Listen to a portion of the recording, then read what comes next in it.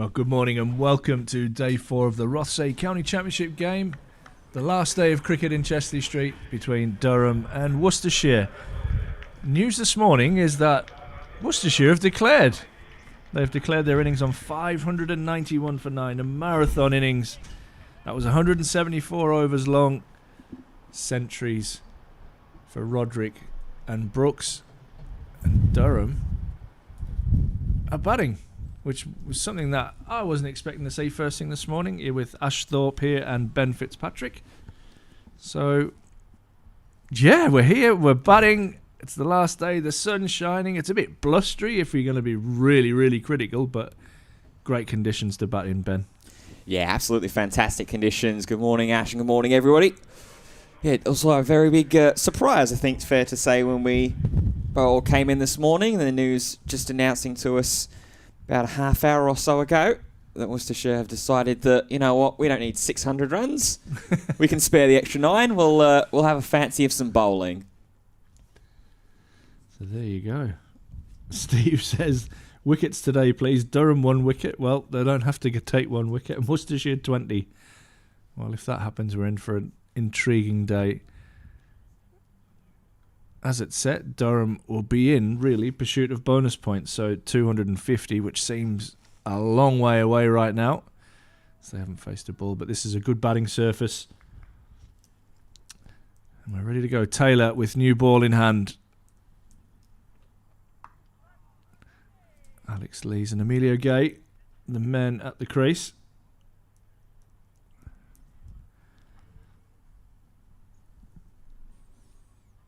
I guess from a Durham point of view, they'll want to follow the pattern that Worcestershire did in establishing partnerships, making the Worcestershire bowlers toil out there for the day. Worcestershire, their eyes on the prize of a final on the weekend. So let's see how many spells actually their main bowlers do bowl, and how many of them are potentially going to be involved in that final. A little bit of shape away from Alex Lees from Taylor. Yeah, I think Durham has welcome back with a little bit of freeness here today as well. Maybe not be wasteful with their wickets, but certainly with bonus points, the premium that they're looking for today would take something pretty miraculous for a true result to come today, but stranger things have happened in the county championship. Indeed. Nicely bowled. And is that Durham's first run? There's a little bit of confusion between Lees and Gay. Gay not interested in the slightest. And a horror bit of fielding, to be honest. Well backed up. Is that D'Oliveira out there? I think it is. Oh no, there's D'Oliveira with the ball there. It's hard to tell the Worcestershire players with no numbers on their sweaters.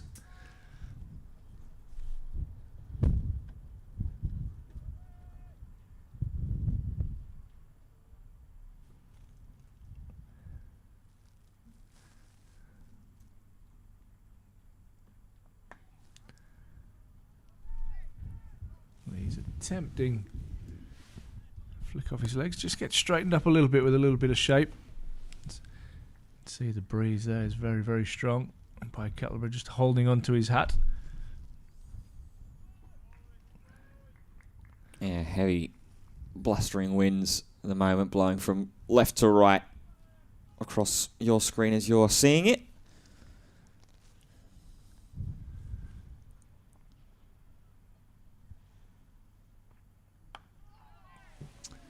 So 96 overs are possible today. Play can go all the way up until 6 o'clock. May well depend on how many runs that Durham have or the situation of the game, but Durham will need to pretty much bat all day to try and get as many bonus points as possible to see if they can get themselves out of the relegation zone going into the final game of the season, where Durham will head down to Headingley.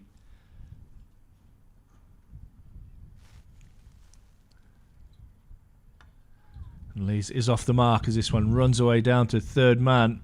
And it runs away quickly and will run away for the first boundary of the day. to the skipper, in control, a thickish outside edge. But Durham won't mind one bit as their first runs of the day come along. 4 without loss. Yeah, we'll be keeping a close eye as well on what's going on around the grounds for this final day of games here in this midweek. Durham's opponents next week in Yorkshire are currently delayed in their starts against Sussex and Hove on the final day of play due to a wet outfield. It's going to be Ben Allison that is going to be taking the ball from the Lumley end.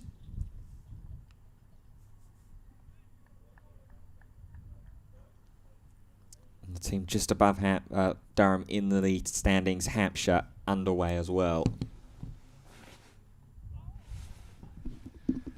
Yeah, the Hampshire one's the one that we'll really be keeping our eye on, praying for 9 Somerset wickets from a Durham point of view. So the whole of the northeast will be on the side of bandwagon today. And on the Jack Leach train as well. Oh yeah, seen a lot of chatter and support for the spinner on social media overnight and this morning.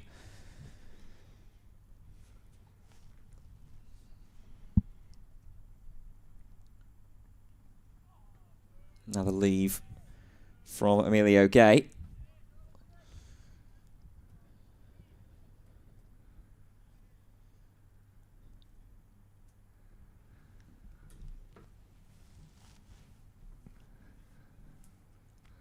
All the wickets in that game in Taunton have been coming from spin over this week. So interesting to see if pace can draw a wicket or if it has just been a spinner's week in Taunton.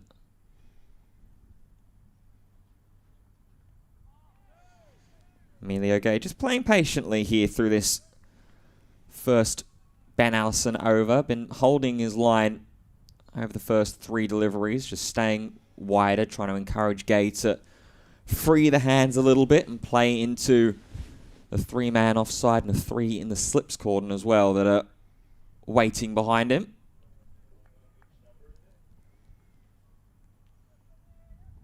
Gareth Roderick with the gloves there as well after a very, very well battled 151.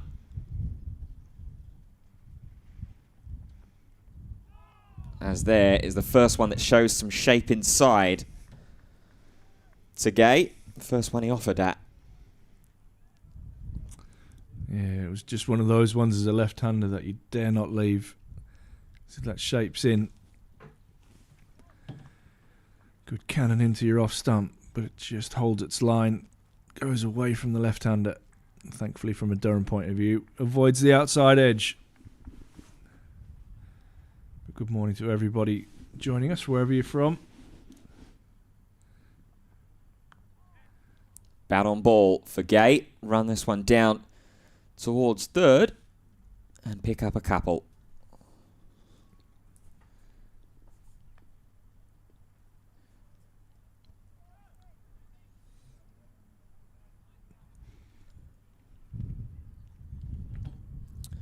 Other games around the Division 1 of the County Championship starting to get underway as well. That top of the table clash between Notts and Surrey.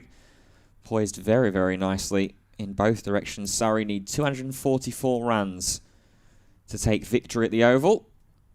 71 without loss currently. That's good shape there from Ben Allison to end his first over. Just the 2 runs from it. Durham 6 without loss. Yeah, steady start. All the runs so far behind the wicket on the offside. Watchful to start off with. Pitch still looks very, very good for batting.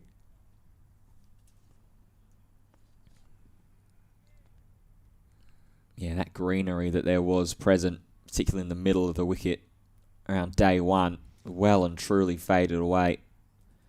Here into day 4, the pitch just feels like it's been flattening and flattening as the days go on. That heavy roller was on the pitch just before the start of play. Lee's drives Shot. beautifully through, point for 4. Stand and deliver from the skipper. Took the exact phrase out of my mouth there, Ash. Stand and deliver. Beautiful shot. Just let the hands rock through, straight into the offside. Thank you very much.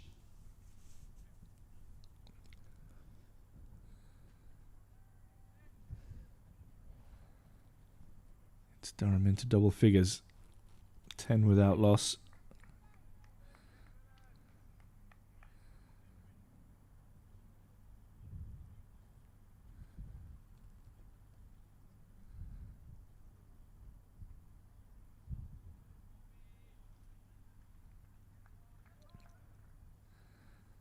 Wind is strong today, as it's been all match. Alex Lees drives and edges and looks away in disgust. Worcestershire have their first wicket. Durham 10 for 1. Well, we said about how they'd be happy to bat maybe a bit freely, with potentially of 20 wickets essentially to work with if the follow-on did get enforced. But that one feels really, really needless at such an early stage in the game. You've just hit that lovely drive straight through the covers and the offside, and trying to go again just holds its line as opposed to having that width still to be able to get the hands truly extended. Brings the edge into play, and as easy as you like for Gareth Roderick behind the stumps to take. Ben McKinney, the new batsman, to the crease. Century in the last game down at Essex. But that's a fantastic start from a Worcester point of view.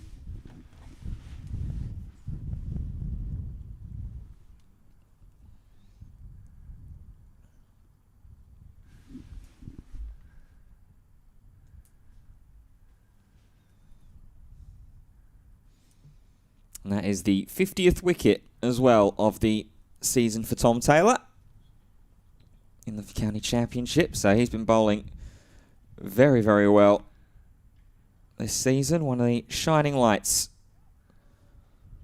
of the side for Worcestershire. Lee's attempting to be positive there. I'm not sure if he's trying to hit that over the top of mid-off, in fact. A little bit of swing away from the left-hander, as Taylor does get.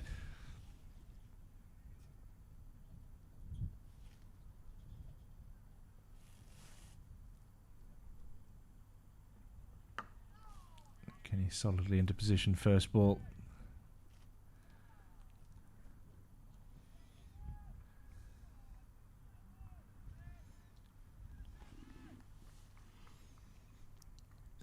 Worcestershire boys very encouraged now. As you imagine, they probably would have been feeling overnight with a high total, forcing Durham to work hard in the field for 2 straight days.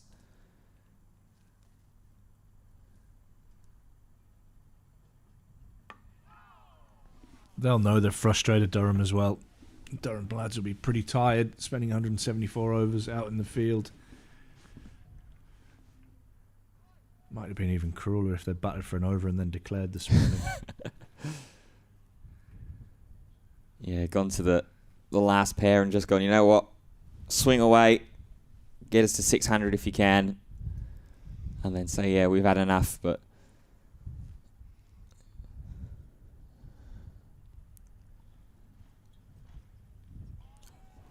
it's a good area from Taylor and a good leave from McKinney. yeah, he's been bowling very, very well early on this morning.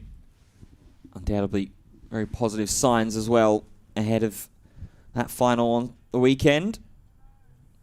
Yeah, opening pace bowler with a new cherry. It's already striking good areas, drawing a wicket.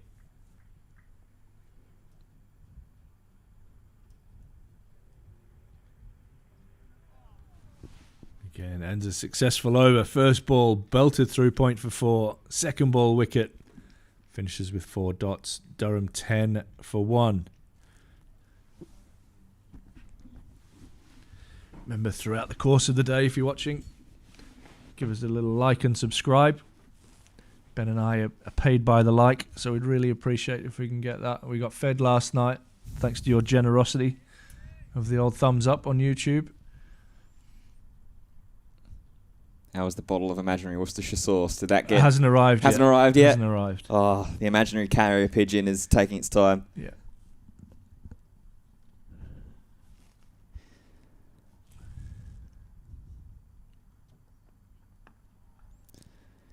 Allison continuing to Emilio Gay. Third slip for this over. It's just gone a little bit wider here, more into a gully position. Just out of your screen.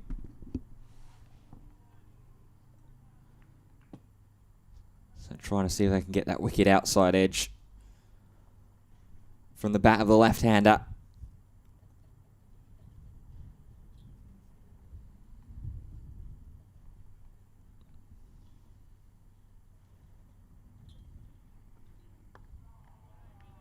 Happy to defend for now, though, is Gay.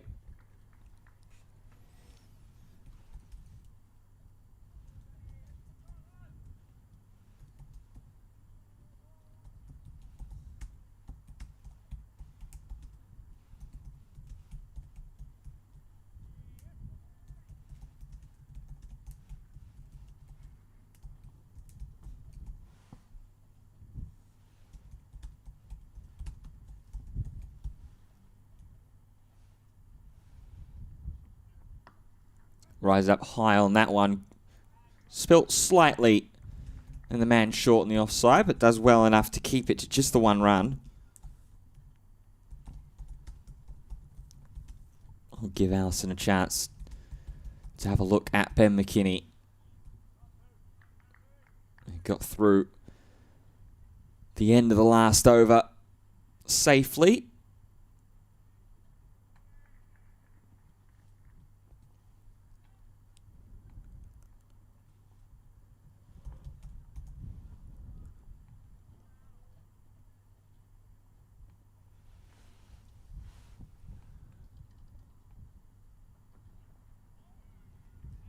Happy to watch it go past. A very wide takeoff point does Allison. Yeah, that back foot's very close to the return crease, as you can see from the dark marks there. Just over Ben Allison's left shoulder.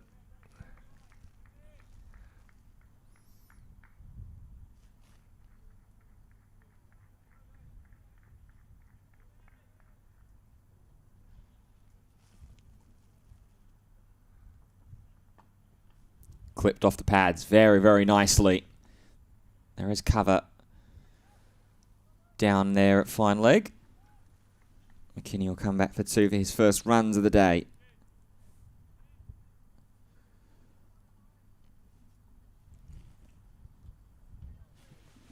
And that was something that Worcestershire did very, very effectively in their batting innings over the past couple of days, is get that scoring going into the leg side when it was afforded, particularly playing off the hip.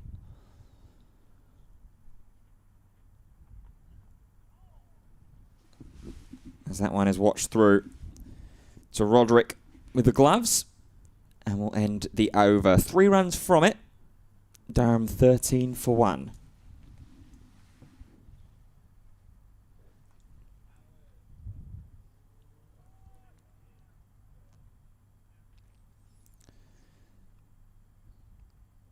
Wicket has fallen elsewhere as well. It's at the Oval. Rory Burns has been trapped in front LBW by Josh Tongue. Very well made 45 for the Surrey skipper. Brings Ollie Pope out to bat.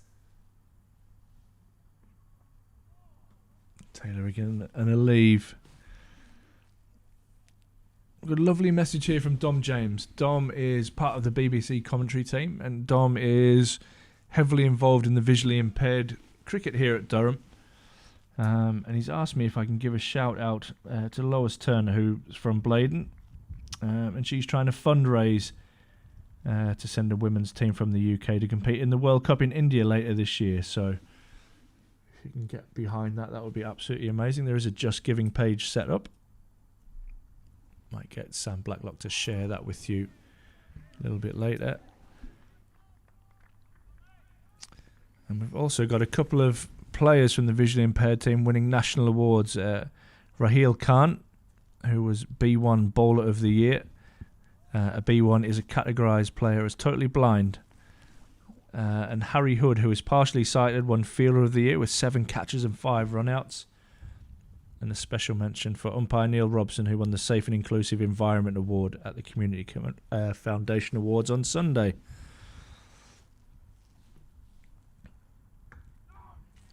He signs off by saying, big day for Durham batters, fingers crossed for maximum batting points. So, Dom, there you go, mate. All that information out there in the open. Love the fact that we do support our inclusive cricket environment that we have here at Durham. So well done to Dom and all the guys involved in putting that out there. Dom loves his cricket. Loves it.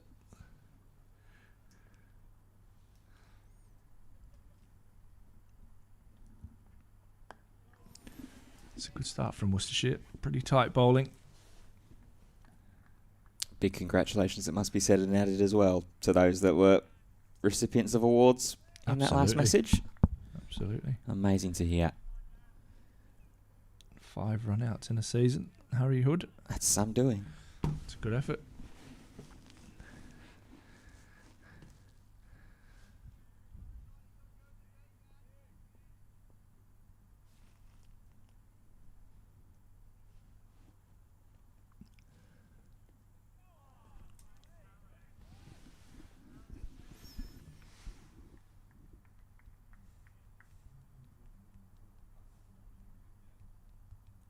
At the end of this over, I'll bring you some news from Taunton.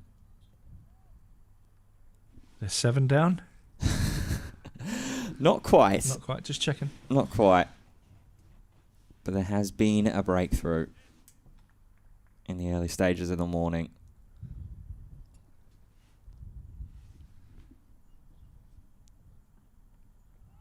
Ooh, a little flirt outside off stump from Emilio Gate. Good challenging lines and lengths from Taylor. Maiden from him. 13 for 1 Durham. Come on, give us some good news, Ben. Fletcher Middleton is out. Gone. Caught by Casey Aldridge, future Durham player, and bowled by Archie Vaughan. So still spin to win at the moment. And Taunton, but the first wicket has fallen.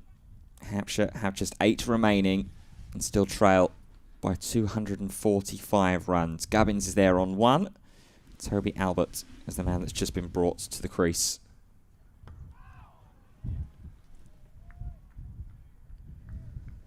Allison's continuing here to McKinney.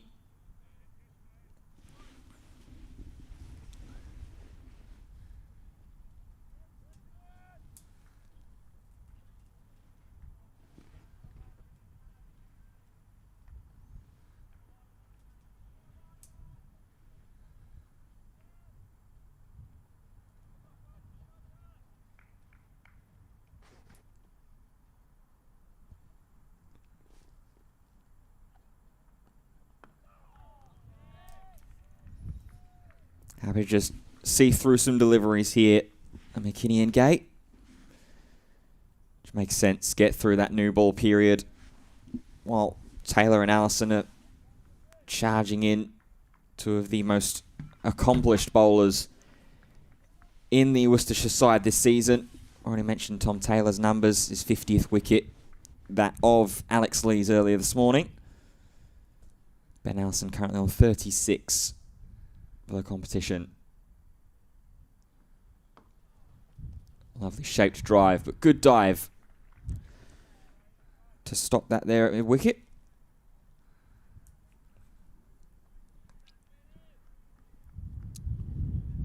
Matthew Waite, one of the other higher wicket takers for Worcestershire this season, 32 to his name.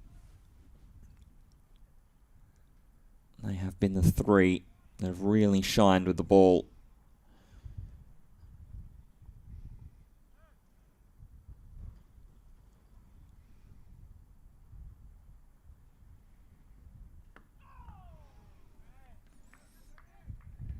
Deliveries like that in areas like that where you can see why, really challenging McKinney to play shots, at least play defensively.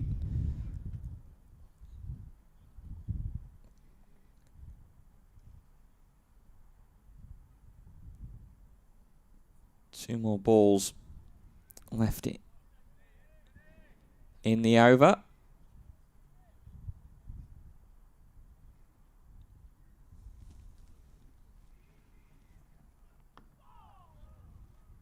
And again, McKinney just playing patient.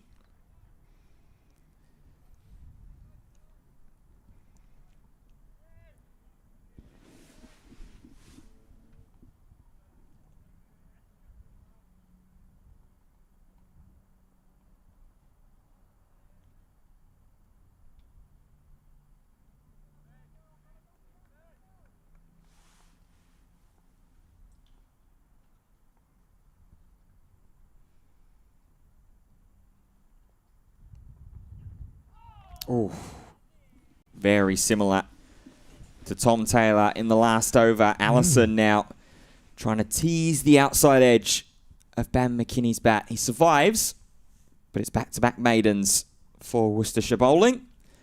30 for 1. It's good work from the seamers this morning for the pairs. Alex Lee's nicking off Taylor through to Gareth Roderick.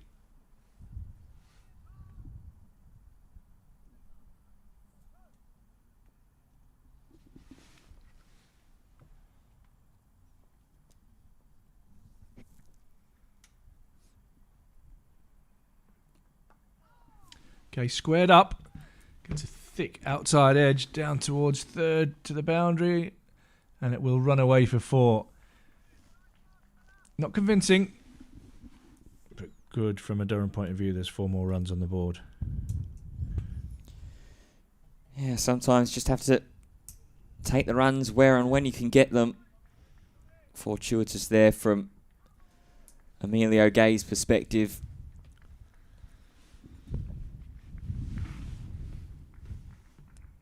Only runs that Taylor has conceded so far have been hitting the boundary rope, but otherwise has been pretty enterprising with his bowling.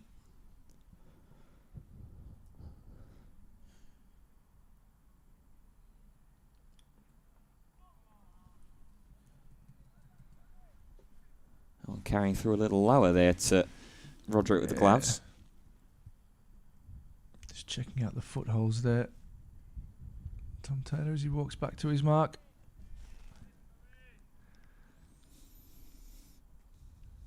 Well, he's also got quite a wide takeoff point as well, similar to Allison. Maybe this is just an intentional tactic against the left-handers.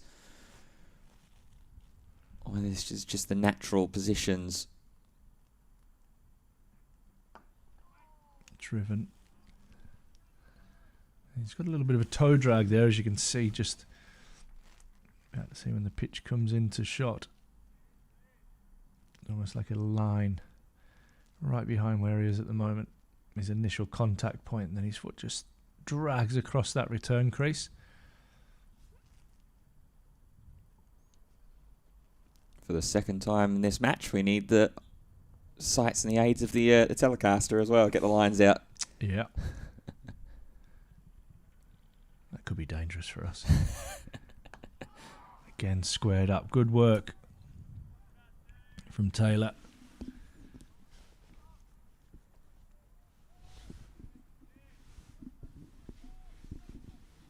Yeah, my artistic prowess.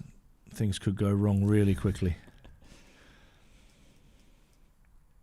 Yeah, I'm not necessarily one that's known for being able to draw too well. Stick figures is probably about my limit. But I think I might be able to handle circles. Just about.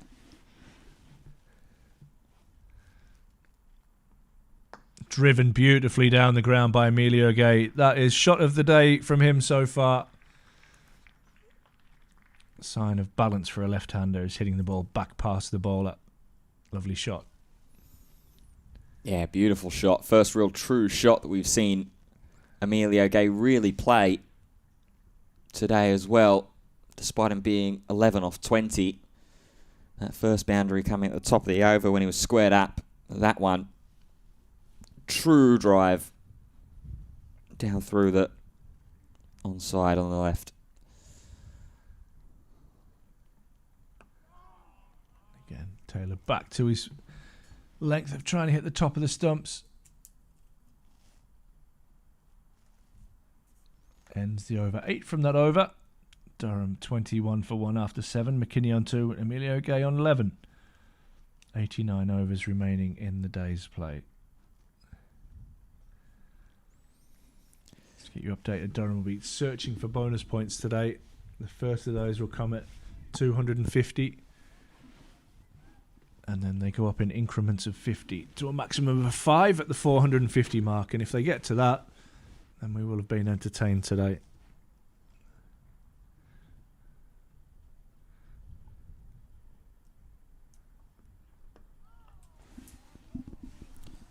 Allison returning from the Lumley end into his 4th over of the spell. Let's see maybe 1 or 2 more overs out of both the opening pace bowlers of Taylor and Allison as that shine starts to wear off the new ball. Let's see those like Waite, maybe Gibbon, Brooks and D'Oliveira have a go. Kashif Ali capable with a bit of leg spin as well.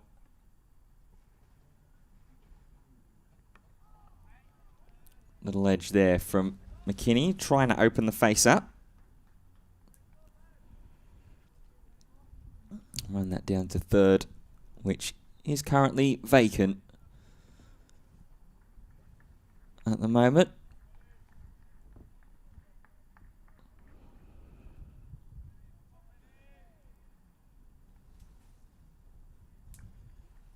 Still operating as well with that very wide final man in the slips cordon on his 4th to gully.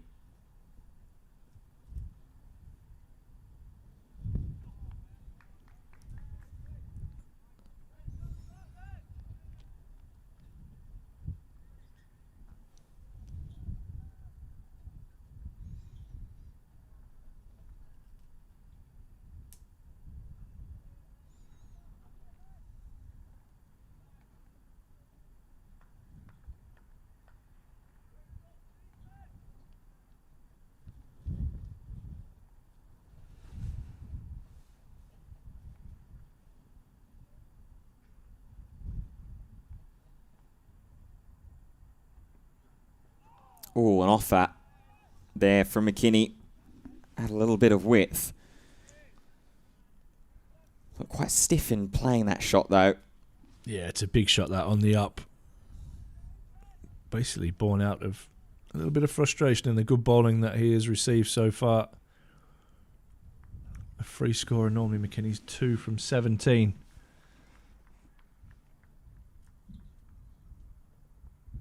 Just a little bit of tension here as Durham go in search of a partnership.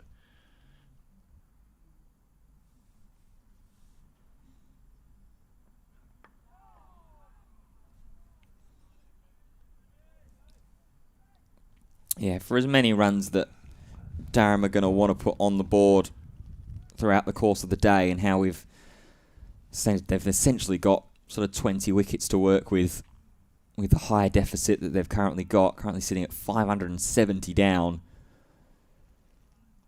You still want to be sensible in that, still stick to your foundations of long-form cricket. Yeah, well, you can only get those bonus points in the first innings, so they've got to make this first innings count.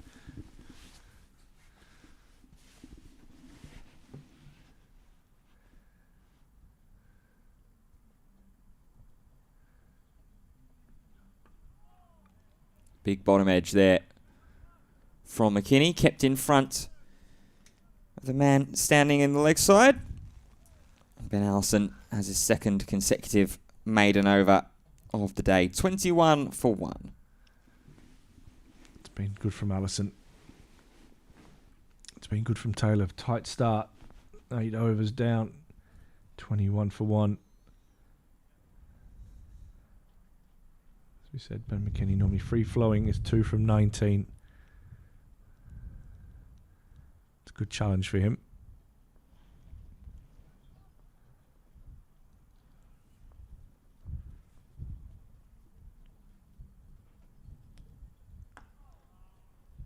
It's good work from Taylor again on the money.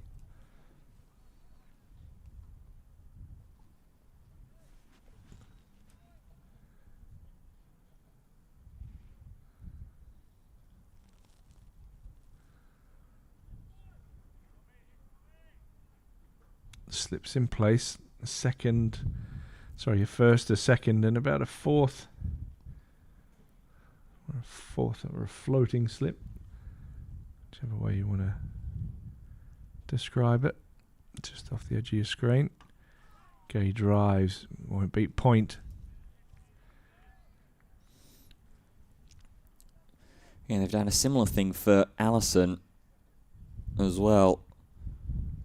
That wider, they say fourth sort of floating slip there. They started with a more traditional 3-man slip cordon, but since then have gone a little bit wider here.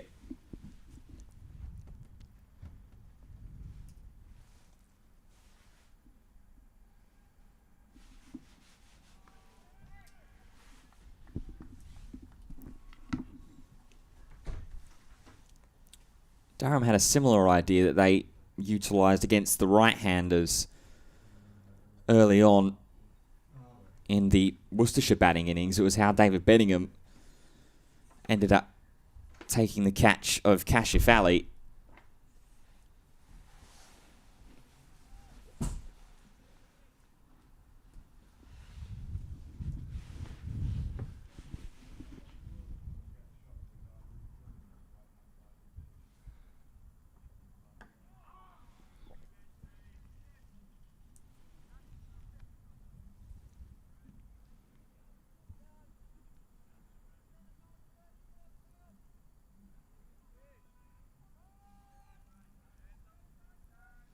Very watchful start from Durham, knowing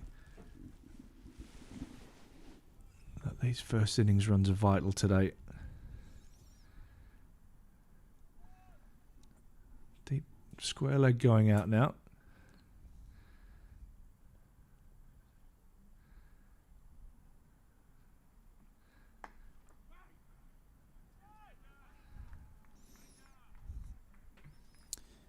Yeah, interesting. The push deep square leg out. Maybe ideas of the short ball coming into the mind early of Tom Taylor. What does he want? I believe it's because Mark Wood's in the ground. Well, there's just a rumour. We might even be ahead of you, Sam. You just sit and wait patiently, thanks, mate. This is our job down here. You do your job up there as Emilio Gay does his job out in the middle and hammers a pull shot away. That won't go for 4. They'll get back for a comfortable third to end the over. And as if by magic, there he is, Mark Wood in the house. Not going well with the suntan there on that left leg, is he? God, he's got such skinny legs, spaghetti legs. Mark Wood, the speedster, working on his fitness under the very watchful eye of, I believe, Neil Colleen over there also, standing with him. One of life's great men, Mark Wood. Would have loved to have been out there playing this game, but unfortunately, slight recurrence of that knee injury has kept him away from being in whites at the moment.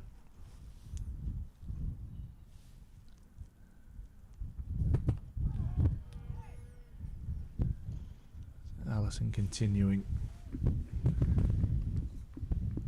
That wind continuing as well to buffer over Chester Street here. Pavilion flag fully unfurled in all of its glory.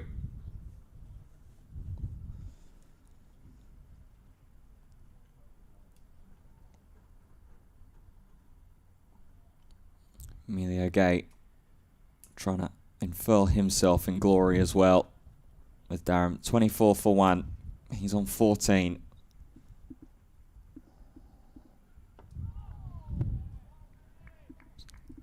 Happily defending for the time being.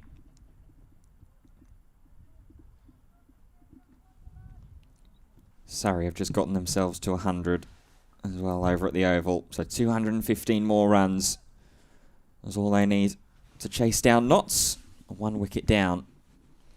Currently he's got plenty of time and plenty of wickets in the shed to work with. And a top of the table clash that likely won't completely seal up the division for them, but will be very, very close.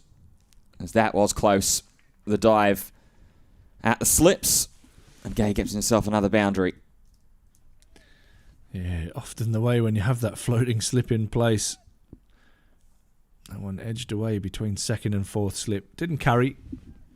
It'll frustrate the bowler, but Durham will be grateful of another 4 runs.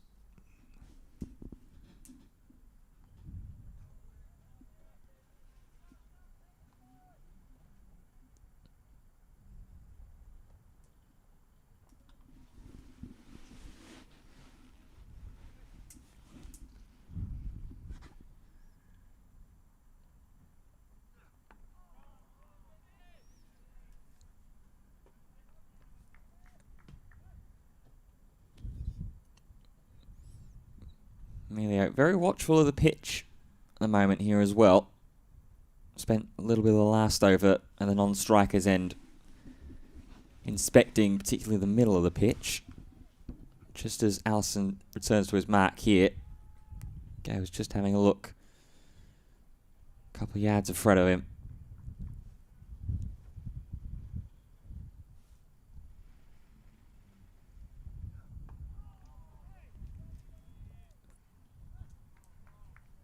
Continuing to defend though, continuing to just be patient.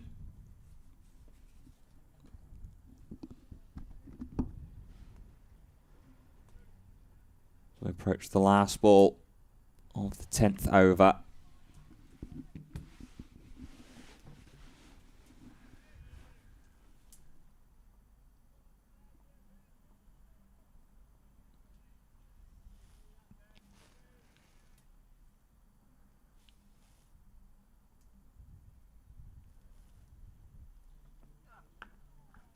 Driving on the up. That will be runs.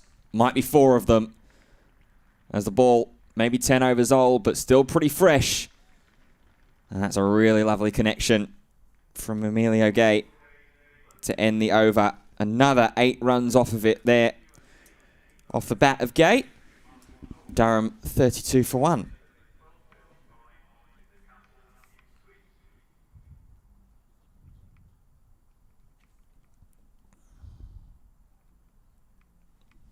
And there is a flag on the pavilion, just showing it how strong and powerful that wind is out there at the moment.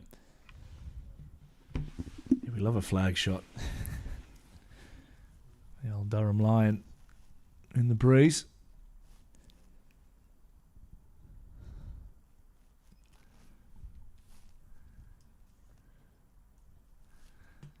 Just having a look for what other flags we've got on display here. We've got a St George's Cross. Kenny gets a thick inside edge that goes away through square leg. And he'll pick up another couple. Can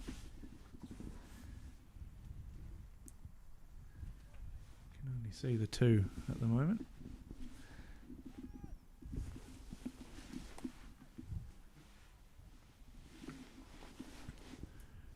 For any Durham members planning on coming to the ground, Marcus North is doing a Q&A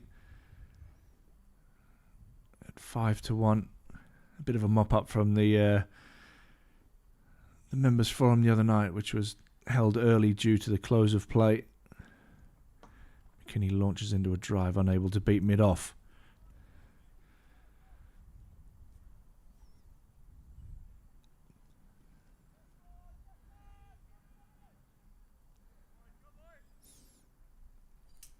Yeah, well worth making your way down for those that haven't already. If you're already here in attendance at the Banks Homes Riverside as well. If you can get a seat out of the wind, I reckon it'd be a pretty pleasant morning to watch some cricket.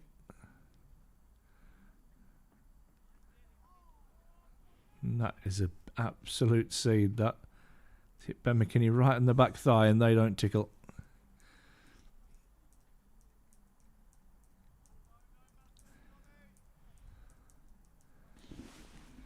It's wicked movement there, didn't it? Started around about sort of fifth stump line and then just immediately jagging in.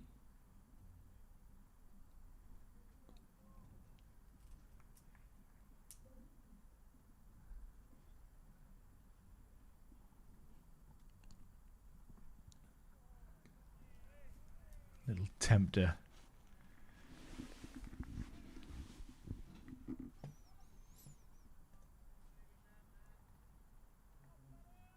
It's deliveries like that you'd love to just take one little step across to your left-hand side as a left-hander and just crunch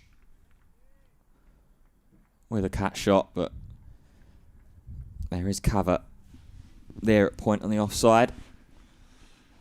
Delayed starts for Warwickshire, Essex and Sussex, Yorkshire in Division 1.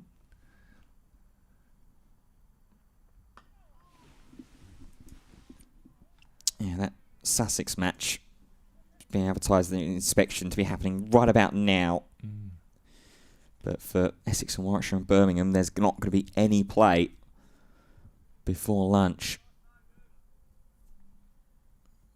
They've had some pretty rough luck with the weather in Birmingham for that game. Yeah, the Midlands, I'm just having a look there, the Derbyshire and Leicestershire games also delayed starts.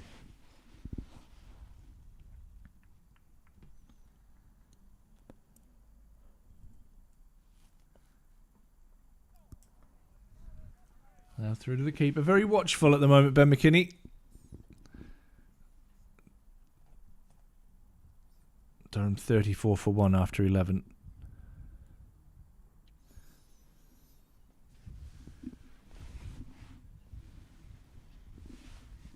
So there are some of those that have already made the trip this morning. There you go. Shirts, short sleeves and shorts on, and yeah. Pretty pleasant out there. I reckon they're blocked right from the wind there. Picked a good spot. Just right in front of Bannatynes, I believe. I've picked that from the pictures on screen.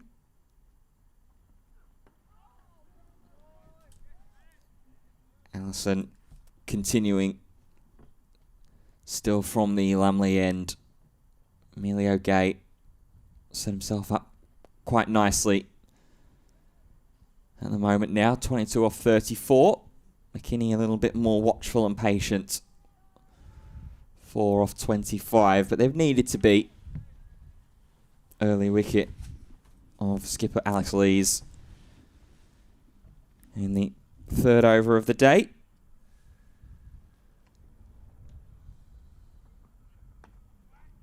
Bit of width on offer there for Gay, trying to extend the hands.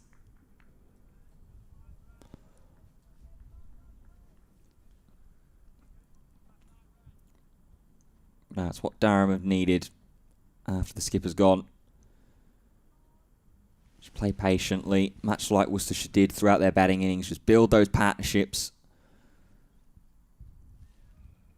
Ben Gibbon just having a little run through there. Might indicate a Worcestershire change of bowling.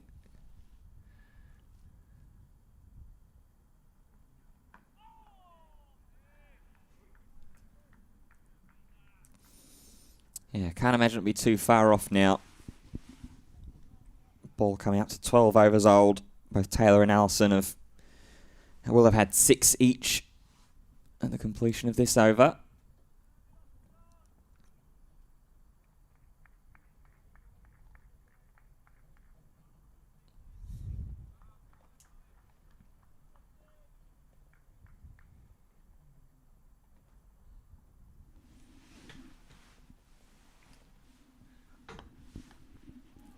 little fuller there.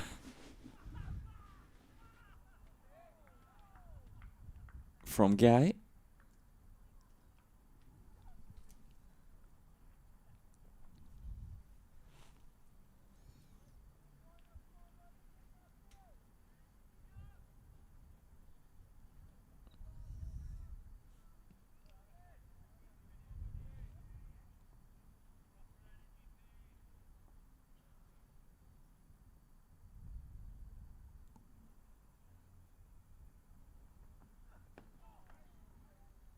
Okay, try to play across his pads, whip that into the leg side. There's only two men there in front of Emilio. There's the one fielder standing right about long leg. Back behind him as well. So certainly an area that is open for scoring if Gay can time it right.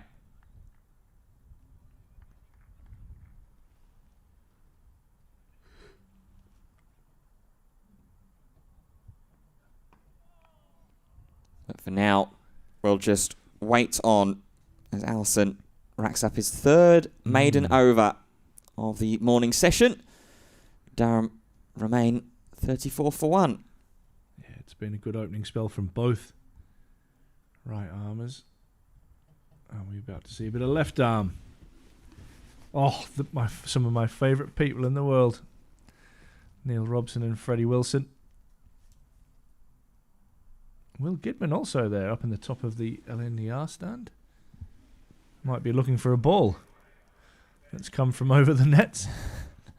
As they're looking over towards the practice wicket area, but Ben Gibbon is going to be into the attack.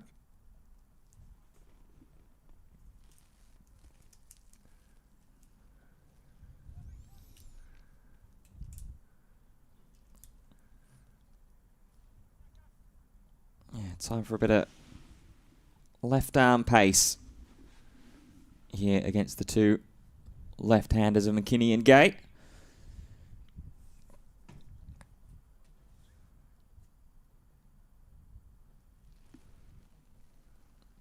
Does normally get the ball to swing. That swings right off the middle of Ben McKinney's bat and is hammered through extra cover for 4. A little bit full, a little bit floaty. And McKinney cashes in. That was a glorious sound off the bat from Ben McKinney as well.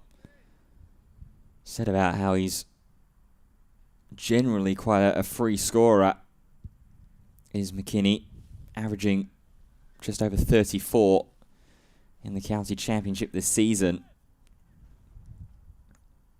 He's just been stifled a little bit by the very, very good bowling of Taylor and Allison to open up, but a looser opening delivery there from Ben Gibbon, and McKinney just goes crunch.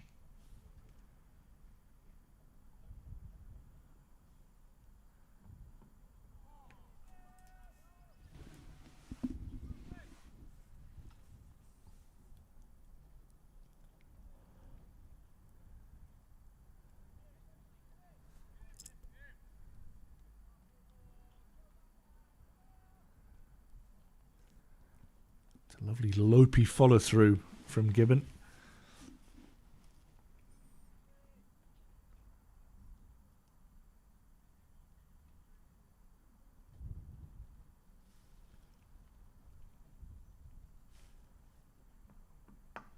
And McKinney repeats the dose. A little bit full. Absolutely smoked through extra cover for 4. Will Gidman with some fancy footwork. The Wolverhampton Wanderers fan.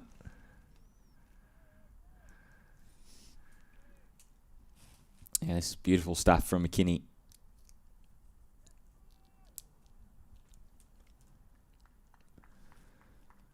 Just starting to step on the accelerator a little bit for him as well. What's been a slow start was at one point during his early innings where he's only having a strike rate of 11. 3 in the over, but no, well stopped in the covers. McKinney will pick up 2. That would have really hurt the fingers. I think that's Edavala feeling at cover.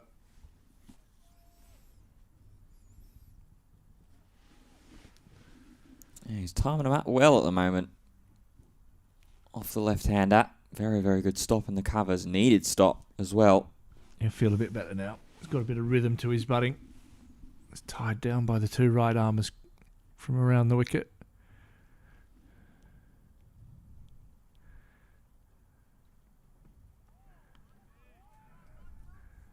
Nice bit of pace there from Gibbon. So that one's allowed through to the keeper. Carrying through nicely to Gareth Roderick behind the stumps.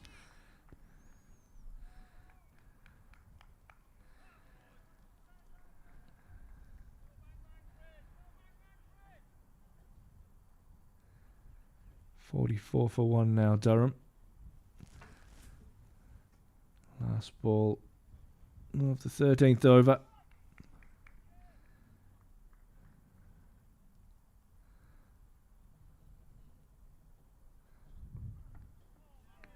And another leave ends the over. Durham remain on 44 for 1. 13 overs done. McKinney 14, Emilio Gay on 22. Are we in for a double change with Matthew Waite?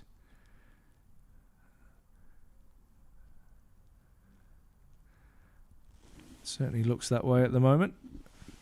Yeah. Beautiful blue skies here in Chesley Street.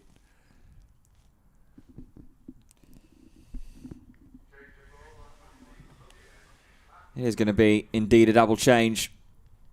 Wondered about how many overs that the opening pair of pairs were going to be allowed. Now that new ball period has initially been negotiated. It's time for Matthew Waite, who was the third bowler that we were talking about as being one of the bright stars with the ball for the season for Worcestershire in the County Championship.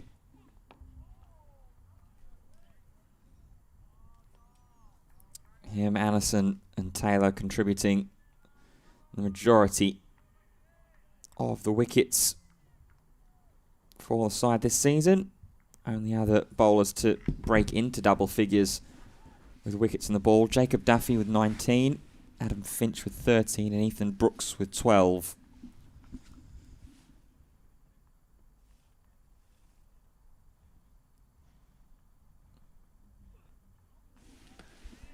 Some big news on the local cricket scene is that Alan Worthy, who if not, is got to be up there, the leading run scorers in North East Premier League cricket history, has signed for CM Park, which is the club that Emilio Gay played a couple of games for this year. So he's going to take over the captaincy there in 2026. So he's finished off his career at Burnmore, where he's just going back-to-back Premier League titles. So it's a big coup for CM Park.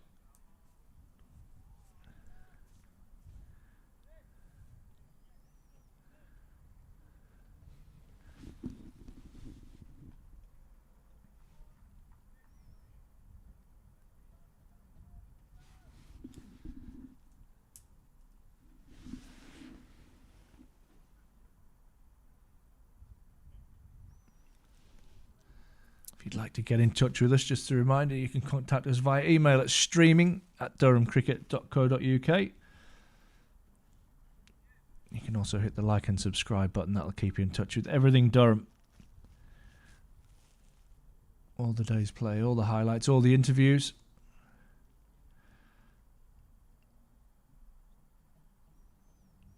Just some changes in the field happening before this weight ball.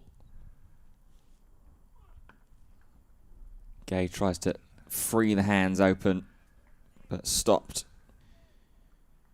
in the offside. Yeah, you just see on your screen now that second slip has been taken out. You got the short man catching close on the leg side.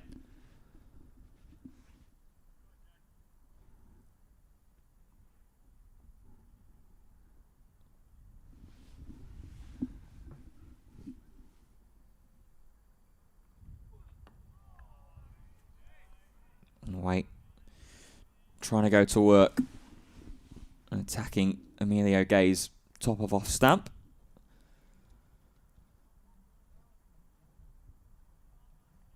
So far been pretty watchful. So far just happy to navigate the first over.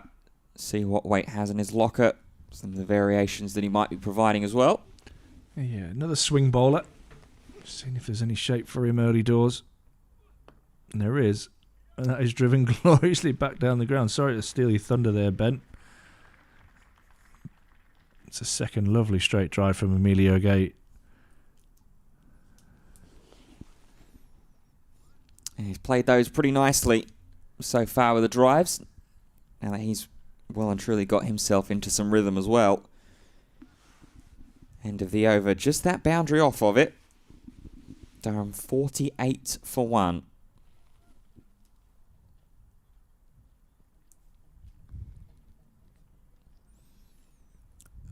Quickly let you know as well that the second wicket for Surrey has fallen. Dom Sibley has gone for 25. Brett Hutton, the man to procure it. Caught off Freddie McCann. McKinney tries another cover drive. A thick inside edge to mid-on.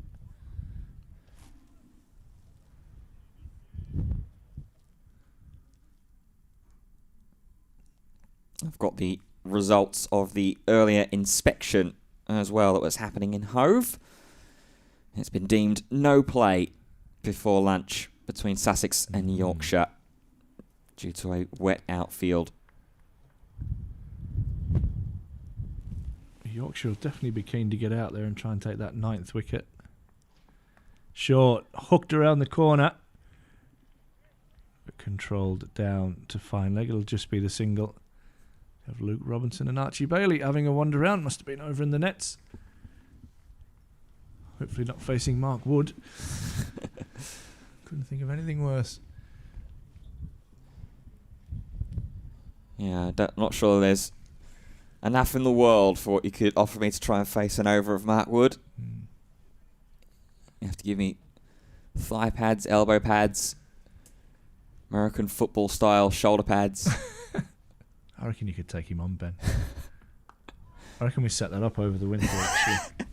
Just before he goes away on his Ashes trip. Yeah. Wood versus Fitzpatrick. A bit like Brett Lee versus Piers Morgan back in the day. Oh dear, there's an unfortunate comparison. Brett Lee bowling off about 12 yards. I think he broke a couple of Piers Morgan's ribs. Fair play to Piers Morgan for having a crack, actually. Yeah, Not good my on cup of Binger. tea. Yeah.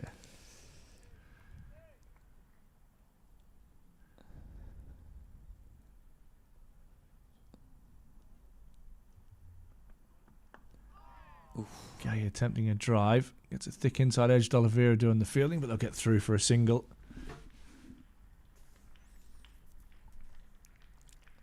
And there's the 50 as well up there for Durham. Losing the opening wicket of Alex Lees, but Gay and McKinney have done very well to just steady things up and make sure that they were still scoring relatively freely. Taken just over an hour to get that 50. While also being watchful and patient. This man in particular, Ben McKinney, on strike 15 off 33 is now.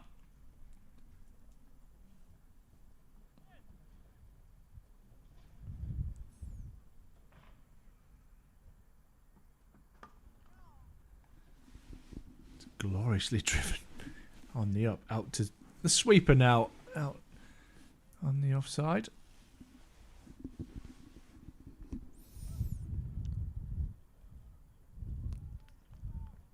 Yeah, he's backed himself with the drives a little bit more now, has McKinney.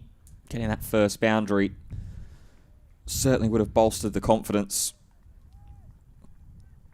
off of Gibbon. The first ball up.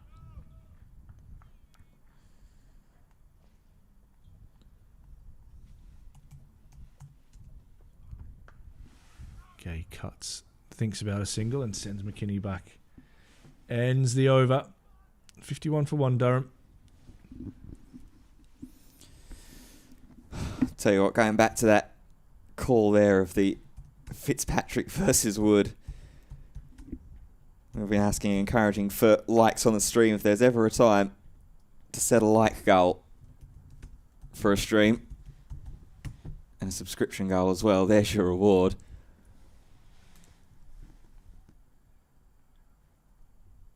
Trying to see me with a thought in my head going, yep, first ball up. I'm bouncing straight down the track.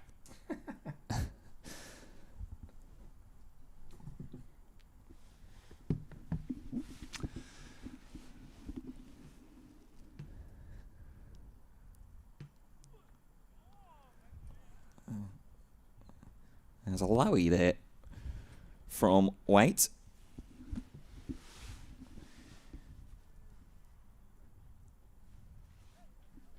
Got a real interesting takeoff as he starts his run up. It's almost kind of like looking like he's skating almost. Yeah, it's almost like a sprinter start, isn't it? You really launch off your foot.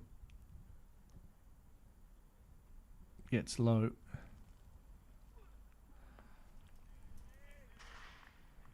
Trying to get his chest and his body weight forward and get momentum into his run up.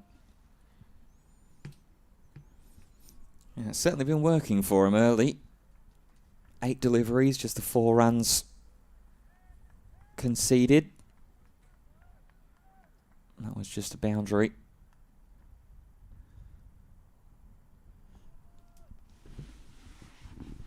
Drive through mid-off, I believe, off the bat of Emilio Gay.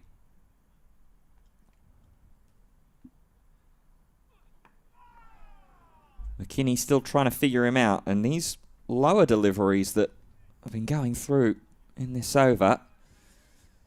McKinney forced to play at that one there.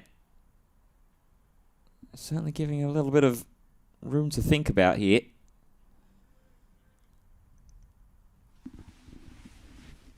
Hampshire fighting still 2 down. They are 53 for 2 from 41 overs.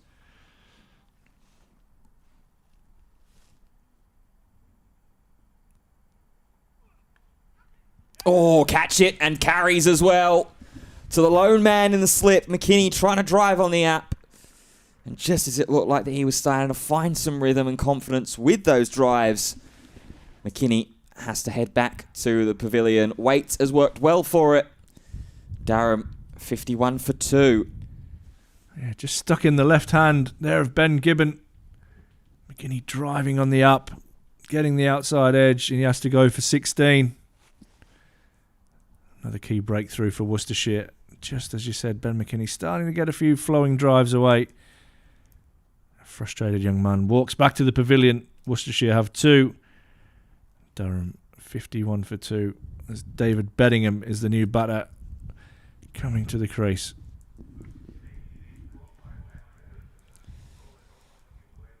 Durham still quite a way here away from bonus point range. Still need another 200 odd runs to get themselves a batting bonus point. If there's one man that is capable of it, though, it is this one. David Beddingham had a stunning season with the bat in first-class cricket last season. Hasn't played as much in Durham White for this county championship season due to various international duties.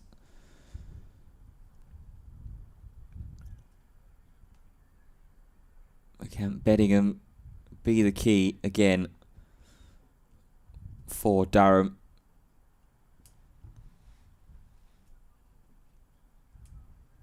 It's the first time we're going to see a right-hander as well from the Durham locker room.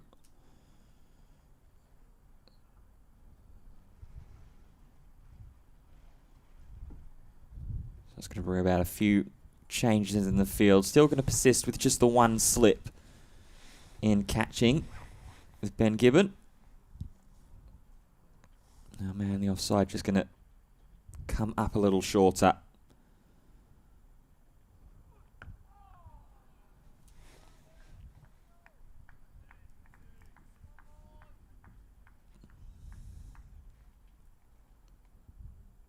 Graham Onions there with Callum Parkinson just passing below us.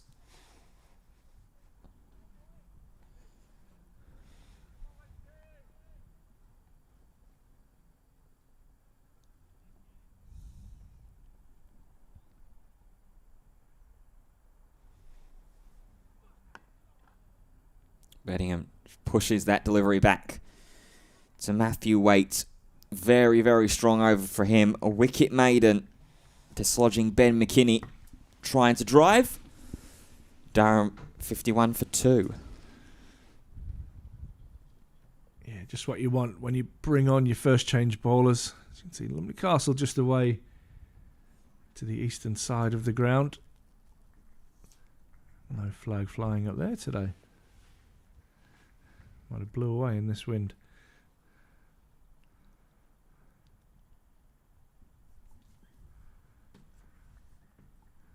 Ben Gibbon, the man with ball in hand.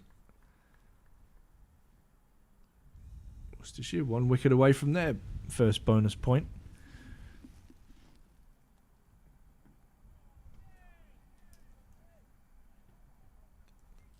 Again, Durham need to establish a partnership here. Yeah, these two really need to see it out until lunch. Now, Gay and Bedingham. 2 wickets down early for Worcestershire. They'll be pretty happy already if they can get a third. They'll be absolutely delighted.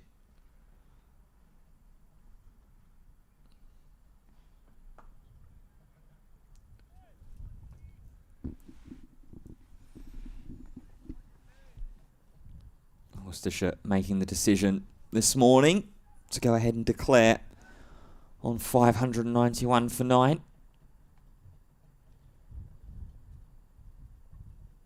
Moment holding on to a lead of 540. With still quite a bit of time left to play. About 50 minutes till lunch.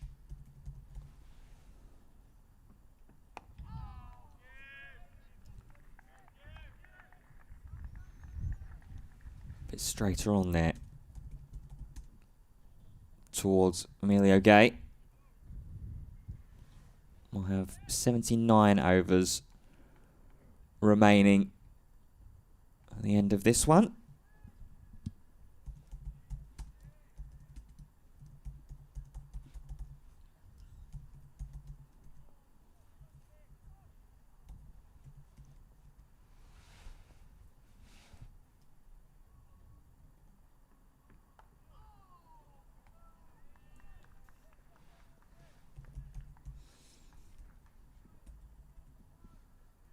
Again, just starting to get some nice movement there is Gibbon. Getting that in towards the left-hander.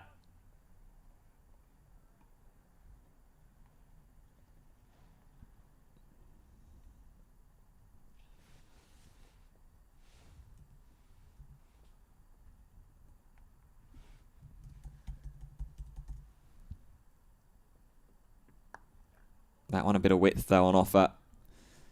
Okay, frees the hands up, driving to the man sweeping. It gives Gibbon 1 ball to have a crack at David Bedingham.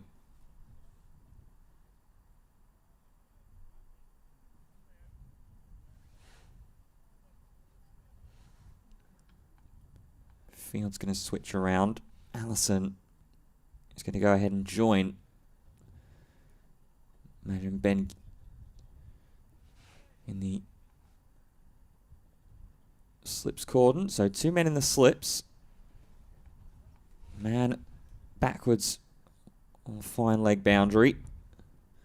Mid on and mid off, both up.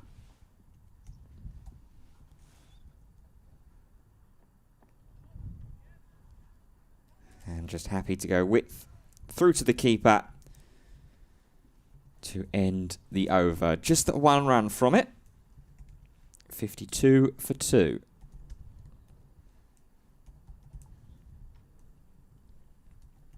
It's currently over in Taunton, Hampshire, in a pretty similar position in their second innings. They're 53 for 2. So Toby Albert and Nick Gubbins navigating the dual-pronged spin attack of Archie Vaughan and Jack Leach so far.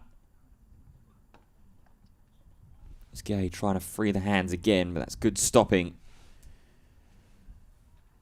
from, I believe, Edavath. That's there in the covers.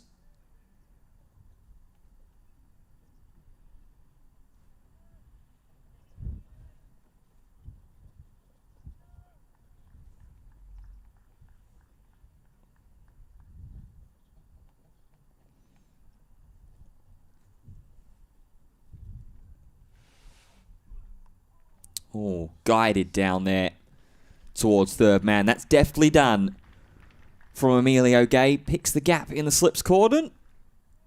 And not for the first time today. Gay has a boundary from back behind the wicket.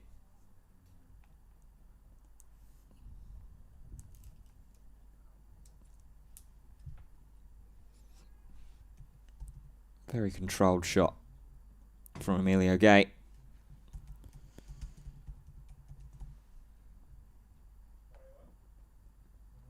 Moves on to 32.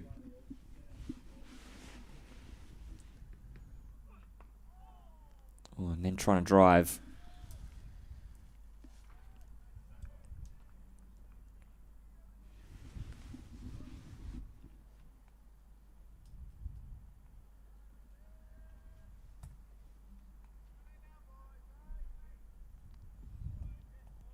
Chatter still lively in the field for the Worcestershire men.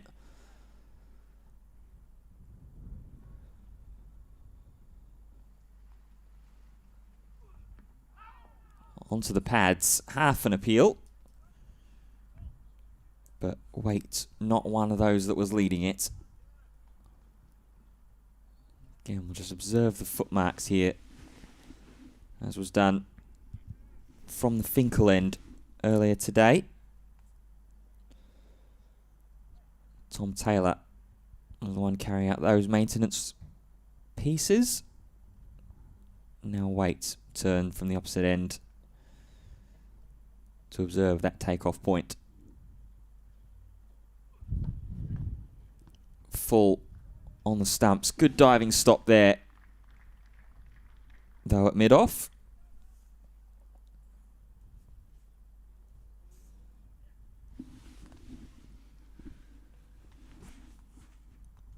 Ben Allison there, and was working in the slipped cordon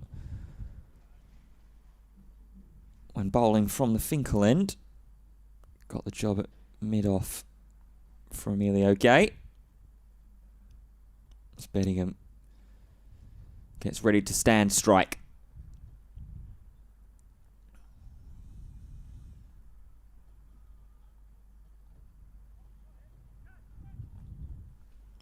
Long leg just being called shorter here a little bit. Changing who's standing in mid-off as well. Long leg's going to come to about square leg. And Bedingham goes exactly where they've just pulled him away from. Beautifully done there from David Bedingham. Good cricketing IQ, and he's off the mark to end the over. 9 runs from it. And Durham advanced to 61 for 2. Yeah, clever stuff from Bedingham.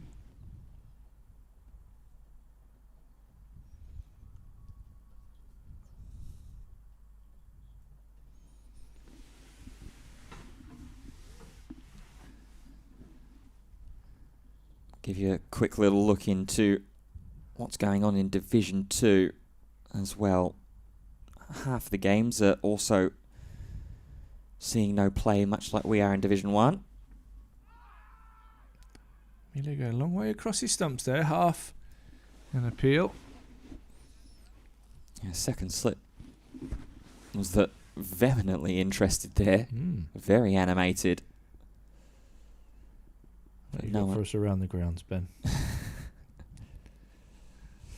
So, Lancashire 191 for 1 at the moment against Middlesex. They're trailing just by 20 runs. Keaton Jennings still standing strong from the opening partnership at 55.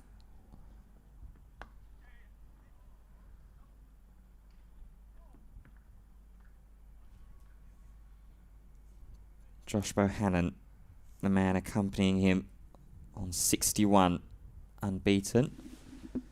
And then in that other game, Northants are in their second innings. Gloucestershire could only muster 241 in reply of the initial 206 that was set. Northants 12 without loss, currently trailing by just 23 down in Bristol.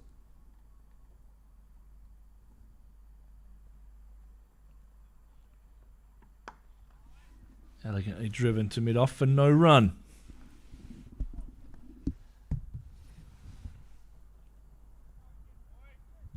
First real chance for David Beddingham here to have a continuous little spell on strike. Has faced now 5 deliveries. Majority of those have just been one-offs at the end of overs.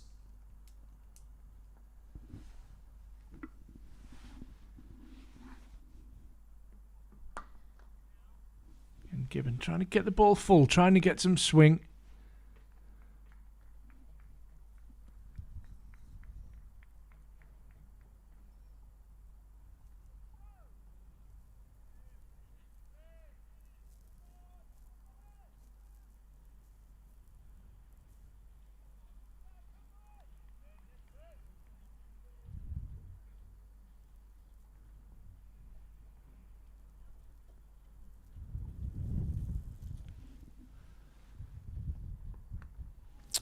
Another one down to third man. Been very productive this morning for Durham.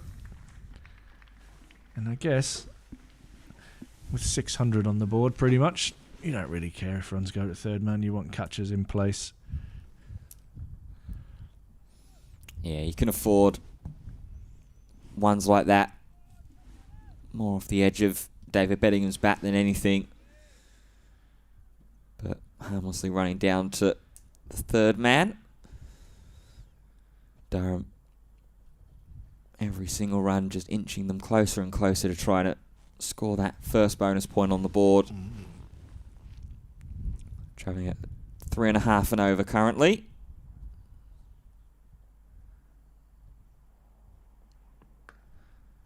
It's nicely timed by Beddingham, but there is a sweeper out on the offside. Matthew Waite will do the fielding and then wander in to have a ball and have another crack from the Lumley end. Ben Stokes is about to wander around and have a net with Will Gidman and Scotty Borthwick. Very close friends, Ben and Scott. And Ben probably trusts nobody more than Will Gidman when it comes to his batting.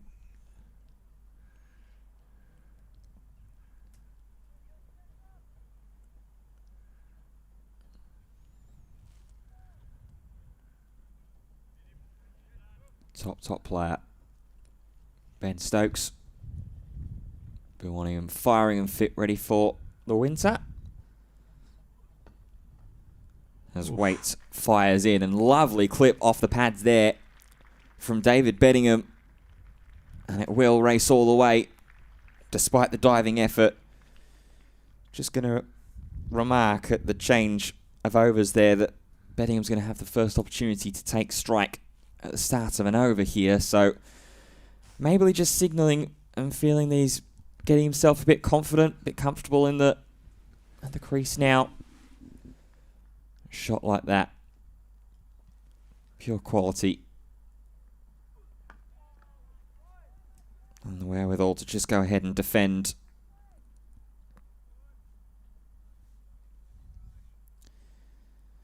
So I can let you know that a third Hampshire wicket has fallen. Yes. Tony Albert is gone. LBW bowled by Archie Vaughan. Has he got all 3, I think, in the second innings, hasn't he? He has indeed. Come on, Leach, what are you doing?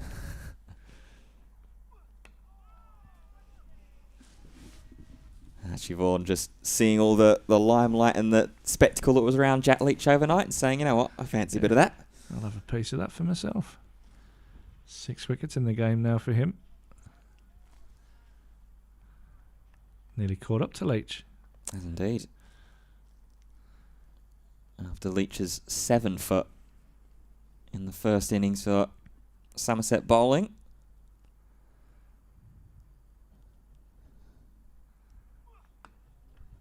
Bedingham tries to get tall on that delivery. A lot of fielders in quite short and tight here with Bedingham. You've got short catches on both the off and the onside. Mid on, mid off are up.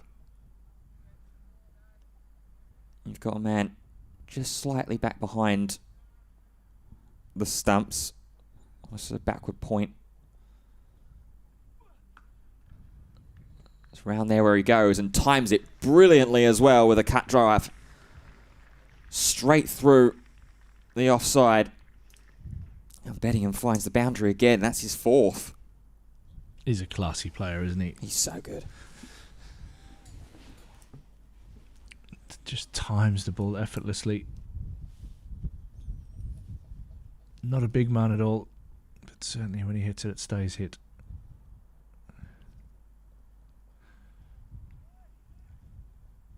Not going to lie, I'm a little bit disappointed in all of you guys watching the stream. We're only on 6 likes. I'm starting to get hungry too. They must not want me to see a Mark Wood bouncer. Yeah. Yeah, I reckon we'll get on to Woody and see how many likes it would take to get Ben Fitzpatrick in the nets. I think 7. If he's game, I'm game. Durham is certainly game here today. Careful what you wish for. Yeah.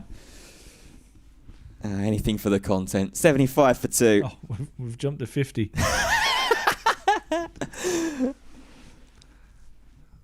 I'll lend you a thigh pad. Yeah. Are you right or left-handed? I'm a righty. Right, I'm left-handed, so you're knackered. I'll lend you a left-handed thigh pad. You can put that in your rib cage. Yeah. Or on your back or wherever. I'll take everything I can take. Pillows, concrete slabs. I'm sure Jack Russell at one stage was wearing a forearm guard on both arms when he played in the West Indies. Somebody could probably confirm that for me.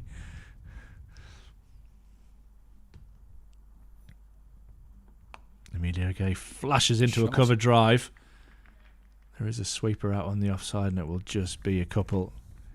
But you're right, Ben, it was a lovely shot. He's really starting to get into some rhythm now as well. Yeah, runs just starting to flow in this partnership now. Run rate inching towards 4 and over, which is where they'll want to be. What will be key is to still have plenty of wickets in hands this afternoon if they want to have a little launch, have a giddy hour later on.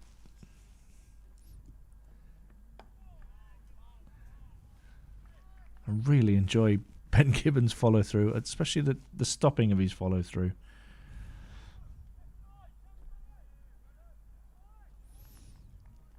Yeah, and differently to Tom Taylor and Ben Allison earlier this morning, he's running in, keeping quite tight with umpire Richard Kettleborough, who's patrolling the Finkel end here.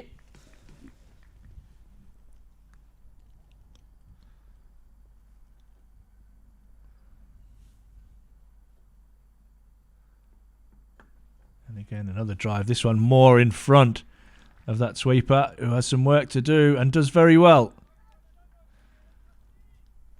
I think it's Kashif Ali down there. It looks like he's borrowed somebody's jumper that looks about 2 sizes too big for him. It's like the old knitted sweater from Grandma, where sometimes the body fits and the sleeves are about 6 inches too long.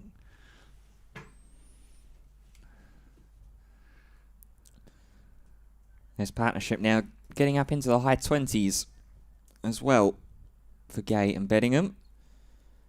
Previous partnership was 41 between Emilio Gay and Ben McKinney before he was dismissed.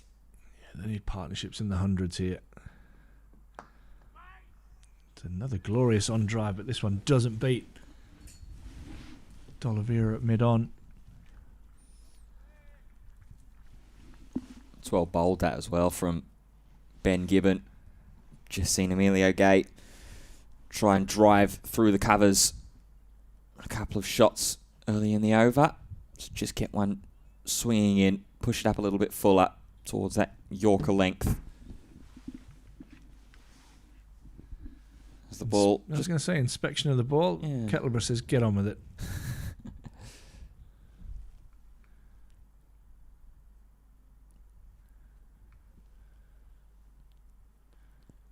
Probably just having a look after it, make sure it's okay after it's been creamed a couple of times by Emilio Gay this over.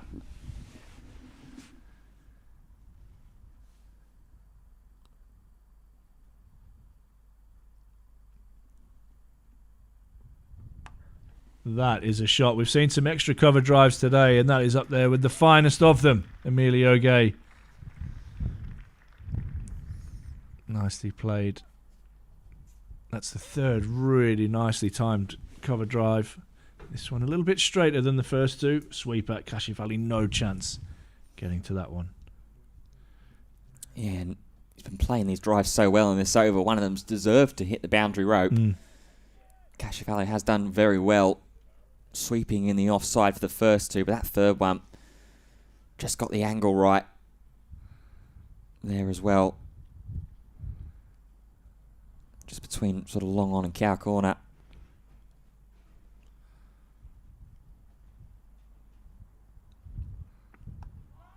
Plays this one very, very late, right under his eyes.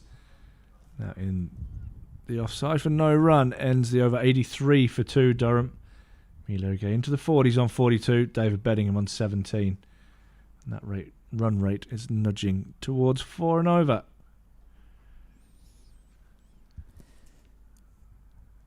Back-to-back overs as well there for both Waite and Gibbon that have gone for 8. So Durham really starting to try and accelerate a little bit with just about half an hour left to play until lunch. No altered timings here today as there have been on days 2 and 3.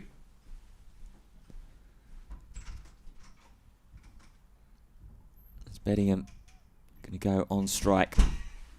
Man pushed back, sweeping on the offside again. There's a very late pull away there from Waite. Umpire Bailey waving the dead ball signal. And those pull aways are usually one of two things as a bowler. It's either something's not quite right, or it's a little bit of gamesmanship. Trying to make the batter wait a little bit, put them off their rhythm.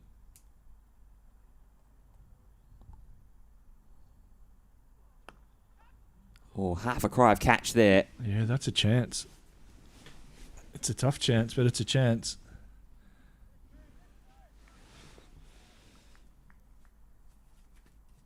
Keeper Roderick still with hands on head.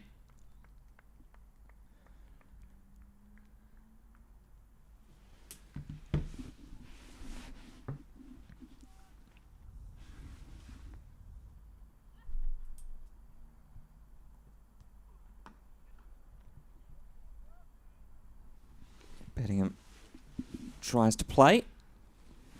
Wanted a good length there from Waite.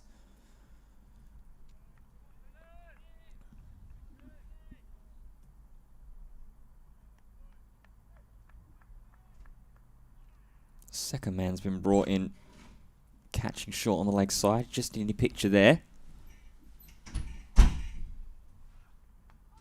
Oh, that one's thudded into...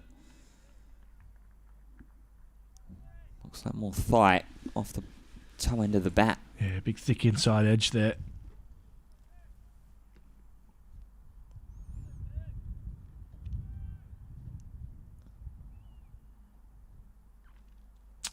Two o'clock quiz. Strictly no Googling. Still haven't found out if I'm allowed to enter or not.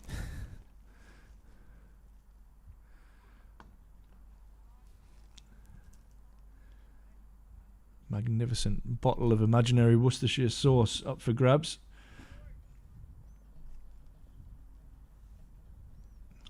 Thank you again for all of your comments and your contact over the last 3 days. It's kept us going through some of it, I'm not going to lie. With myself, Ash Thorpe, and Ben Fitzpatrick.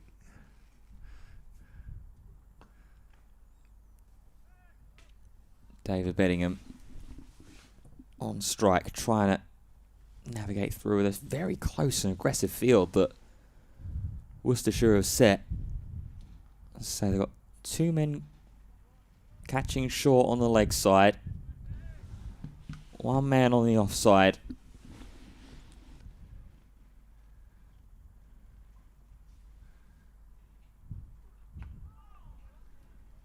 Really trying to stifle David Beddingham. It worked in that over, as for the first time in some time, a maiden over for the Worcestershire bowlers. Durham remain on 83 for 2. Yeah, missed opportunity there for Matthew Waiting that over. Beddingham chipping a chance back to him. Be disappointed he hasn't clung on to that one, which would be a huge wicket.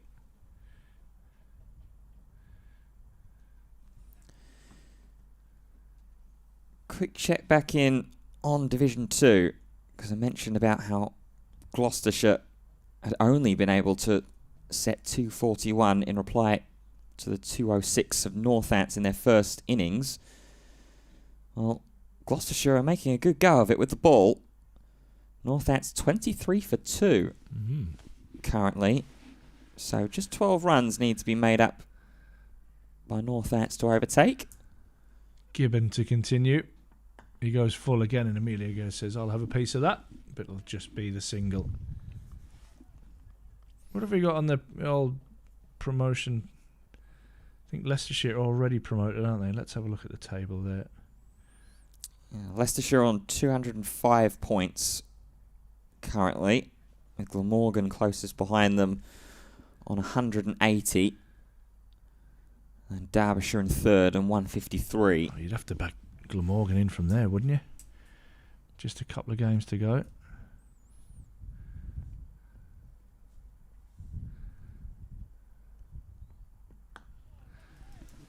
Yeah, with Glamorgan against Derbyshire at the very least this week, I would say playing, but they are delayed and with no play before lunch due to rain. Yeah, that's a killer, that, for Derbyshire. They'll have really needed to knock Glamorgan over there in that game. Yeah. To have any chance of catching them. Especially with Glamorgan only setting 259 in their first innings.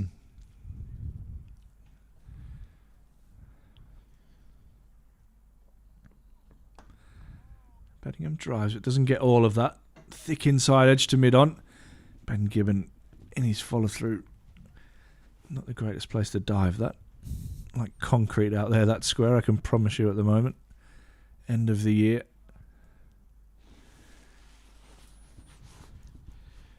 Nearly time for Vic and his crew to get to work on the other half of the square. You can see away to the offside of David Beddingham. The square is pretty much immaculate there. A couple of footholes in the pitch closest to it, but that whole side of the square has had its renovation work done in preparation for 2026. Leading edge from Beddingham. And a little heart in the mouth moment for him, for me, and for Durham fans there. Yeah, Beddingham's just been taking a few deliveries here to just reset himself after a blistering start. 4 boundaries of his 5 scoring shots that he's played to take him to that 17 off 23.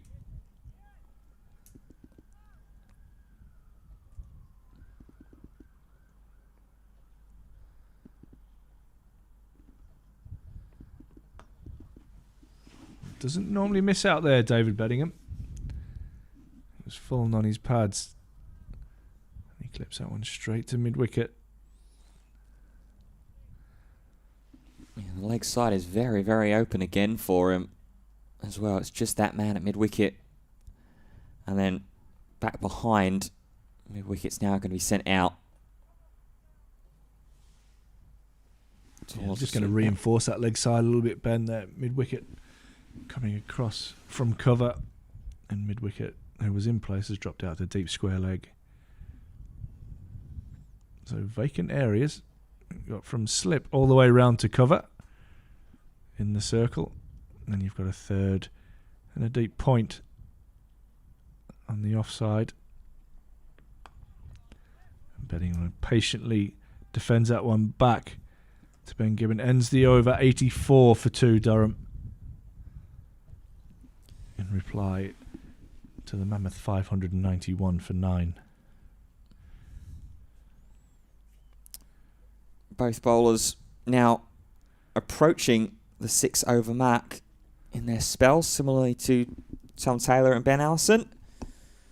Wonder if it's time for a change. And Brett D'Oliveira looks like he agrees, because we are going to see a change. Matthew Waite is being replaced from the Lumley end, and it's going to be Ethan Brooks that is going to be the man to take the ball. Got just over 20 minutes left till lunch. Ethan Brooks continuing on with a bit of right arm pace.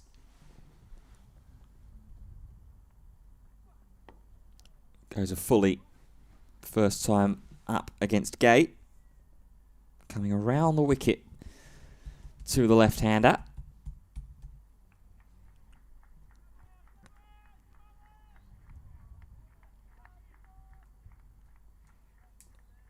The men on the leg side just going to be waved around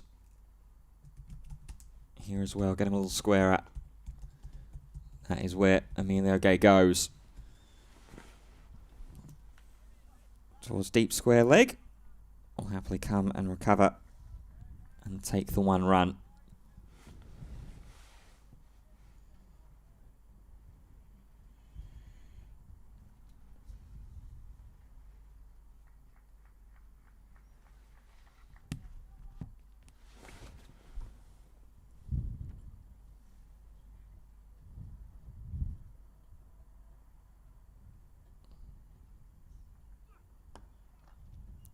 Again, staying quite full. Dive is missed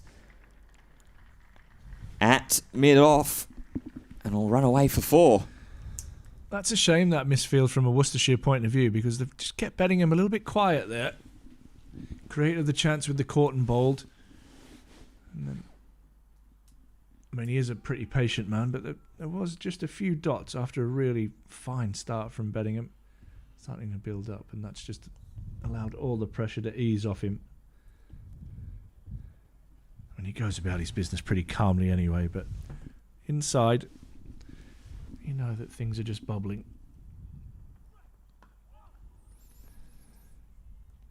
Yeah, ultimately you're still out there to do a job as batsman. That's to score as many runs as possible. And when those runs start to dry up, no matter how much patience and zen that you've got in your zone, that little voice does start to creep up in the back of your head and go, okay, where's the runs coming from?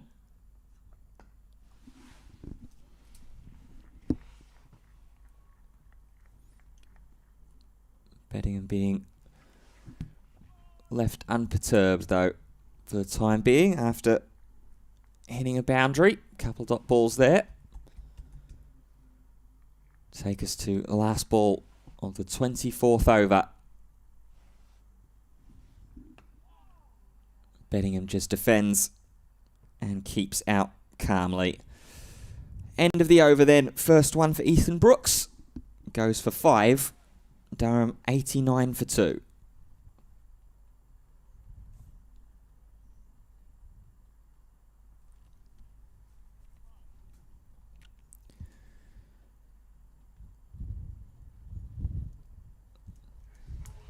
Some in attendance there. Quite a comfortable spot, that. Yeah, up in the hospitality boxes. Bit of sun on you.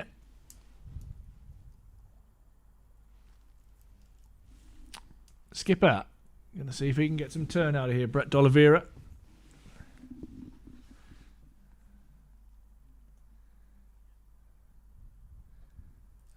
For 2 on the board.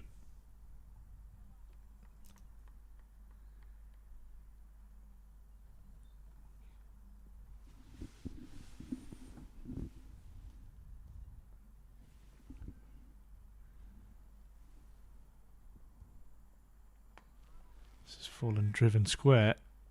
And Brett D'Oliveira has collapsed in an absolute heap on the floor. This is not good news for Worcestershire. He's clutching his ankle. I'm not going to lie, I followed the flight of the ball there. I didn't really watch what happened to him in his follow-through. Might just check the replay there, guys, and just give you a little update on as to what I've seen. Yeah, I missed it as well. But I tell you what, his first step after he's delivered the ball is really rolled over on his right ankle, and that looks naughty. Ooh. Looks like he could have done some ligament damage there. Rolled ankle. Yeah, when we saw the beginning of the day, I think it was Tom Taylor who was keeping an eye on the footmarks. Maybe just with all the bowling that has been done. Yeah, that was on the actual pitch itself. Oh, wow. Well, understandably, Worcestershire are going to take a little bit of time here to assess the skipper. If you get the chance, just have a flick back on your stream there to after he's delivered the ball, and that looked absolutely naughty.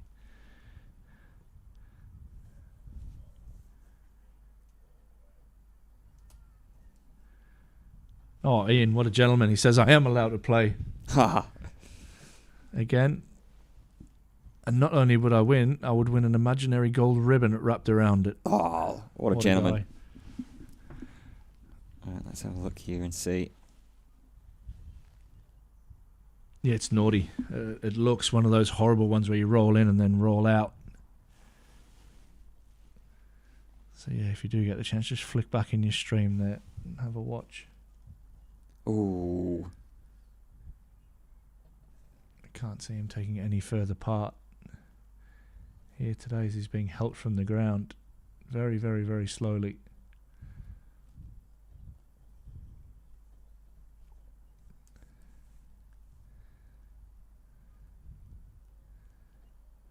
Oh, yeah. It's a naughty one. Landed right on it. That will be very, very uncomfortable indeed. They swell instantly. They get hot, and yeah, they're not fun. Not fun at all. Well, hopefully, from a Worcestershire point of view, that isn't too bad, and we wish him the best of luck. But that doesn't look good. Yeah. I was just about to say, hopefully he can recover well and bounce back from that, whatever the diagnosis is at the very least, but the prognosis looks scary.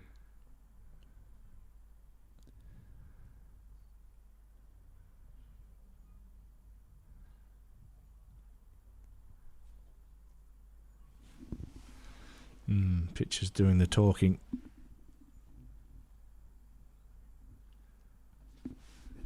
That is a slow one. Yeah, he's going to get a bit of help there. You'd like to think that somebody would jump under his other arm and just keep the weight off that foot, although he is walking a little bit easier on it now as he's going off. And it's going to be Jake Libby that is going to take up the remainder of this over. So still sticking with spin, but instead going to off spin as opposed to that of leg. Getting a round of applause from the Durham crowd, which is nice to see.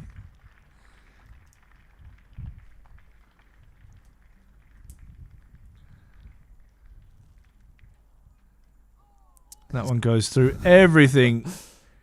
I didn't even know. Did they must have got two from that ball before, did they? I'm just having a look at the scoreboard, and yes, they did. That one goes away for 4. And brings up the 50 for Emilio Gay. Not in a very convincing way, but he won't care. 71 balls, 8 fours for the left-hander. Yeah, well batted from Emilio.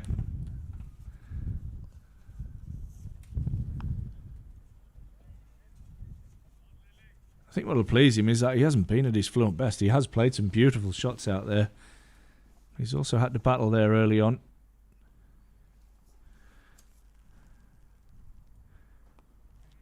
This one he gets across, tucks it into the leg side to set off for a quick single and get through comfortably. Yeah, just one ball for D'Oliveira. And then turning his ankle horribly in his follow through.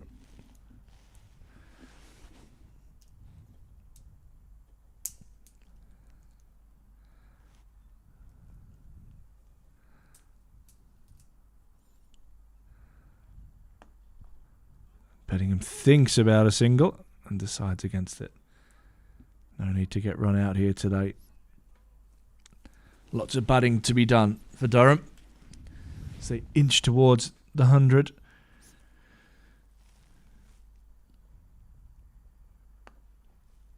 Knowing that really the numbers that are going to count today are the ones from 250 onwards. That ends that over from D'Oliveira and Libby. 7 offered in total. 96 for 2, Durham.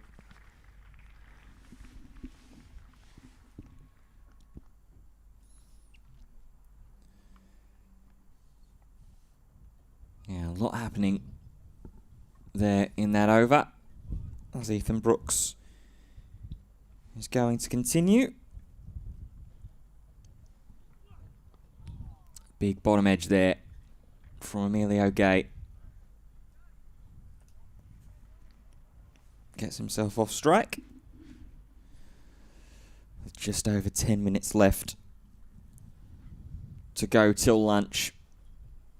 Durham 3 runs away from getting that 100 up. And a good platform to try and kick on to score those all-important bonus points. Hampshire at the moment 3 down for 66 in their second innings in Taunton.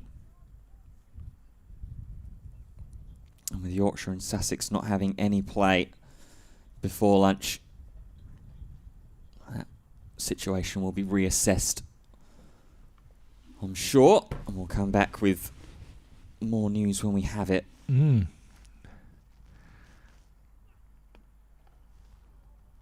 rolled ankle, Brett D'Oliveira. People watching on, be snacking on sandwiches and things. About lunch. What are we at today? 2 hours, 10 minute session? Are we at 20 to 1 lunch? Or are we back to normal times of past? I think we're back to normal times. That's good because I'm hungry. I am as well. Could do with a bit of rotisserie chicken.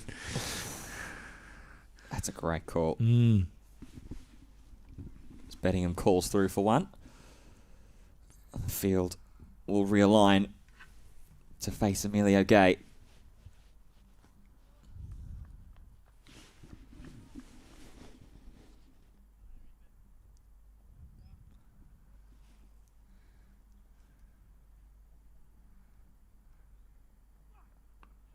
Big effort ball, spooned up into the air. It's going to drop safely from Emilio Gay. You got more on that than I thought. I thought it literally gone straight up from contact. Brings up the 100 for Durham. In the 26th over.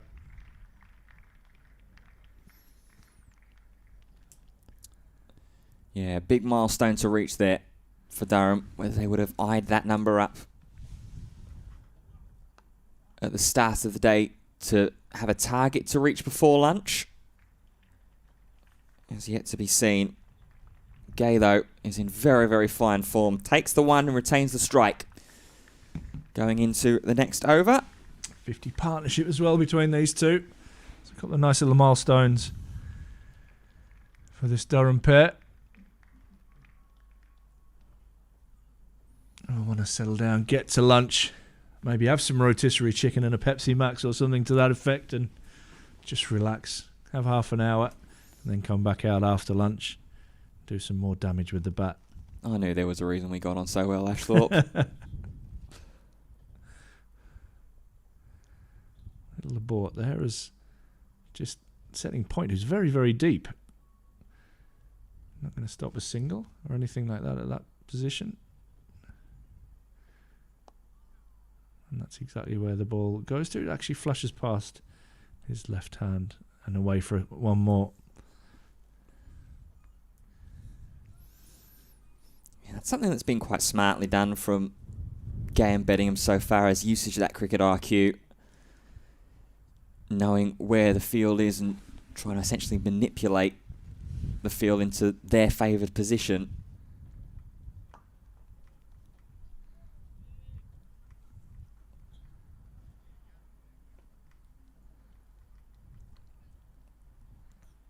Try not to be too penned in by the fields that Worcestershire set.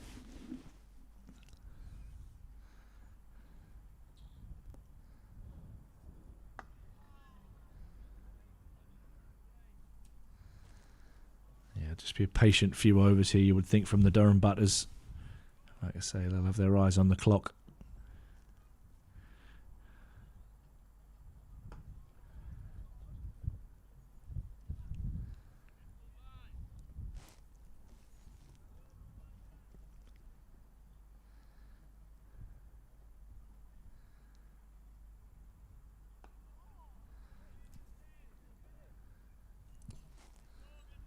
Beddingham here just happy to take the early long stride in. Defend harmlessly into the leg side.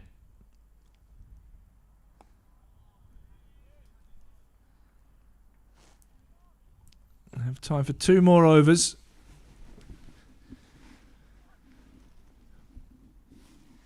Like I say, over the lunch break, we'll try and get you an update on Brett D'Oliveira's ankle. He's had to go off the field after bowling 1 delivery, falling awkwardly in his follow-through. It didn't look good. It looked like he's rolled his ankle. So I can imagine that is probably throbbing and swelling as we speak.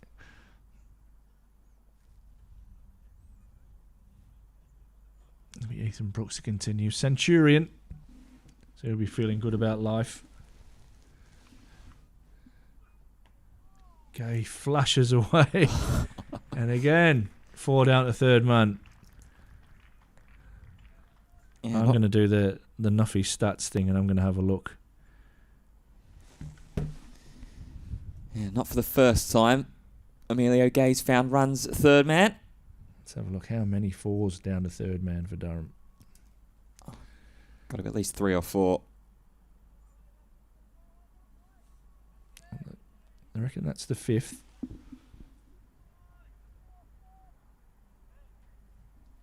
And that's the 3rd one for Emilio Gay.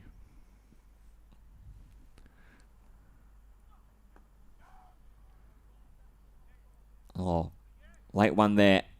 Misfield, short on the leg side. He'll take it. Nothing like being at the non-strikers end just before lunch. It's a good place to be. Yeah, especially having just ticked up to 61 there as well after just 79 balls. I mean, the Gay's done that in pretty quick fashion.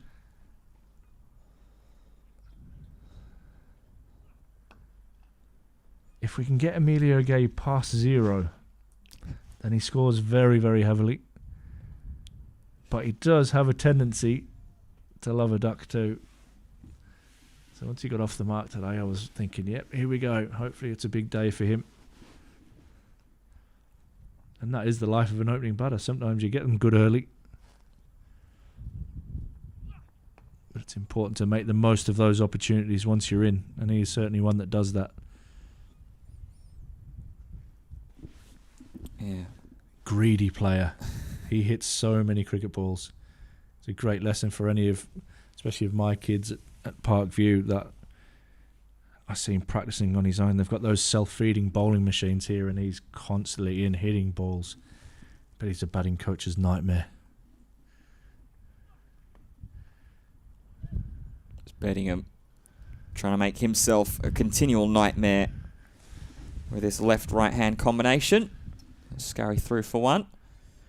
Just done a quick tot-up as well for Emilio Gay, who stands on strike.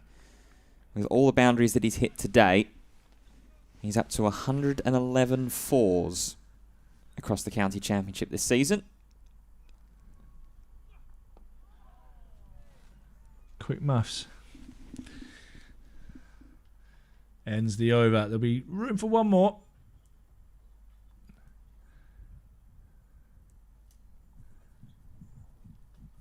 Yeah, we're back to 96, aren't we, today? So we'll do 2-hour sessions, Yeah. Forget where I am with all these rain days and... yeah, Libby will have the honour of bowling the last one before lunch.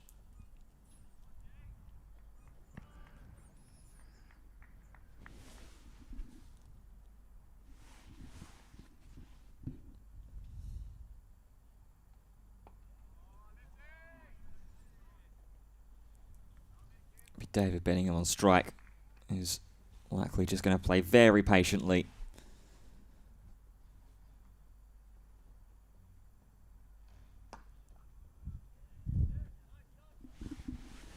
Can see a bit more aggression against Libby after lunch if he continues, but this is probably a good move, just trying to pinch a couple of overs in before the lunch break from Worcester.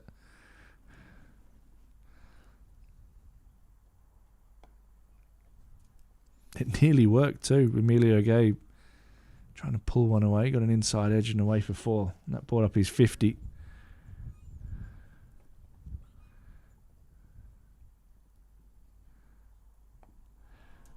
I thought Benningham was coming down the wicket there. So did I, and so did all the Worcestershire boys. Oohs and ahs there. It looked like Benningham was about to set off in stride.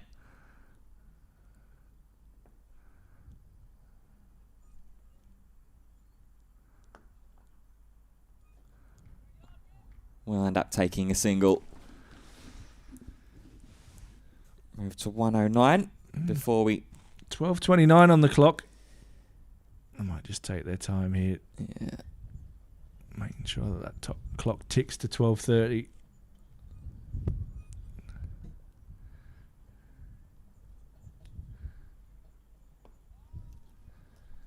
It hasn't yet. Richard Kettleborough looking longingly at his watch. It does now tick over to 12:30, and that will be lunch. I think everybody was clock watching at that stage. Certainly me, with chicken balti on the menu for me at lunch. So Durham go to lunch on 108 for 2. That's the early wicket of skipper Alex Lees, who was caught behind. And then Ben McKinney was well caught by Ben Gibbon at first slip. Durham eyeing up 250 as their real first port of call. They've made a solid start, 109 for 2 after 29 overs. We'll be back in just over half an hour with the resumption of the afternoon session, where Durham will look to continue, and Worcestershire will hopefully have their captain Brett D'Oliveira back on the field. We'll give you an update in around half an hour.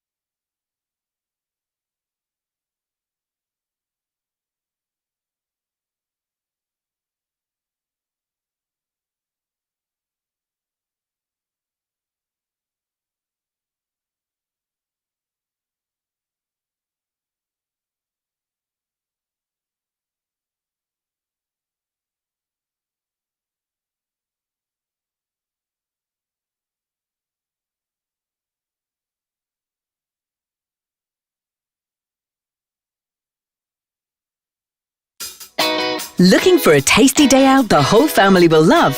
Chesterley Eats is back. On the 27th and 28th of September, come and join us at the Northeast's vibrant food, drink and music festival with free entry. That's over 40 street food vendors, live music all weekend, family fun and artisan shopping in our Market Street and Indoor Eats Emporium. Chesterley Eats at Durham Cricket's Banks Homes Riverside on the 27th and 28th of September.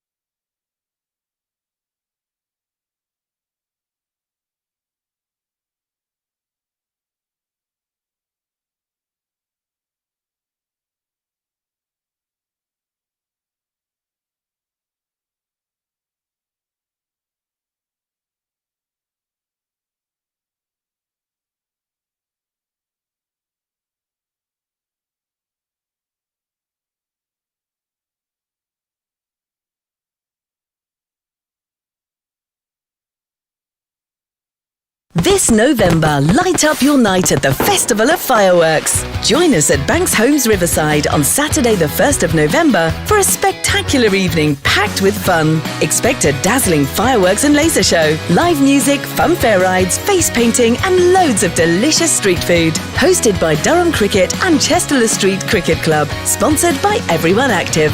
Festival of Fireworks on Saturday the 1st of November. Book your tickets now at durhamcricket.co.uk.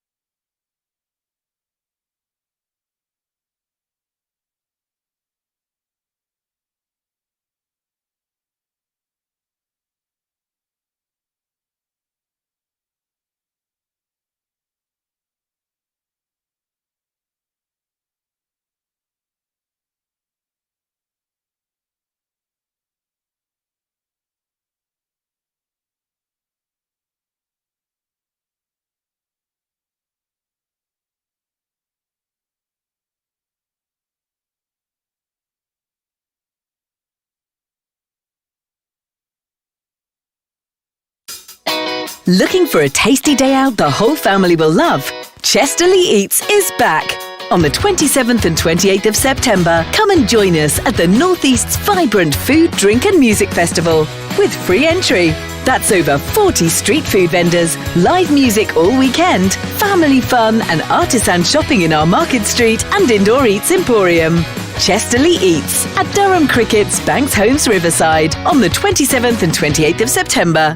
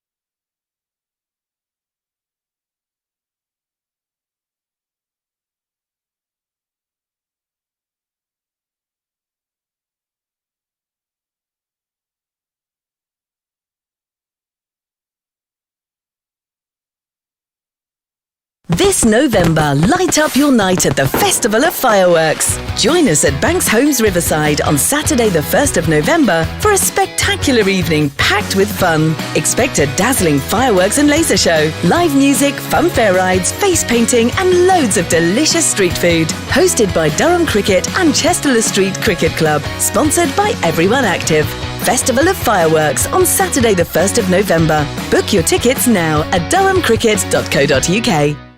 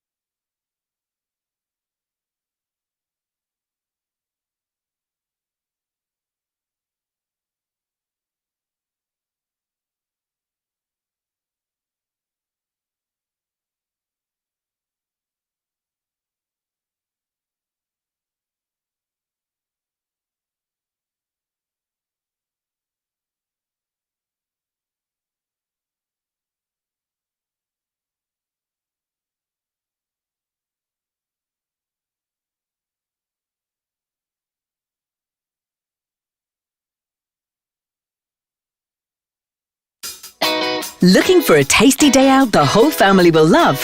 Chesterley Eats is back.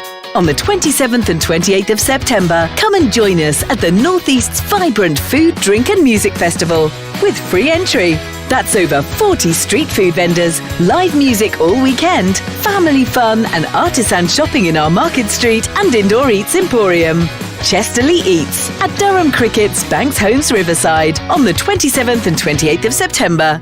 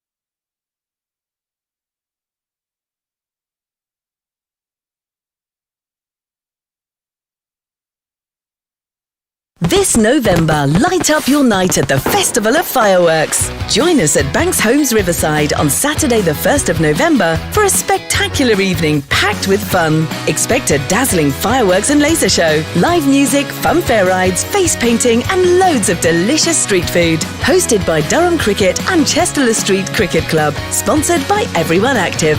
Festival of Fireworks on Saturday the 1st of November. Book your tickets now at durhamcricket.co.uk.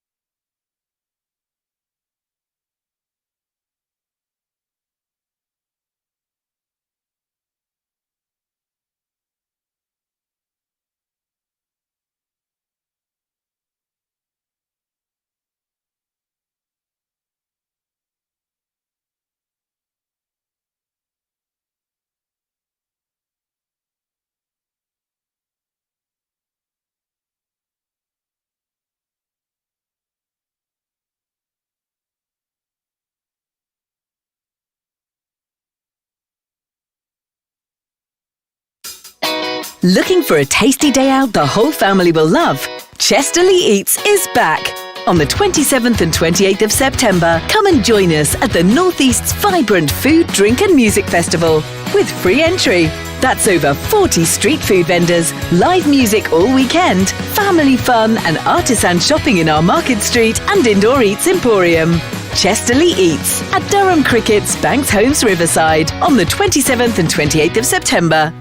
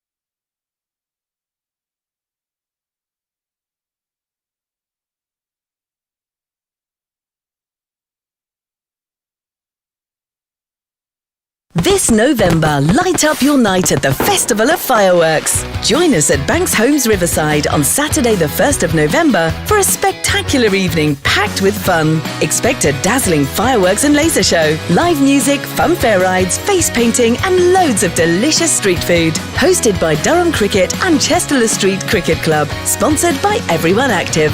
Festival of Fireworks on Saturday the 1st of November. Book your tickets now at durhamcricket.co.uk.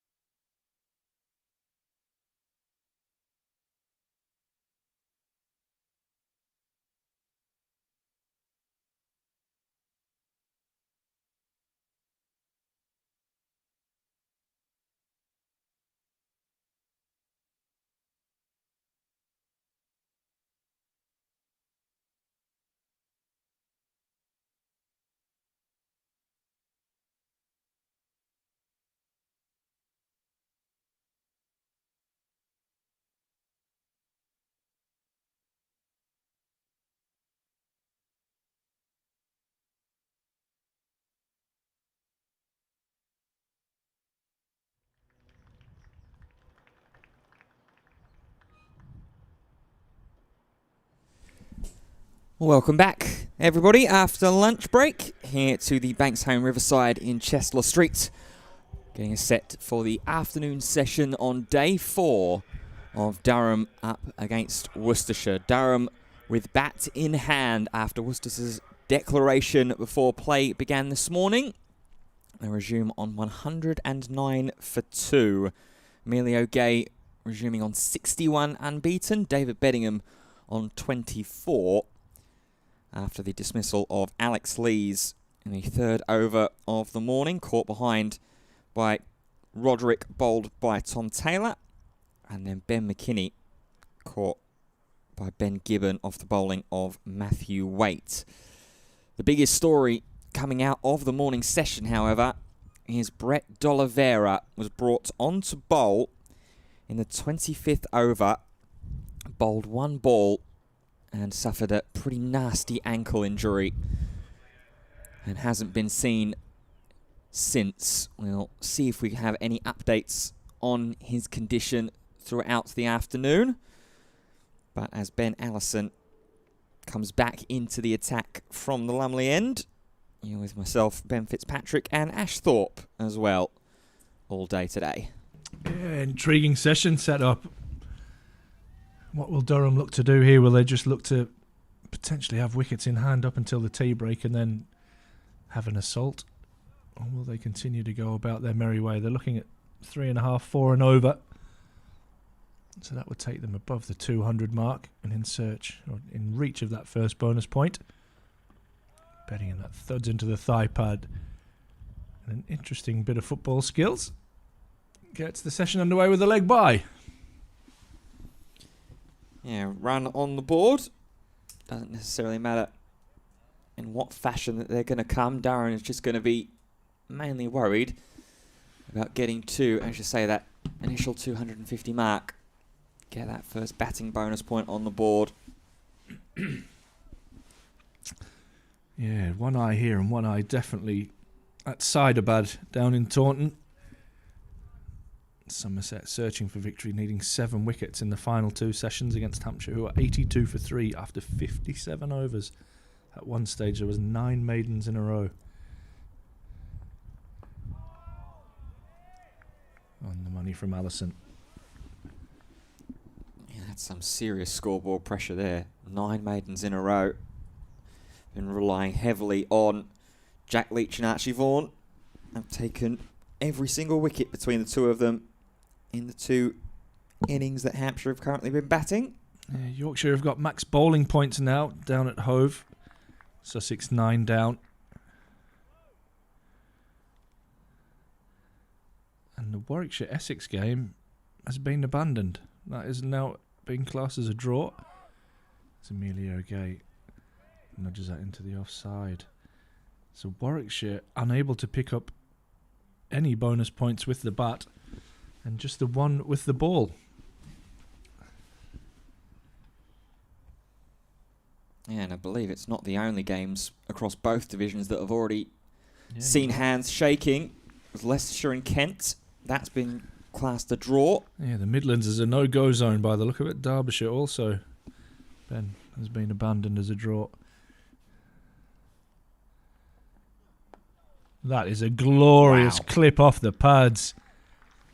As pleasing on the eye as anything you'll see today. Emilio Gay picking up where he left off in the morning session. Started timing the drives really, really beautifully. Now playing across his body into the leg side. And I think the ball's trapped under the stands. Yeah, be careful under there. So I'm assuming with those 2 results, that would be Glamorgan as well promoted. Dangerously assuming.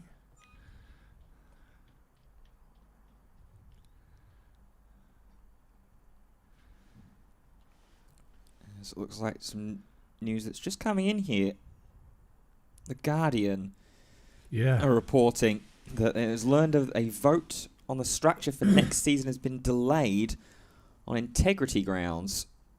This is due to concerns that the counties in Division 1 at risk of relegation could field weakened teams if that threat is suddenly removed. So essentially sort of sandbagging, as it were. Yeah, interesting. We heard that over the lunch break.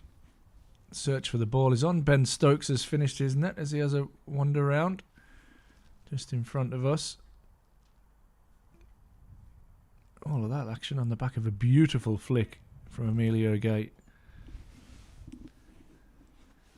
Yeah, Glamorgan, where are they now? They're 25 points clear, so that would mean promotion, right? Should probably be pretty much okay, I think, for Glamorgan. The ball has successfully been retrieved. This one run down towards the vacant third man. It will be hauled in, and I think it'll just be a couple for Emilio Gay. He's just going about his work without any real fuss today. Moves on to 67. 7 runs so far off the first over after lunch. Durham in reply, 116 for 2 in reply to Worcestershire's mammoth 591 for 9. Been informed, driven square of the wicket, and it'll just be another single. Been informed that that's Durham's second longest stint in the field, 174 overs. Ends the over on 17 for 2. Emilio Gay on 68. David Bedingham on 24. Good first over immediately after lunch there from Durham. Emilio Gay happy to continue to stride on from his good opening position. As Tom Taylor is going to replace Jake Libby from the Finkel end. There was the thought that maybe if Libby was going to continue, that there would be a chance for Durham to try and attack the off spinner, but we are going to return back to pace.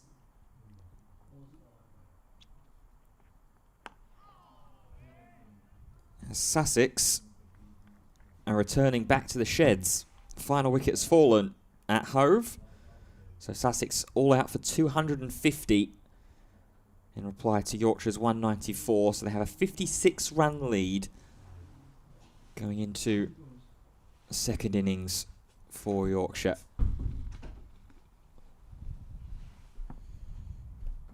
Hampshire and Somerset are now back underway as well from the lunch break in Taunton. Taylor gets a little bit of shape in there to Emilio Gay. Trying to drive through the covers as he did so well in the early stages of the morning.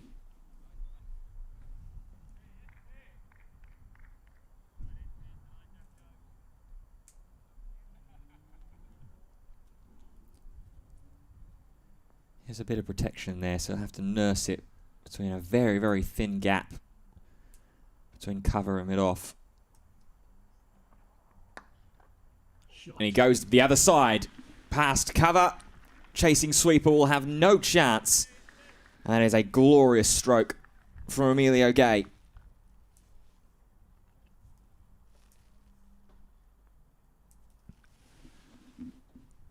Seen some lovely cover driving today. That's up there with the very best of them from Emilio Gay.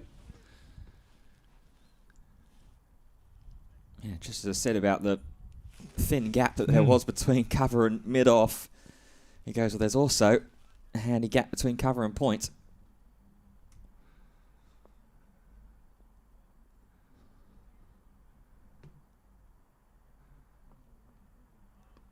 And that one just decides to leave. Bowled an excellent opening spell, Taylor. Picked up the wicket of Alex Lees.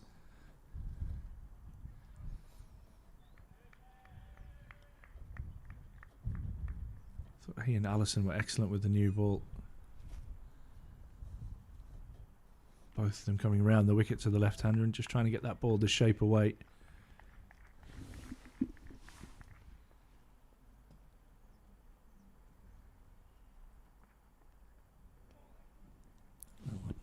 Roderick there.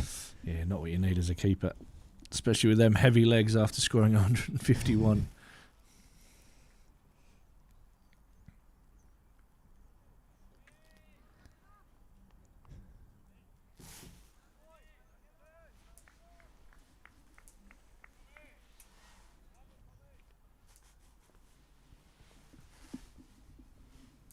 Last ball of the return of Tom Taylor after lunch.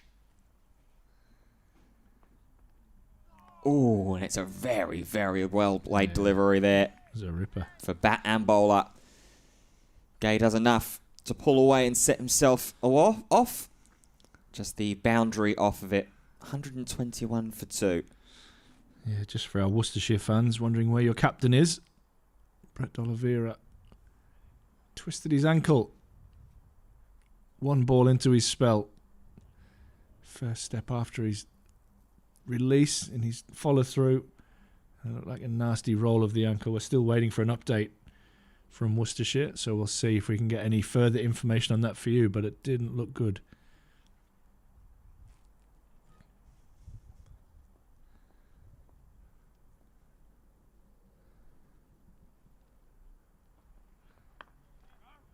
Bellingham thinks of a single, but there's not there.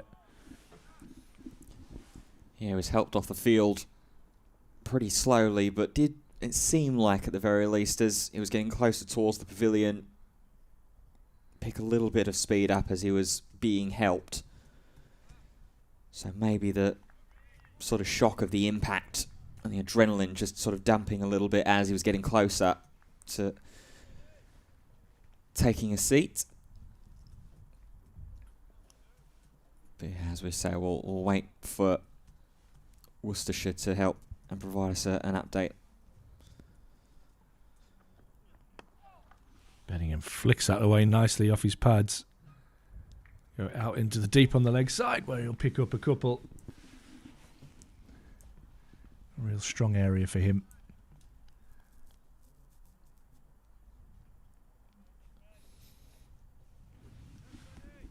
First time of the day that he scored.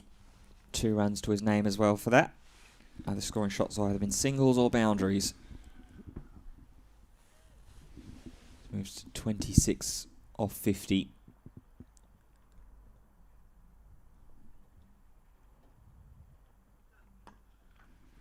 And nicely timed again. This one gets past mid-on for at least 2. So that one's tracking away to the boundary rope and will go away for 4. Beautifully timed by David Bellingham. And that might see a change in the field. Yeah, just nursed there by David Bellingham. Past mid-on. Didn't really have to do too much of it. And the ball just racing away from the chasing fielder. Now pushes on to 30.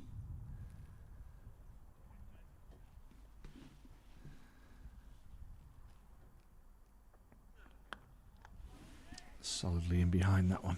Allison hits the pitch hard.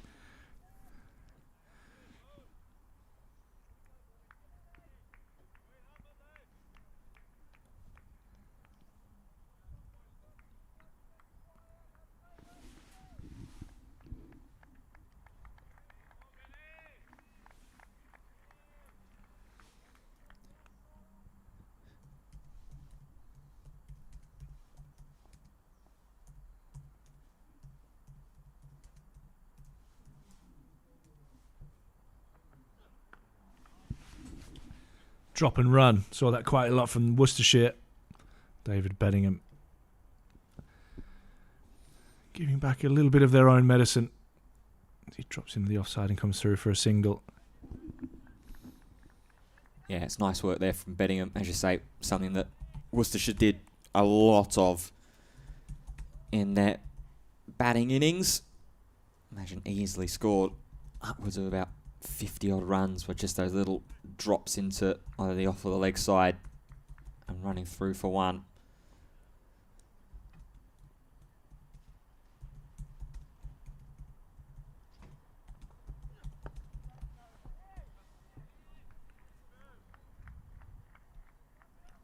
Bellingham will get the strike as well for the next Tom Taylor over, after Emilio Gay was happy to defend. 7 off that one. Durham cruising along quite nicely in the early stages after lunch. 128 for 2.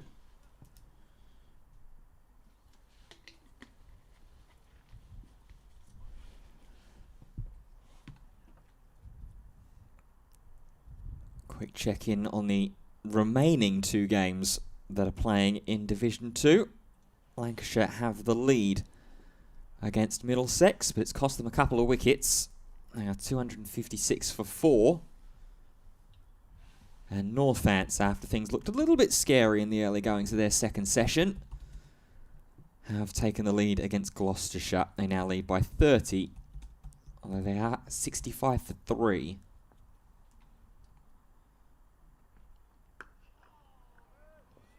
As Taylor continues on, Bellingham tries driving.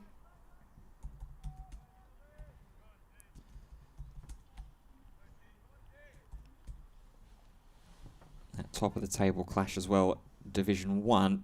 Surrey still toiling away and require only 137 runs more to take victory over Notts. And Notts need to find 6 wickets if they're going to leapfrog their opposition.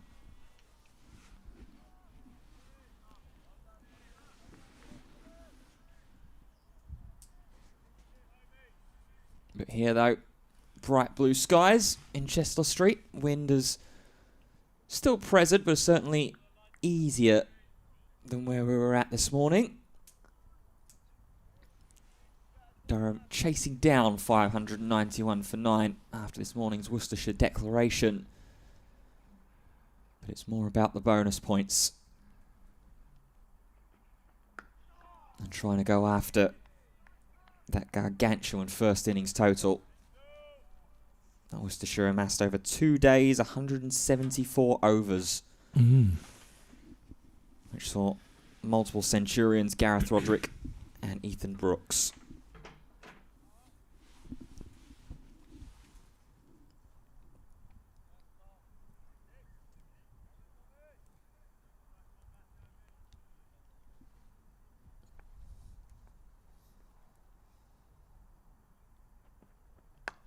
Width there for David Bellingham, who happily obliges. There is the sweeper out on the offside, and he's not going to be able to keep it in play. Great sound off the bat. Good effort from the fielder. But it's more runs to the name of David Bellingham. Yeah, maybe a bit of rope burn there as well. Don't know if that's Dan Latigan out there. He had a very handy innings with the bat as well. Promising player. Absolutely. Scoring 44 in pretty quick succession. 61 balls it took him before he got trapped in front by Ben Rain.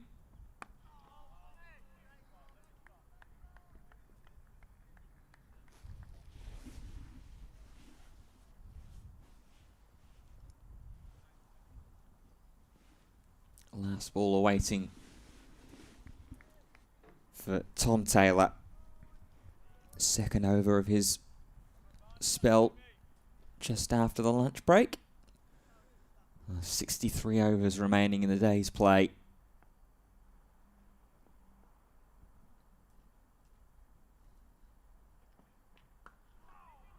Shape in. Bellingham calls Gay through for 1. And wants to keep the strike to face Ben Allison. 5 runs off the over. 133 for 2. Yeah, some nice batting. Again, Bellingham having a lot of the strike in the last few overs.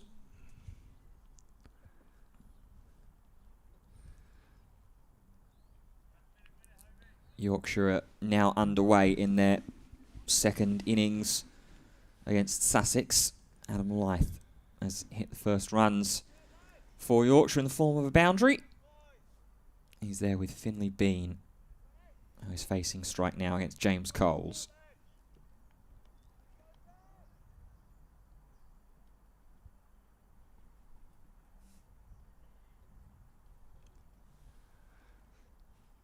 Be Allison to continue from the Lumley end.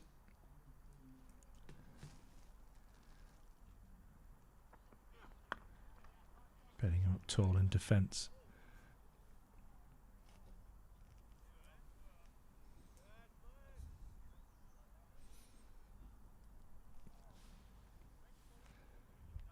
We are, of course, still keeping a keen eye on what's going on in Taunton as well.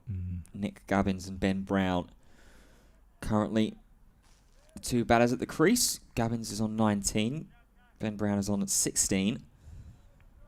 Archie Vaughan is bowling his 30th over of this second innings. Jack Leach has already bowled 25. Oh, a thick inside edge as that one. Looked like it had trapped David Beddingham in front. The South African survives. Yeah, that was very, very close. Closest Worcestershire have come in quite a while. So manufacturing a chance of some description. Beddingham just does enough to get a piece of the woodwork on the ball, because if not, that would have been very, very big trouble for David Beddingham. A partnership now worth 83. Oh, another one guided down by Emilio Gay to third man. Past a despairing dive of Ben Gibbon at slip.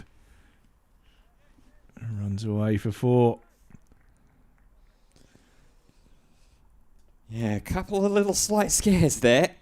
Gay looked very in control of the shot, but good diving effort there from Gibbon in the slips. It was just got up off the floor.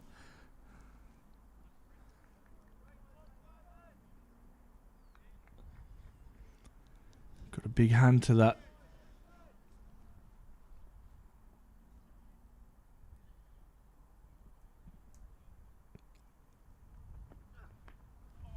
And a little bit more in control. Might have heard some language there from the bowler, and I don't blame him. I shall not repeat what was said. But after the chance to bowl before Emilio Gay rubbed salt into the wounds by picking up back-to-back boundaries. Yeah, he scored a lot down that third man region as well.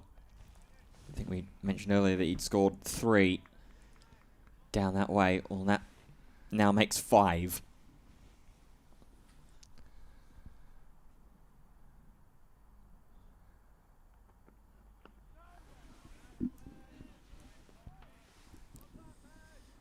As much as we're focusing on Taunton in other games,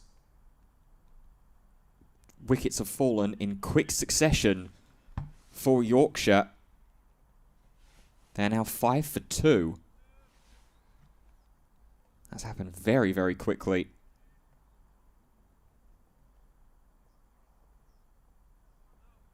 Adam Lyth has gone, caught by Finn Hudson-Prentice, bowled by James Coles.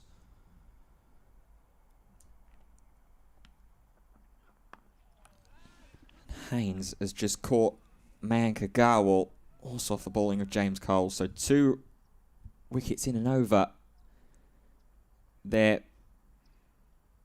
for Sussex.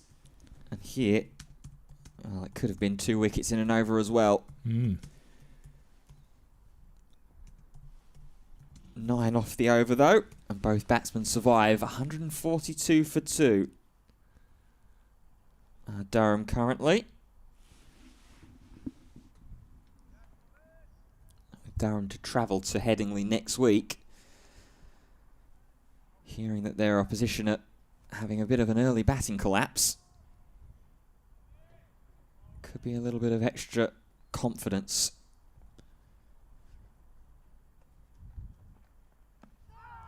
Oh, thudders into the pads there. And umpire Kettleborough adjudicating that Beddingham yet again got back to that before it thudded in. Half appeal.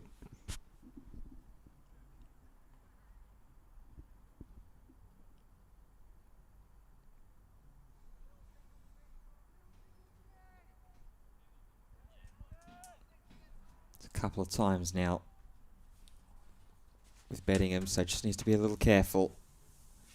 going forwards.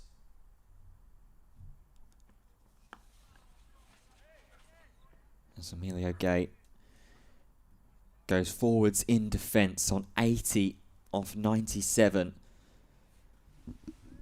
Betting him a little bit more patient since he's joined the crease. He's been scoring well when he has played the shots. 7 fours a part of his 38 not out the non-striker's end.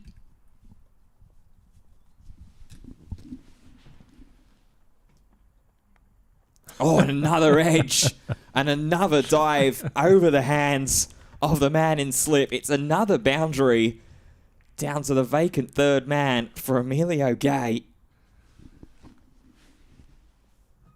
I believe you mentioned in the late stages of the morning session, Ash, that there's either one of two modes that Emilio Gay goes in. It's either noughts or upwards of centuries.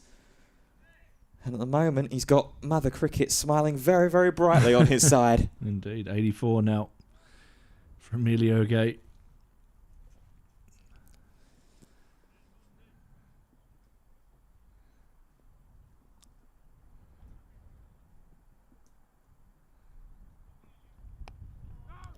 Opens the face, but just guided to point.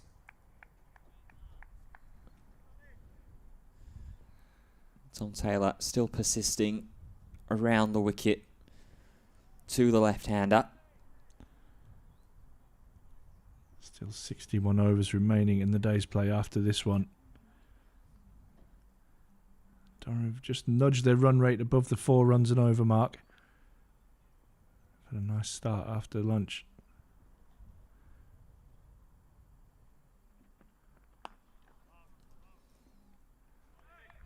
Yeah, there is plenty of time here with that run rate in mind to score hopefully a handy couple of bonus points.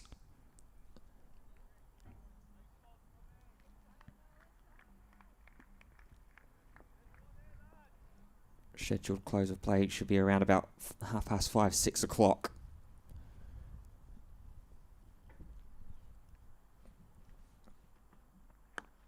As Taylor gets some shape in for the last ball of the over. Gay up well to defend. 5 runs from it. And again, both Bedingham and Gay have maybe been a little bit fortuitous. But nonetheless, they are still there. 147 for 2.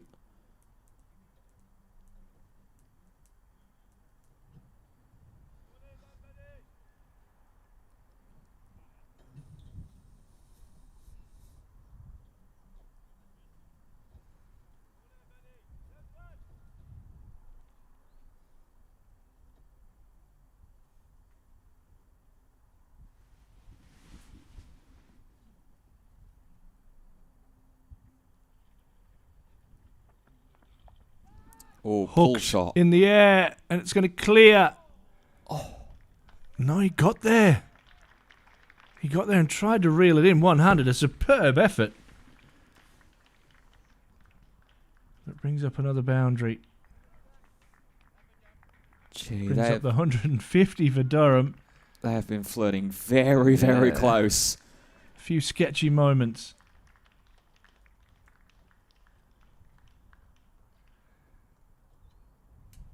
Couple of chances. That's a 100 partnership between Emilio Gay and David Bedingham as well. 117 balls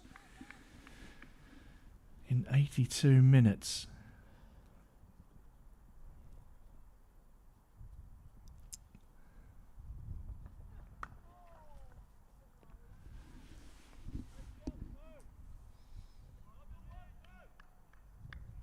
Straight back into a zone after being a little bit expansive. But yeah, very, very close there. Both batsmen have been a couple of times on this over. Bedingham getting the bat just before being trapped in front, and then that one hooked up towards fine leg on almost sticking the bare paw out and being able to grab it. No ball on that last one as well. Yeah, I missed that.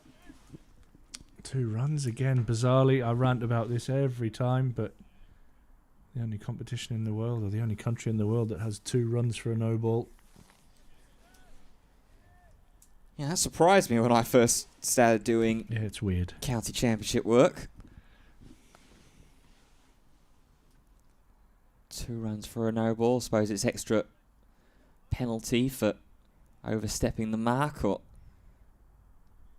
anything like that. But yeah, definitely a quirk of the English domestic game. This one's fine and away for 4 more. Frustration for Worcester. Runs starting to flow here for this pair. Bettingham moves to 46. Yeah, no quirks about that one. Gay especially has been very, very free scoring back behind the wickets. Now David Bettingham's turn. Just turns and tucks off the hip.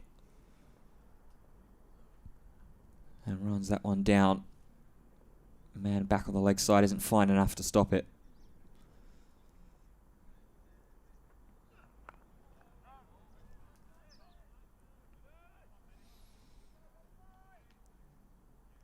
Well, runs are flowing here. Wickets are flowing in Hove. Yorkshire have just lost their 3rd.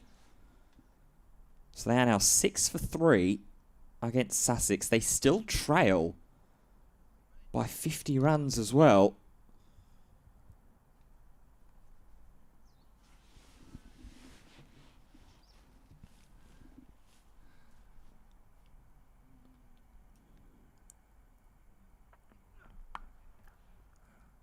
Bettingham tries to launch that one through the offside.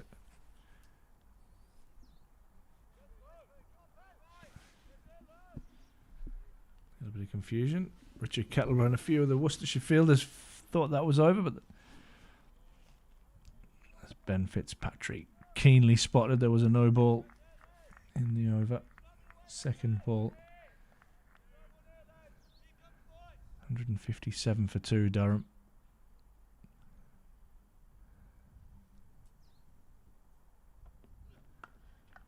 This time he does time the ball nicely and he'll pick up a single out into the deep.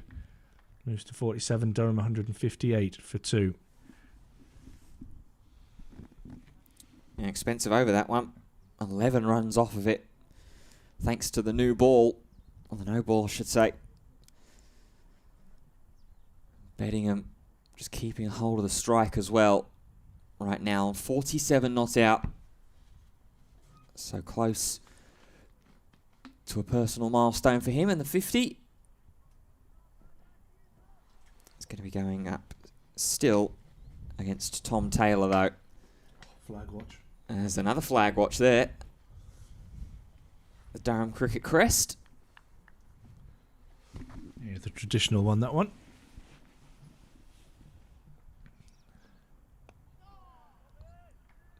Bettingham turns into the leg side. Grab the one. And we'll see pretty much everyone changing around in the field here, including Tom Taylor. Bowled over the wicket for that one delivery at Bettingham. Now come back around the wicket again to try and get that shape away from Emilio Gay. 84 off 102. He currently stands on.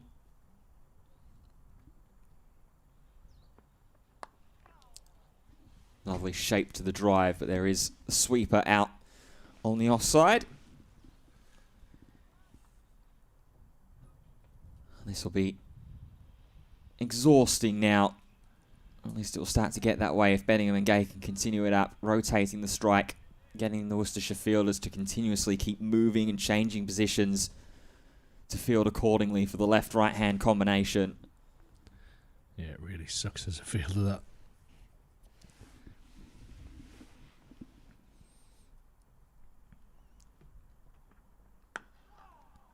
Come back at there to Taylor. He paws it down nicely.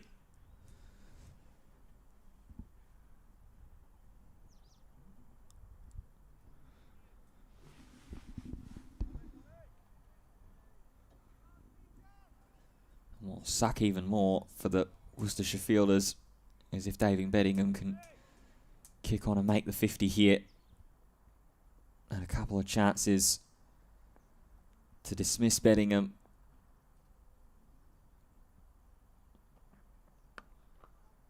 Most recent being the big hook shot in the previous over that Longleg tried to wheel himself around to take a one-handed grab, but couldn't quite keep it alive and keep it in bounds.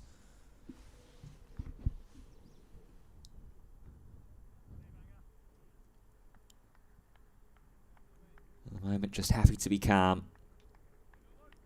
Happy not to speed himself up. As Taylor charges in. Draws the defensive again.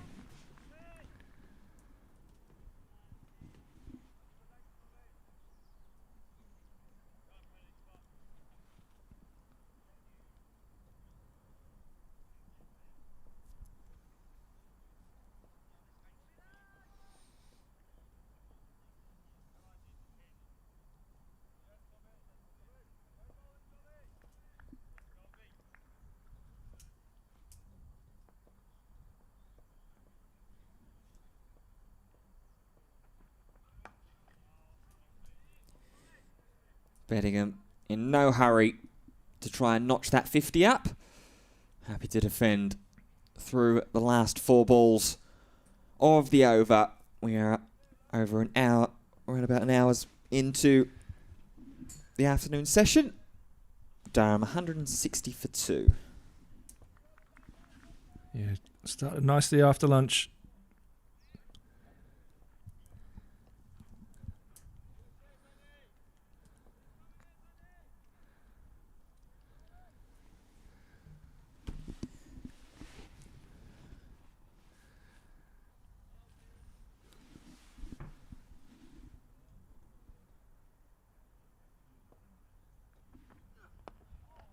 Attempted flick again on the leg side.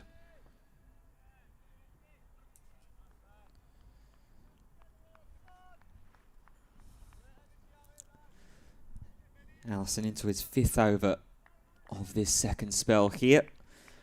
Bowled 6 in the first spell with a brand new ball. So maybe another over before we're on change watch.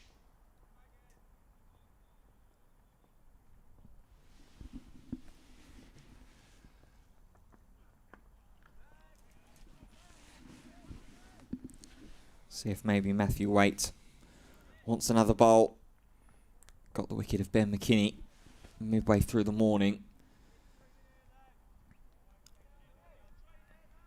Ben Gibbon as well is an option for continued pace. Maybe a little early for Ethan Brooks, considering he bowled out some of the last overs before the lunch break. And probably not quite the time for spin yet with Jake Libby. Whipped away again by Emilio Gay. They'll pick up 1, and that is all they will pick up.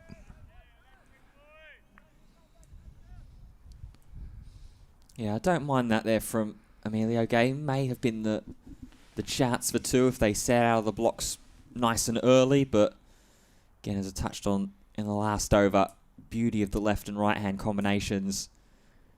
So if you can rotate that strike quite nicely and freely, get the Worcestershire fielders moving around. Ian says in the comments on the live stream, you can see a handshake happening at tea. I can promise you there will be no handshakes at tea.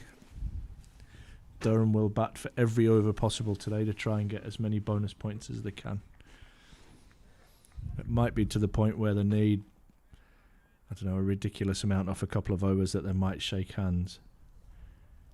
But yeah, don't hold your breath, which means more cricket for us.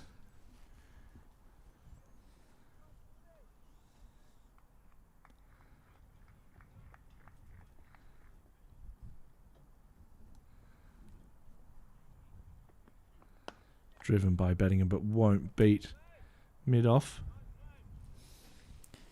Yeah, unless something seriously calamitous happens here with the Durham top order, middle order as well.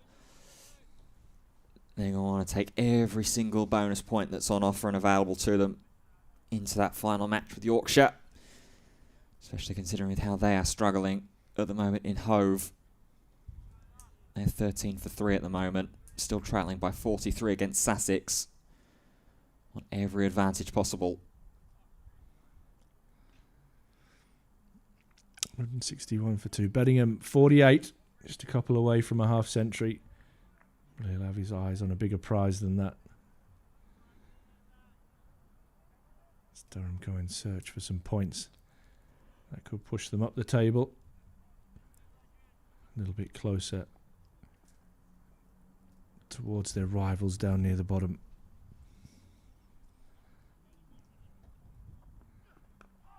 Guided away, won't beat the fielder at a backward point, so that will end another over. A good one. That from Allison, just the one from it. Durham 161 for 2. Emilio Gay 86, David Beddingham 48. 58 overs still remaining in the day's play. Yeah, just a little bit of scoreboard pressure being applied here back from Worcestershire. Last 2 overs going for 3 collectively. And then back before that at 11, 5, 9, 5 and 7. So Taylor and Harrelson maybe just starting to find their rhythm a little bit now as they reach towards, we'd have to assume would be the back end of their spells. As that one is the first one that beats the bat in quite a while against Emilio Gay. Very, very well bowled from Tom Taylor.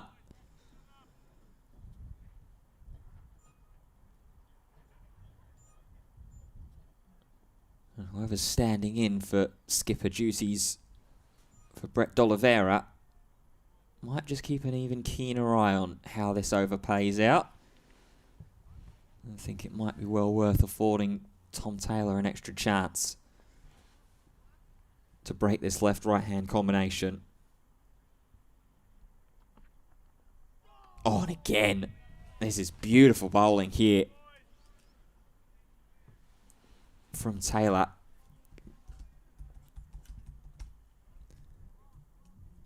Getting right through the gate and really forcing Emilio to try and speed his bat up a little bit here to get some contact.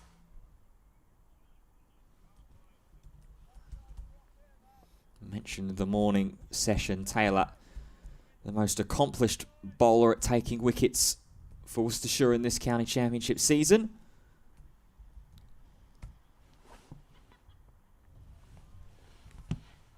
That one's well left by Emilio Gay. Yeah, with a wicket of Alex Lees in the 3rd over of the day this morning. Taylor has taken 50 wickets in the championship this season. That puts him right up there as well in the top wicket-taking chase across the entire championship this season. Kept for company by Kyle Abbott and Jack Leach.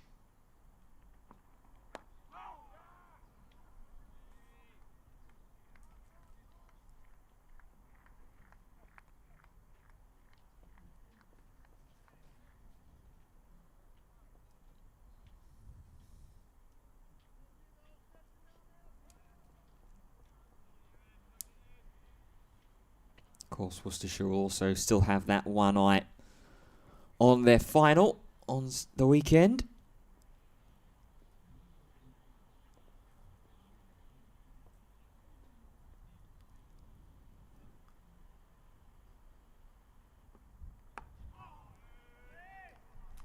So as much as we say about how well Tom Taylor is bowling right now, and there may be a temptation to afford him an extra over that wasn't previously planned,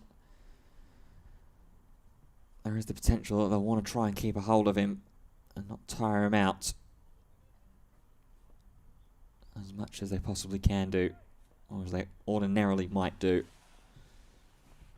if it was just that final game at home against Sussex that they had to worry about next week. Emilio Gay with another sumptuously shaped drive. Ends the opportunity at a maiden over. Just gets the 1 run from it and will retain the strike. Durham 162 for 2.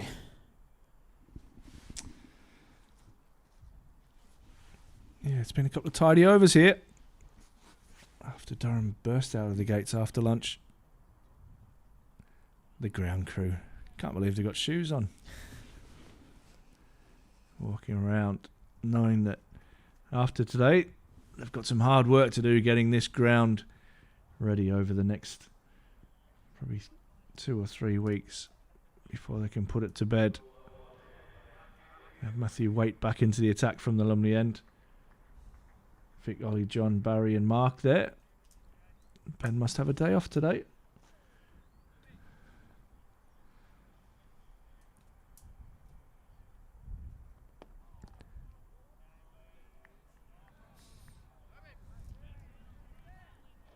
Yeah, certainly calm before the storm. What comes to mind for the ground staff? A lot of hard work that's going to be put in no matter where Durham will play their cricket next season, Division 1 or Division 2.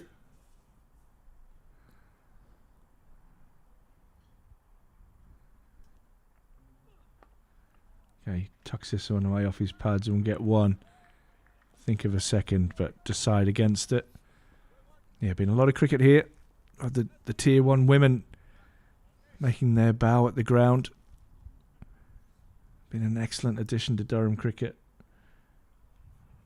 Pathways now for male and female players from the ground up, which can only be a good thing for Durham cricket and eventually for England cricket. We've seen what Durham men have been able to do over their short time in county cricket.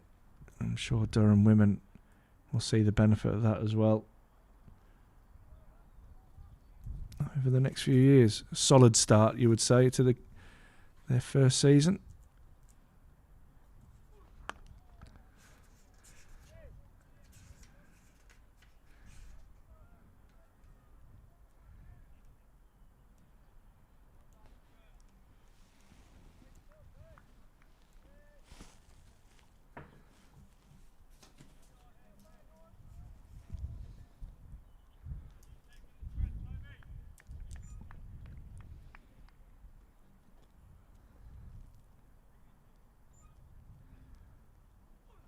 Bedingham down the wicket and hikes that over mid-wicket. Into the fence for 4, and that brings up 50 for the South African. Wow, that.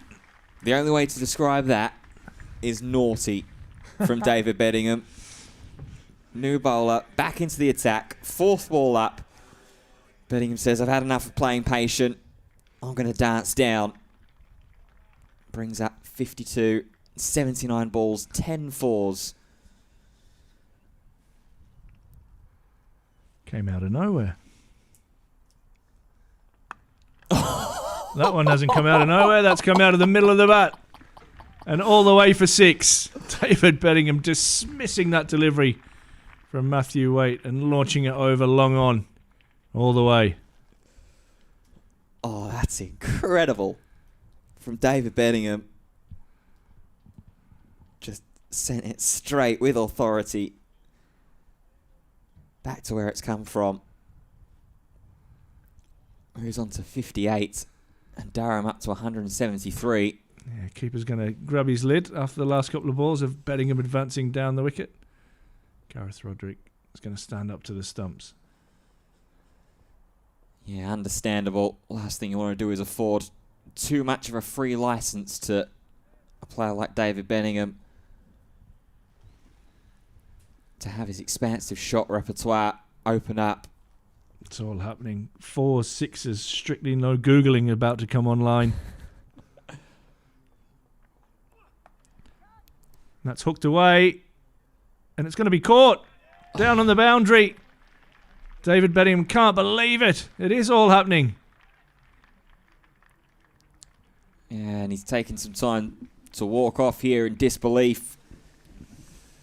Just went one too many there, did David Beddingham, after it looked like he was really about to start racing away. Let's put a very, very handy 50 together.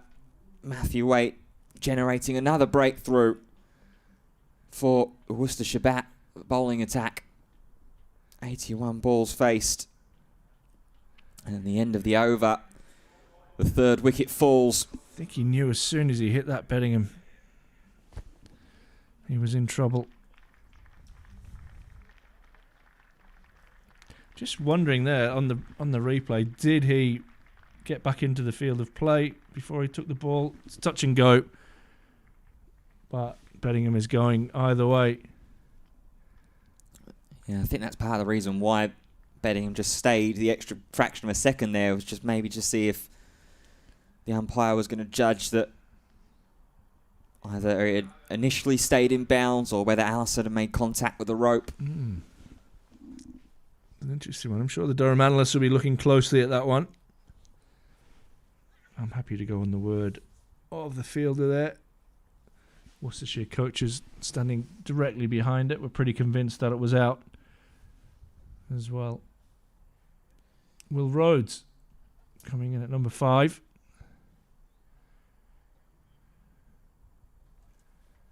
Durham lose their third wicket, 173.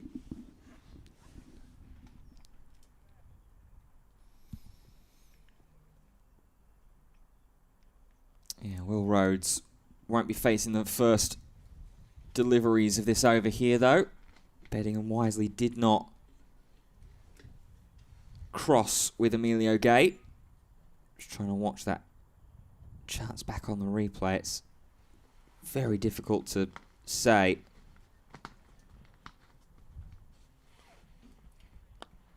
Shot. Emilio Gay flicks away into the leg side. There is cover out there, and it is going to just do enough to keep it in bounds. Gay will run back for 3, though, as Tom Taylor has been afforded that extra over after the scoreboard pressure that he put on.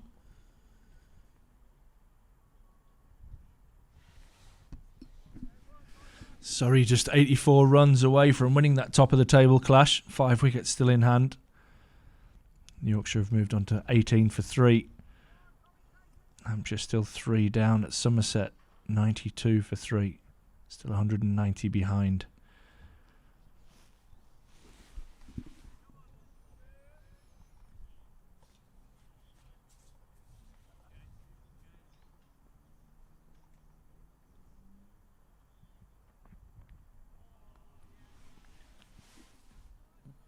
Rhodes leaves the first offering from Taylor.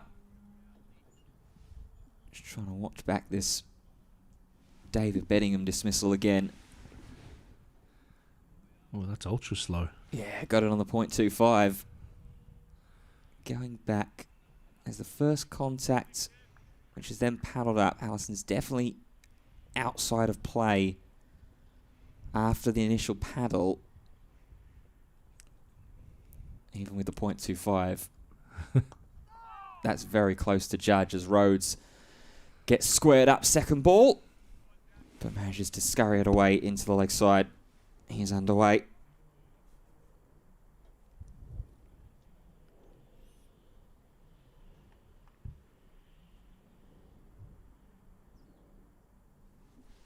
Have to get a message off to James Keys, our analyst. Here. It matters not now anyway. Beddingham's back in the pavilion for 58.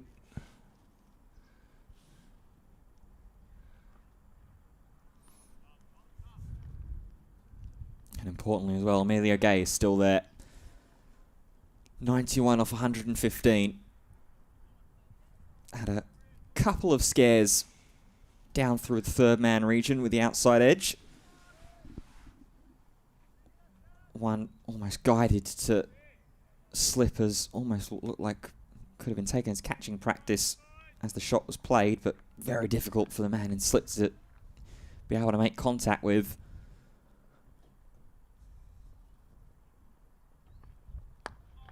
So that one's full. Okay, he gets his feet and his bat in play. Push to mid-off for no run. Bless you. That was a good sneeze. That was my kind of sneeze.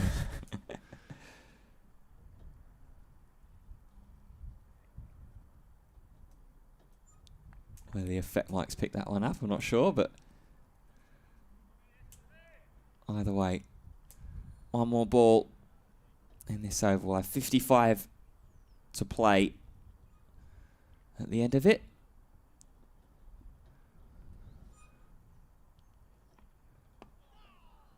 And it'll be a dot ball. So just the 4 runs off of that over. One of them to fresh batsman Will Rhodes, who's in place after David Bedingham hooked to fine leg from 58. Durham, though, 177 for 3.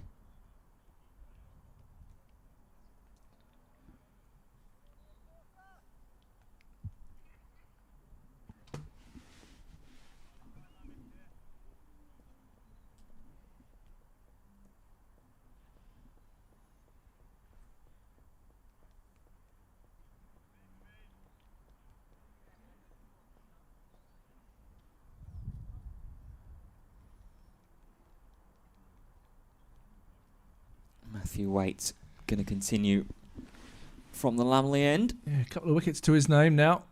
Picked up McKinney. Will Rhodes pulls out into the deep.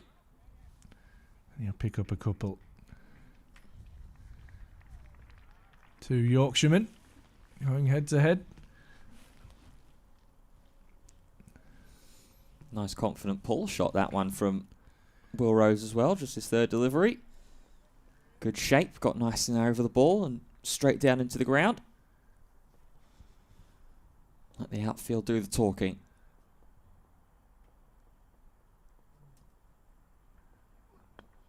This is clipped away nicely and will beat mid-wicket. It'll be another couple for Will Rhodes. It's a nice positive start from him.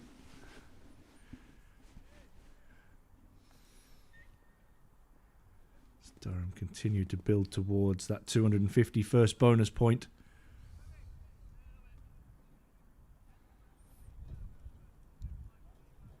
Waite's going to try a change of angle, it looks like.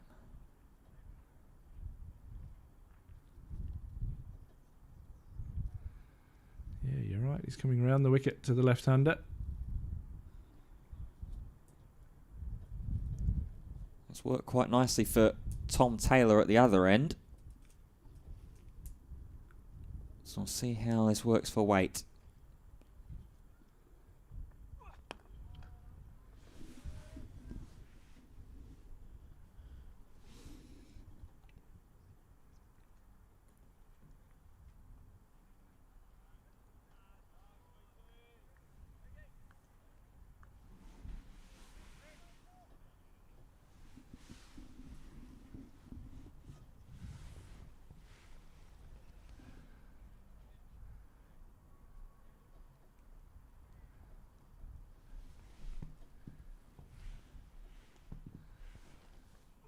Oh, that's wild down the leg side from Waite and 4 welcome buys. Durham Gareth Roderick looks back in disgust, going, well, what am I supposed to do with that? But Durham won't mind. 4 buys. 4 more to the total.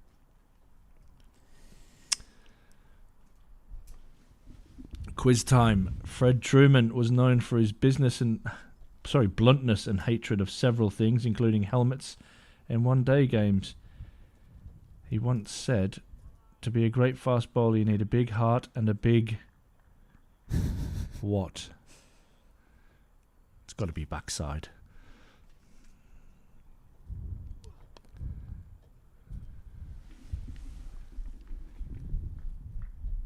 That's another couple to Will Rhodes.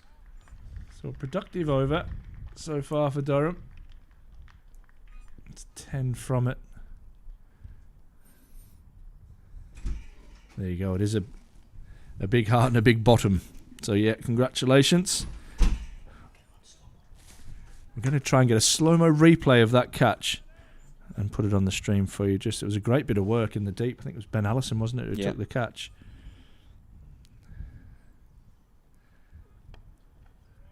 And that is the last ball of the over. 10 from it.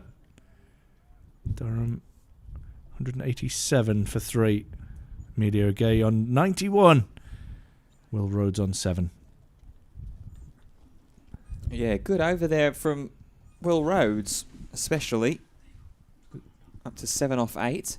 So there you go for you. It's about really good work from Ben Allison out in the deep. The watchful eye of his coaching staff.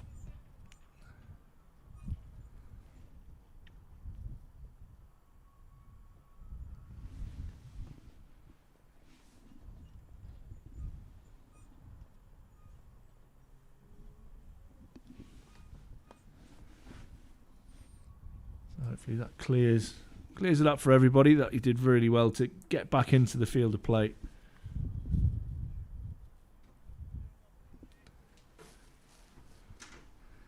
Good work from our analyst and Sam Blacklock, who's running up and downstairs. Keep your eye on the likes, Sam. I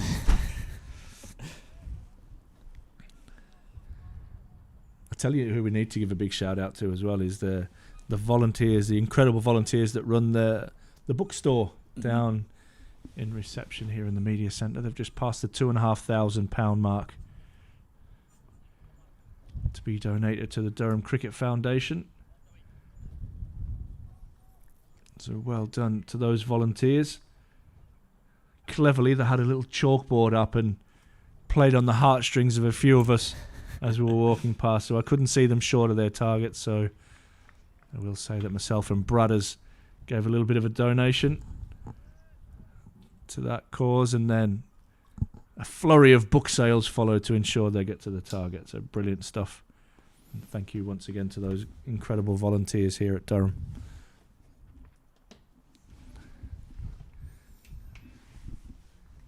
Perhaps we need to go the chalkboard route then for trying to hit the likes on the coverage. What will be the last instance of the season of County Championship coverage here for Durham Cricket, but fear not, we'll be back. Or at least I hope we'll be back. Bigger and better than ever in 2026. I might get you back.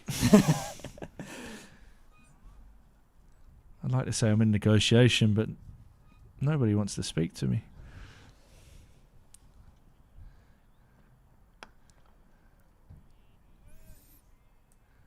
Tom Taylor trying to get this ball to speak for Worcestershire. 188 for 3. We're in the middle of the 43rd over. 53 will remain to play at this over's conclusion.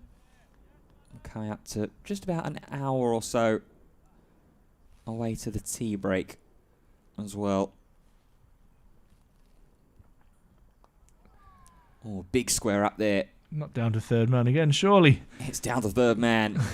And hands on heads in the covers, as they will helplessly watch on with Will Rhodes scoring his first boundary of the day. I know John, one of our ground staff here, will be absolutely watching this going, why haven't they got a third man in place? I'm sure he's not the only one. Well, from our point of view, John, I'm thrilled they haven't got a third man in place. So we've scored some runs down there today. Yeah, classic bugbear of Ryan Campbell as well, I believe. No third man in the English game.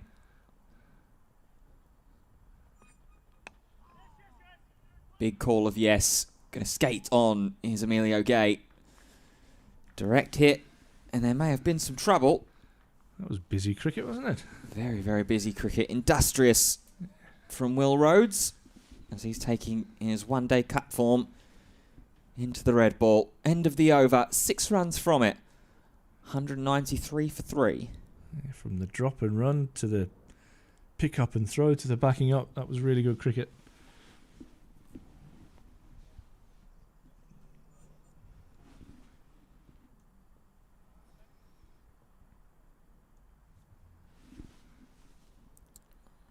Really good cricket being played around the grounds as well. In Division 1, Yorkshire have picked themselves back up a little bit after losing their first 3 wickets very early. That was one heck of a whistle. Yeah, I'm jealous. That was pure alpha male, that. Yeah, we'll pause the around the grounds wrap up to appreciate that. I think everybody, no matter what you're doing, has just stopped and looked. I think there's dogs over in the park over the road away from here that had their ears perk up.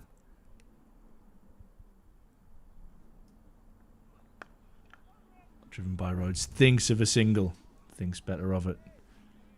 Yeah, so Yorkshire losing their first 3 wickets early on in the second innings. Still only have 23 runs on the board. And still trailing by 33 against Sussex. Surrey need just 71 more runs to win at the Oval. Notts just need 4 more wickets, though, in that matchup. So, very tense finish set for in the Oval. Could do with some wickets elsewhere. Not here. And that match, I believe Astra's alluding to, is in Taunton. It's Hampshire are 97 for 3 currently, still trailing by 185 runs. But Leach and the spinning contingent not having quite the same success. I know, come on, Jack. He might be waiting for that second new ball. Loves bowling with the new ball. Yeah, Casey Aldridge and Lewis Goldsworthy that are bowling in tandem at the moment. Gubbins is on 26, Ben Brown is on 20 at the moment. Elsewhere as well, we've got obviously the 2 results already confirmed in Division 2. Looks like a very interesting situation in Manchester at the moment. As from my scorecard provider, Lancashire have declared on 375 for 5. Oh, that beats Rhodes.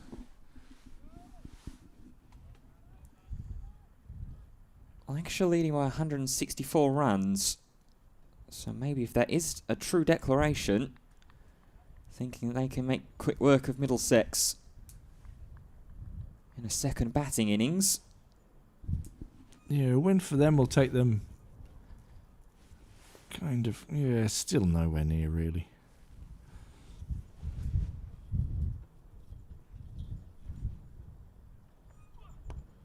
But I like their thinking. I like their positivity.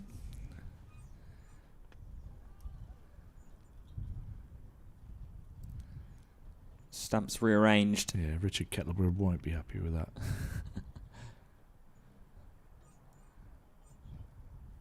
Keeps Will Rhodes honest at least. Final live score we can tell you about as well as Richard Kettleborough rearranges the furniture. Northants 114 for 4 against Gloucestershire. They're leading by 79 runs currently in Bristol.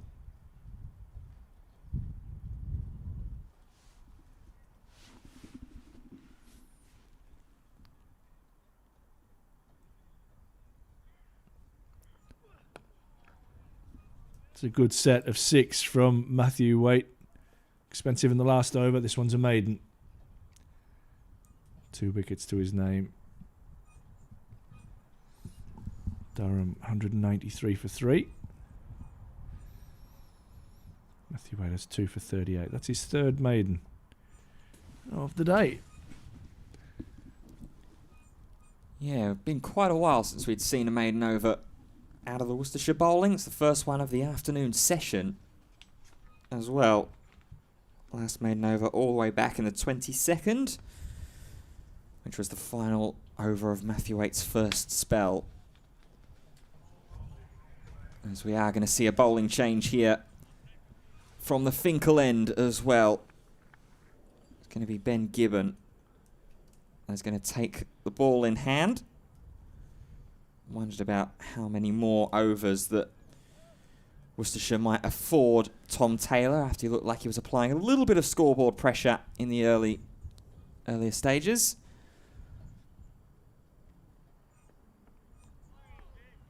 Last 2 overs going for 4 and 6 respectively.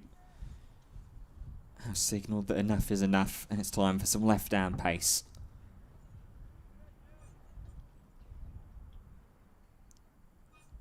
None for 29. His figures so far.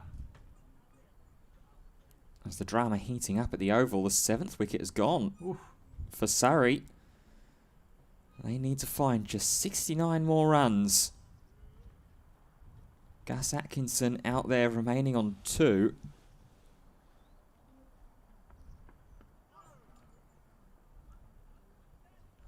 There's a little swing wildly down the leg side. It will go. It'll be leg byes.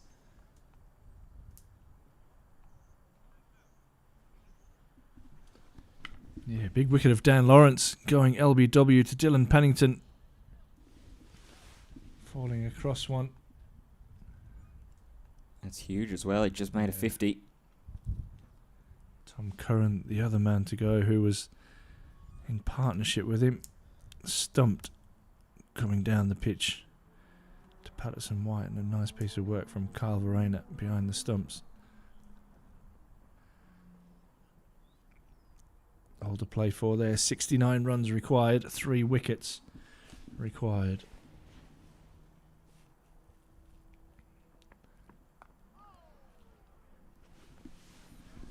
A little chop down there from Will Rhodes. Happily in control of the shot as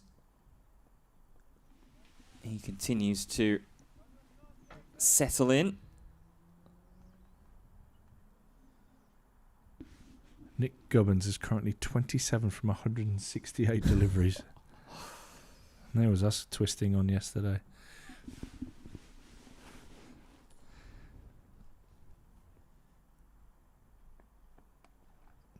Oh, big bottom edge as Rhodes pulls away. It's going to find the boundary though. It's flown off the bat of Will Rhodes. Just got crammed up a little bit there for room, trying to play a big pull shot.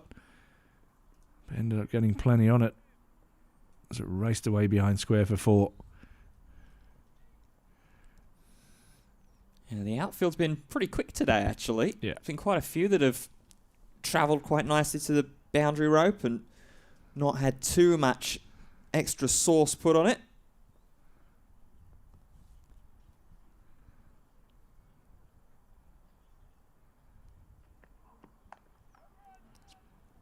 Rhodes plays late on that one, trying to chop it down again to that vacant third man area that Durham have scored pretty handily in so far today.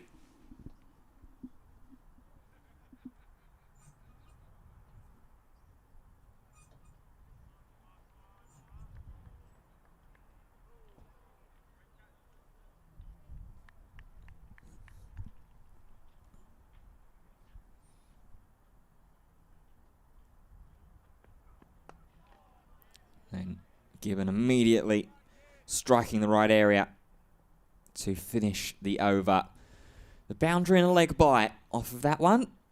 Durham just 2 runs away from 200 and getting closer to that first batting bonus points. 198 for 3. Yeah, I think from Durham's point of view, knowing they're only 3 wickets down as well is important. Almost setting up a longer version of a one-day game here, making sure they have wickets in hand to perhaps launch an assault after tea.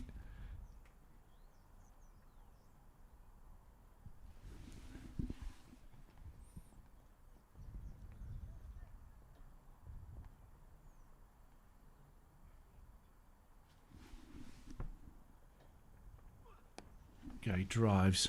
Gets that out in front of point. He'll look for 2 here. And they both tap and go immediately. Good work. There is the 200 for Durham. Nice little crowd in today. Lots of them trying to find pockets of sunshine around the ground. The hearty souls over in the members. Hard done by They're often left in the shade on an afternoon. Probably don't want to be in the shade today. Driven. This one will go behind point. Emilio taps and comes back with a little fumble in the deep for 2. Moves on to 96 now.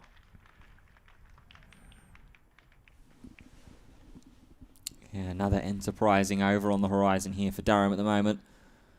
4 off it already off the first 2. Matthew Waite, only the 4th over of this spell.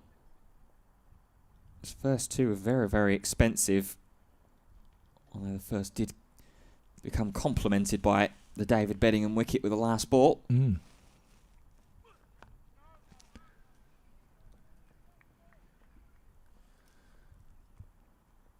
Potentially now Emilio Gay just having a cursory glance up at the scoreboard and going, hang on a minute. Bogus to all this free scoring thing right now. I want to play a little bit patiently. And selfishly for me, Emilio Gay's on 96 off 124 deliveries. We see a little bit of spin again from Jake Libby.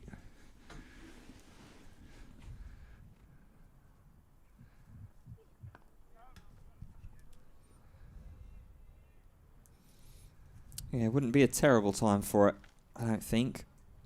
Just think there's still 50 overs remaining in the day's play after this one.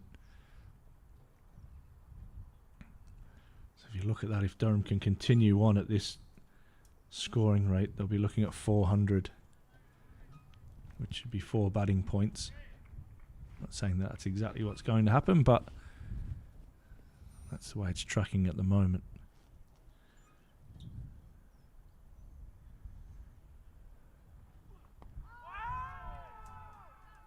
Half shout, a beg, an inquiry. Any which way you want to frame that, it's not out. Matthew Waite just having quite a word with Rob Bailey as he walks past. Yeah, first reaction in there was that it sounded like there was a noise of bat there. Yeah. From Gate.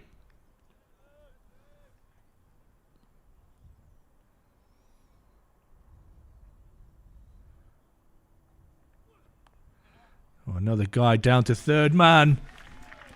And this will go all the way. We've seen a lot of runs from Emilio Gay scored in that area. A fist pump, a high five, a cuddle. Raise the bat, young man. Fantastic innings. Just when Durham needed it. Yeah, very well deserved from Emilio Gay. 100 off 127 balls, 15 fours. About 6 or 7 of those will have come from that exact same region. Down at third man. Has been potent throughout that area of the ground today. And has been exactly what Durham have needed after Alex Lees going early. Ben McKinney falling as well relatively soon afterwards. It's taken someone to step up, and that man has been Emilio Gay. Yeah, strike rate of nearly 80 as well for Emilio Gay. It hasn't been a slow innings. And like we said, if we can get this young fella off the mark, he normally goes on to something pretty big. Hopefully there's a lot more in the tank for him this afternoon.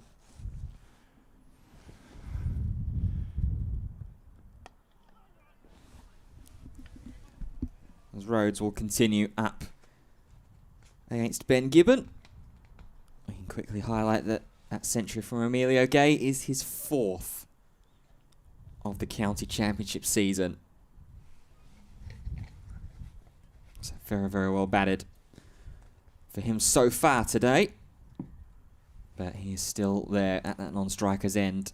I mean, this is a cruel one. Can you see how many ducks he's got as well? I know you're a man for stats. Oh, wow. Well, pause on that thought for just a second as Will Rhodes has done the full pirouette to try and figure out where that ball has gone and hoped that he's not seen the bails on the floor while doing so.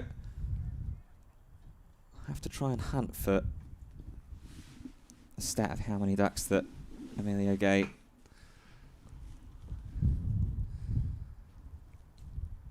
has picked up this season. Just bring him back down to earth a little bit, you know. He's just celebrated 100. How many ducks has he got, though?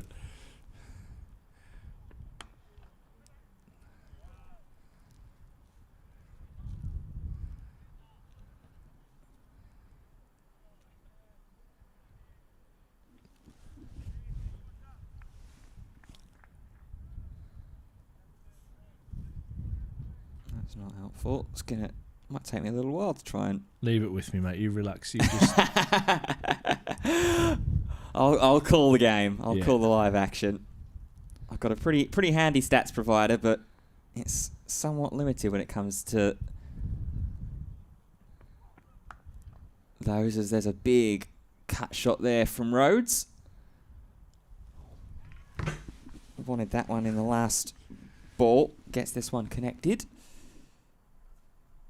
And we'll get to the non-strikers end. Moves on to 17 off 27. Durham 207 for 3. With 2 balls left to go. I'm going to go to Grumpy Graham, who's collating stats left, right and centre for Durham.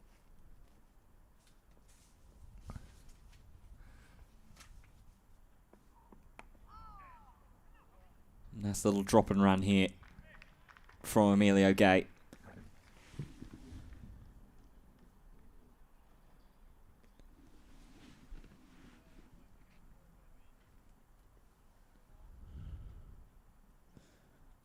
One more ball in the over.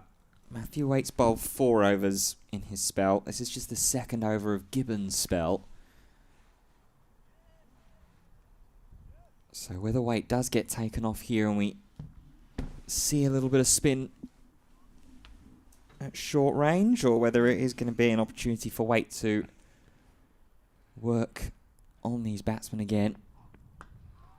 Giving us nothing, are they? The Worcester Fielders. There's no windmills or stretchers. We're going to have to react to what we see. You can normally get a fair idea on what's going on from the big wide pictures that you're seeing now. Is pretty much our view out of the window. Jason up on the roof. Well, it looks like it's not going to be spin. Brooks, That's going to be it's going to be Brooks. So we are getting a change of bowling, with Matthew Waite only having 4 overs in that spell. It was relatively expensive. Went for, 29 with 1 wicket, that of David Beddingham. But Ethan Brooks, who's got numbers of none for 16 off 3 currently, so tracking just over 5 and over that he's given up. Oh, don't strangle him down the leg side, please. He doesn't deserve that.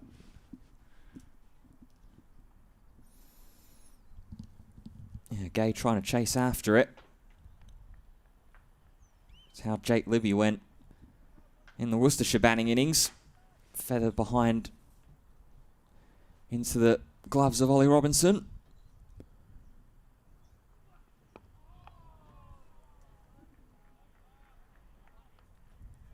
And what was a phenomenal take as well on day 2.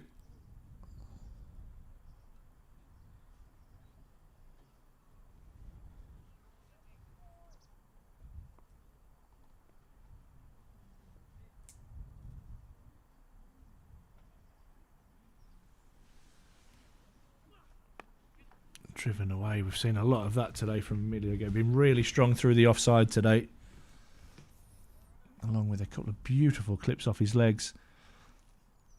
Well, word on the street is that Emilio Gay has 5 championship ducks this year.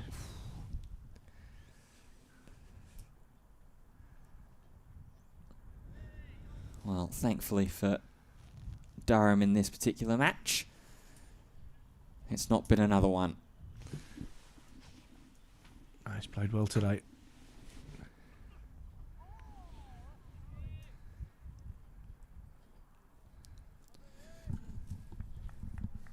I feel like I'm giving him the old feedback sandwich there. A little bit of construction. You've done really well, and then, but you do have 5 ducks this year.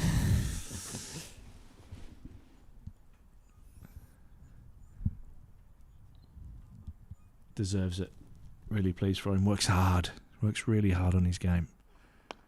Will Rhodes drives down the ground and hits that hard. I think Ethan Brooks was trying to run Emilio Gay out there rather than stopping the ball, trying to get that fingertip on it and then onto the stumps. Durham will pick up 4 more. Yeah, that's a great call, Ash. Definitely looked like it with the body position that he was trying to get himself into. Just thinking any kind of meaningful connection on that. Gay was already pretty quickly on his toes. Try and get some more runs on the board.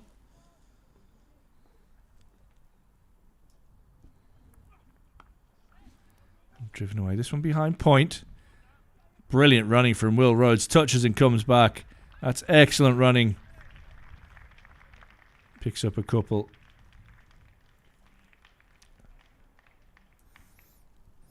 Yeah, great commitment there to end the over.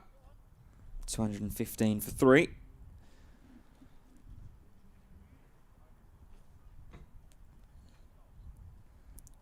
Will Rhodes and Emilio Gay noticing that even with them both being pretty in, as 12th man comes on for Worcestershire.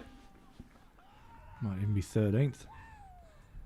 A big round of applause and a cheer for whoever it is.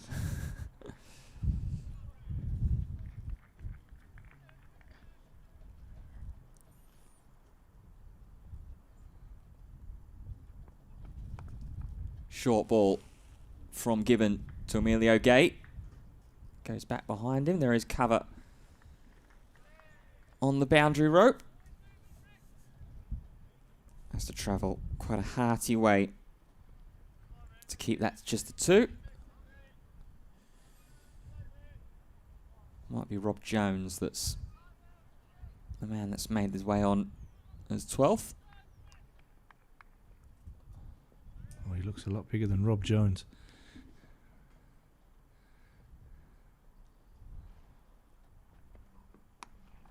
Huge heaving pull there from Gay. Call of come back. Throw came in quickly, but Emilio Gay was storming back quicker. Past couple of overs here, both Gay and Rhodes have just gotten their skates on a little bit with running between the wickets. It's been good.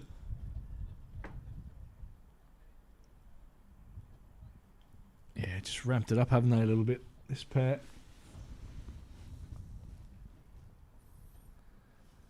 And run rate up to 4.5.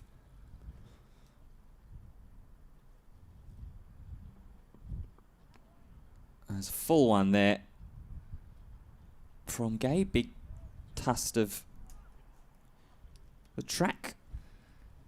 Yeah, trying to get another one down to 3rd man, wasn't he? Yeah. Where are we at? I'm going to check his stats down to 3rd man.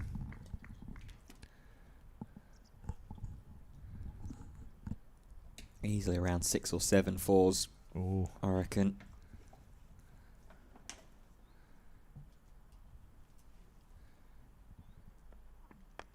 yeah, there's a bit of ink down there. Oh, that sits up nicely. But Emilio Gay is deceptively big for a quick man.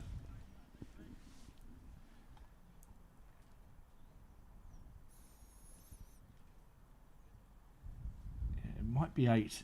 Wow. There's one kind of big fat line compared to the rest, so I reckon that's 2 down there. So I'm going to go for 8 boundaries down to 3rd. A couple of them, Nick's most of them being in control, to be fair to him. Scored 36 runs down to 3rd. Further 7 behind point, so 43 runs behind point. Flick off the pads attempted there from Rhodes. Got good connection, but there was a man sitting in at cover. 27 runs through the covers. As we said, he's been really strong through there, and a couple of really nice clips through the onside as well. What have we got? 35 of his runs only have come on the leg side. Very dominant offside.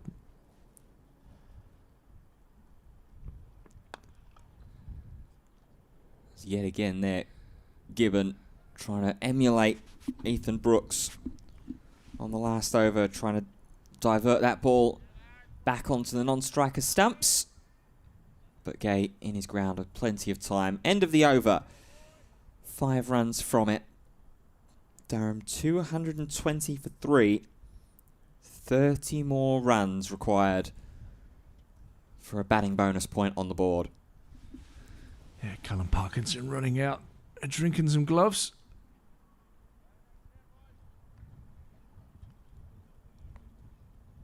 All sorts of signalling going on.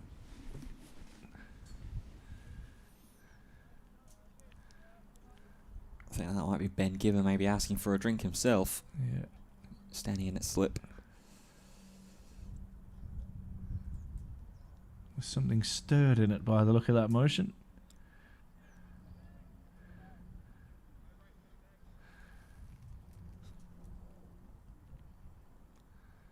Ethan Brooks starts to run in and Emilio Gay is not quite ready for action.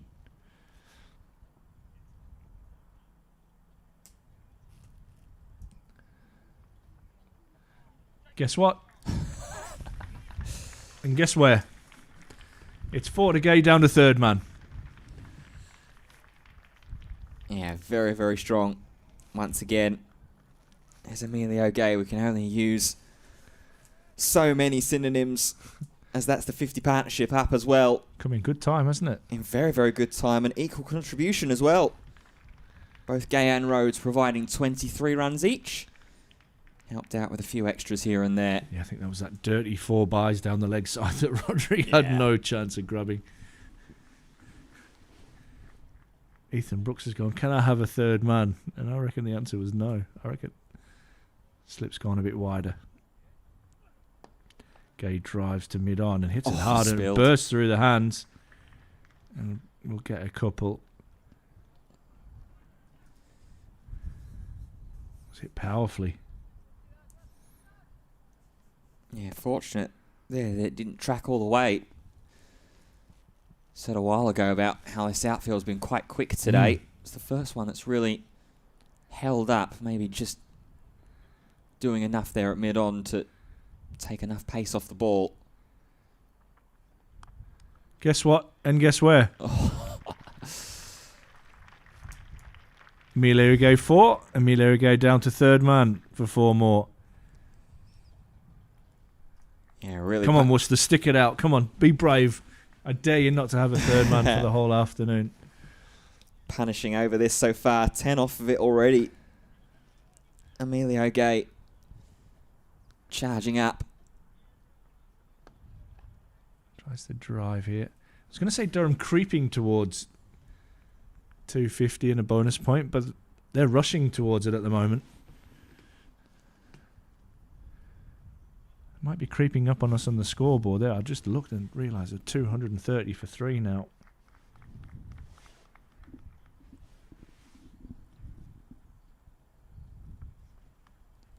Guess what? Down. Oh, wow. And guess where?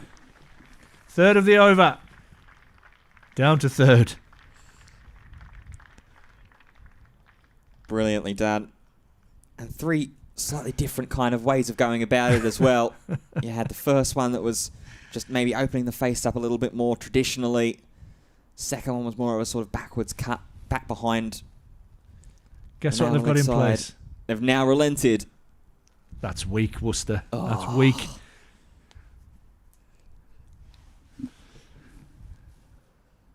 Decided that 14 runs in the over was enough.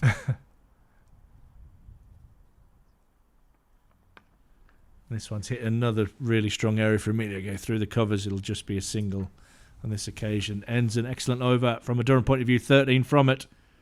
Emilio Gay moves on to 122. Durham move on to 235 for 3. Just 15 away from that first bonus point. Yeah, very, very well played.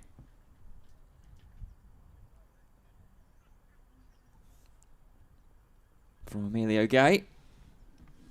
Yeah, Emilio Gay passing 1,000 runs in all formats for Durham now for the season.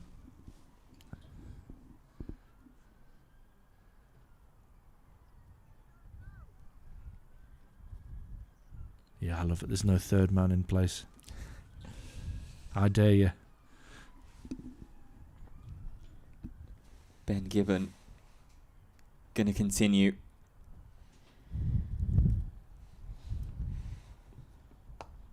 Driving. Trying to go through mid-on. There is protection there. That's the fourth over of Ben Gibbon's spell here now as well. So maybe with one more over, then get a bit of spin in from the Finkel end before we head to tea. Won't be too close away from it now, coming up to 2:45 in the afternoon local time at Chesterlow Street. Full toss and sent away on the drive for Emilio Gay. You cannot bowl him that there. Yeah, he's not missing out on that. Hammered away through the covers. We've mentioned third man as an area of real strength for him today. Through that cover region has also been a super strength of his. And that was a juicy full toss and put away nicely. Take this opportunity to quickly update you with what happened in Manchester, because that declaration was official. Middlesex are batting in their second innings. They are currently 11 without loss at the moment.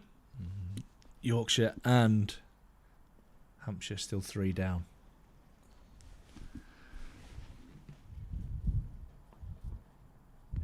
As that one's down leg side, an appeal from the slip cordon that there was a tickle on the way through. But Ben Gibbon, with his head down, striding back to his mark. Surrey still 7 down, Ben. Requiring 41 to win. So Notts needing 3 wickets. Surrey requiring 41. All to play for in that top of the table clash at the Oval. Tom Laws and Gus Atkinson at the crease. 2 very handy batters. 2 very handy bowlers. Absolutely. Face them up as well. Josh Tong and Brett Hutton. Tong already with 2 wickets for this innings. Brett Hutton already with 1. Interesting, Patterson White's bowled the 1 over. Got a wicket and got dragged. That's very intriguing. 14 overs to a second new ball. Will it get to a second new ball in William that Patterson game? White, very handy cricketer.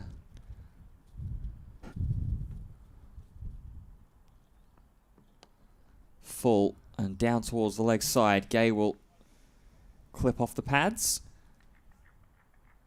and happily take the 1 run. 240 now for Durham, so 10 more runs before the batting bonus points start kicking in effect. Increments of 50 runs. As soon as that 250 threshold is crossed, teams are afforded an extra point.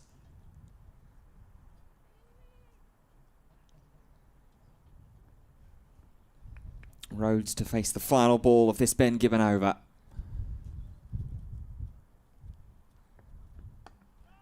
And it's a good area from Ben Gibbon. And we'll call it to an end. 5 runs off of it, including a dispatching drive from Emilio Gay through the covers. Durham 240 for 3. 10 away now from that first bonus point. Still lots of time left in the day. Certainly hope that they're in for the long haul as well. Yeah, 45 overs left here at the Banks Homes Riverside.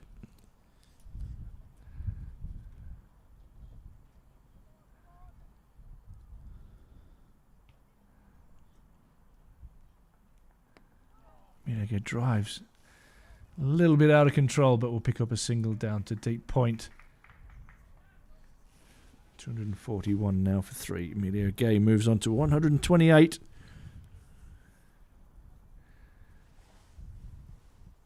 He's done that pretty quickly. Getting past that century and then just continuing to kick on. So he's been helped by the 8 boundaries down in that third man region. tucked away out into the deep on the leg side. Will Rhodes thinks of a second, decides against it.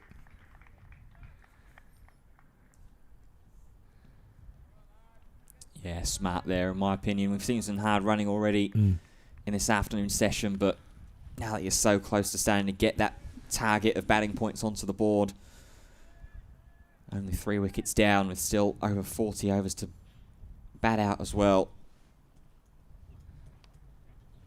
This is tucked away down to fine leg, more of a deep backward square. Pick up another single, Emilio Gate.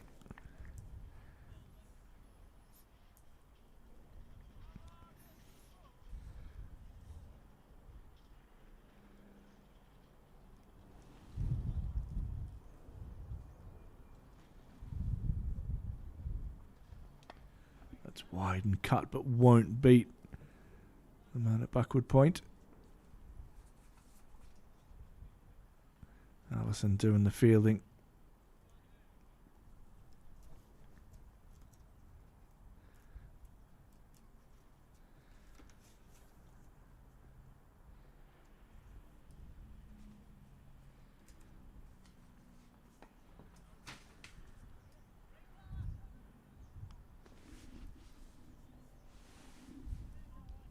Tidy from Brooks has been a little bit expensive here today. Yeah, it's particularly been this second spell where Brooks has been expensive. First spell, not anything super catastrophic. Oh, nice way to finish the over, that from Brooks. Just the 3 singles from it. It's a frustrated Will Rhodes practices a pull shot. Durham 243 for 3. Just 7 away from that first bonus point. Yeah, further to that point about Ethan Brooks. His first spell, only 3 overs. Went for just 11 runs. In fact, no, I told you, just 16 runs. There. And that second over of this new spell has almost completely matched that with the 15. That 30 there in that last over is the cheapest that he's gone for in an over. So numbers of 0 for 41 off 6.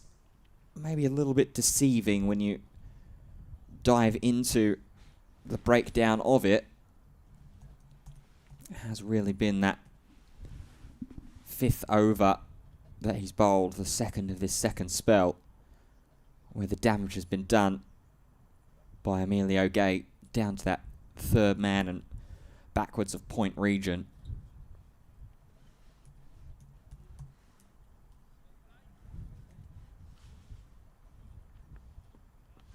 Short ball gets top edge, and Gay gets enough heaved onto it as well. Another 4 runs.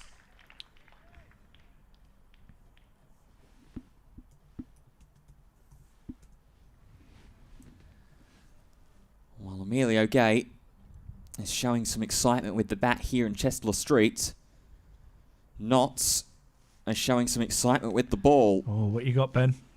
The 8th Surrey wicket has fallen.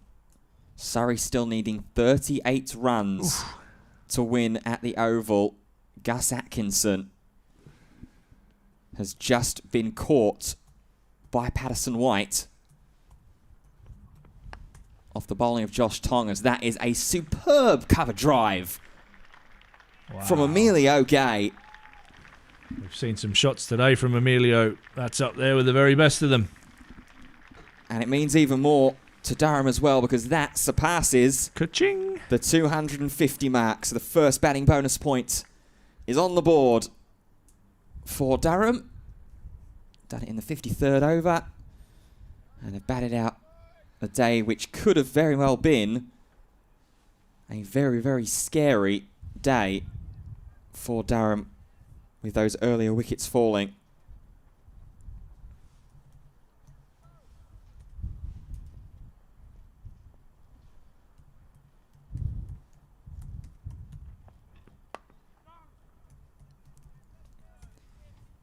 Given tries to Yorker in response.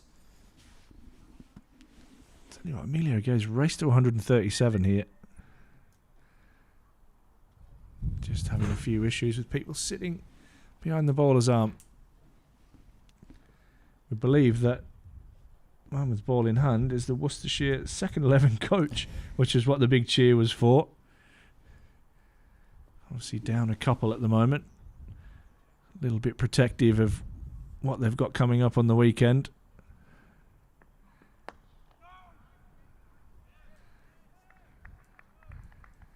Big one-day final coming up. Still waiting for an update on Brett D'Oliveira. Maybe we can push a little bit more for that at the tea break. But he went off after just one ball, twisting his ankle in his follow-through. It looked nasty. I think he'd very much be a doubt for that final on Saturday. Just 48 hours away.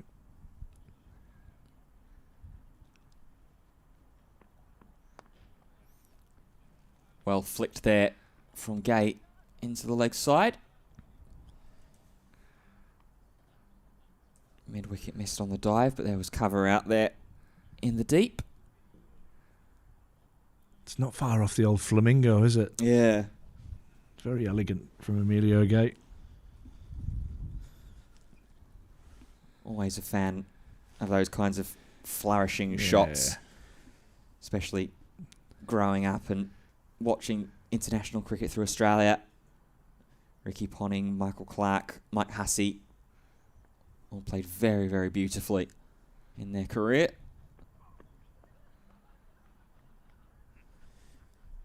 As Rhodes pulls away quite nicely from that one that was fired down the leg side to conclude a scoring over, and I don't mean just on the field. Batting bonus point number 1 acquired as Durham are at 252 for 3 at the end of the 53rd over. We are going to see a little change here.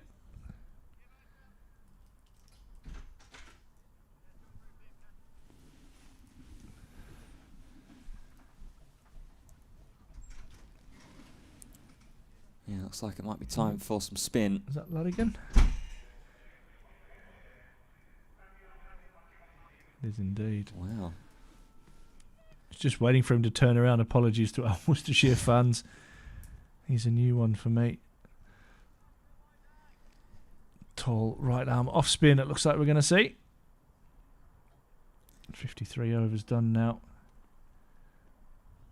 Apparently, sorry, a 9 down, Ben. I don't know if you can have a little check at that. Oh, they are indeed. Josh Tongue, the former pair. That's 4 to his name, I believe. Couple picked up from the first ball of Latigan's over.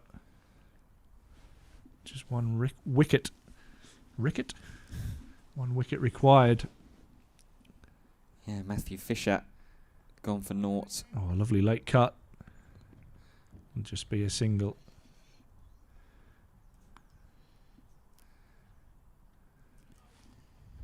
So Tom Law's out there on 22 off 31, and then Dan Worrell is the last man to bat for Surrey. They just need 34 more. Fitting finish to a huge game.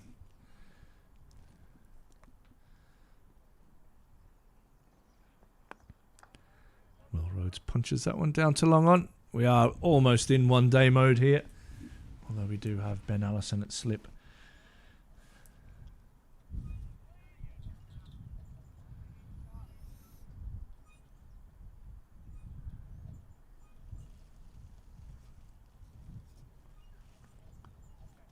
Punched away nicely behind point. Just opening the face there, Emilio Gate. He'll pick up another couple.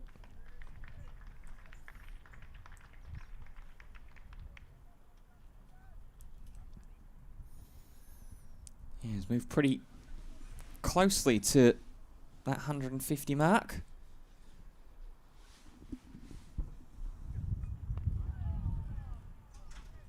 Just needs 7 more runs to be able to do it as well. You've missed 3 sixes.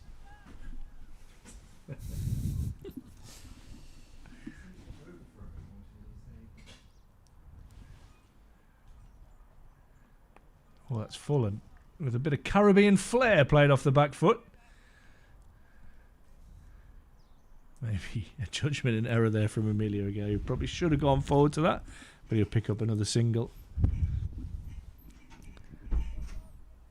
Moves on to 144. Durham 259 for 3. Next figure in mind is 300. That's the next bonus point.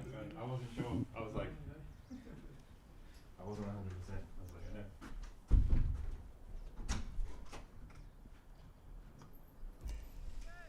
Yeah, we're also keeping an eye on what's going on at that match in the Oval as well, as it's going to be a double change and double spin here going on. Kashi Valley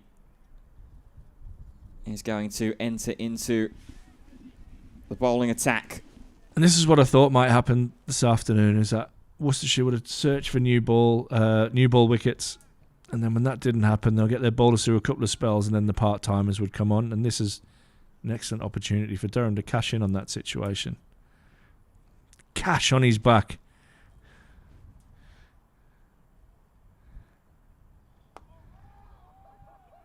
He's going to be bowling pace. Well, the result wasn't too bad. I'm not convinced of the run-up, the old shuffle. Why step once when you can step 5 times in your run-up? But the actual end product was pretty good and surprised Emilio Gay there.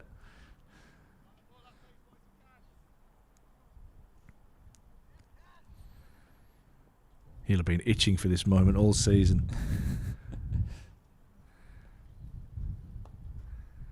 Bit of width there, though.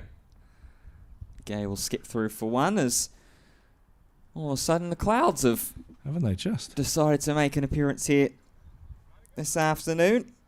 Here's us thinking that we were going to be relatively untouched and unworried about the weather. It was going to be blue skies for most of the day. And it looks like a little bit of rain as well. It's smattering against our windows here as we reach 3 o'clock.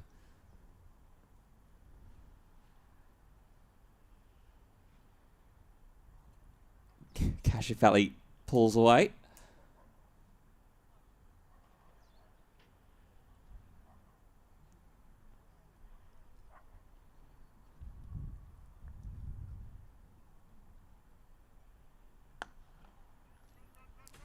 And Rhodes calls for run. Now we'll call to save them. Effort dive there at mid-on. But it was a dive to no avail. And it's a boundary to Will Rhodes down the ground. Just having a look on the radar, there is nothing at the moment to scare us yet.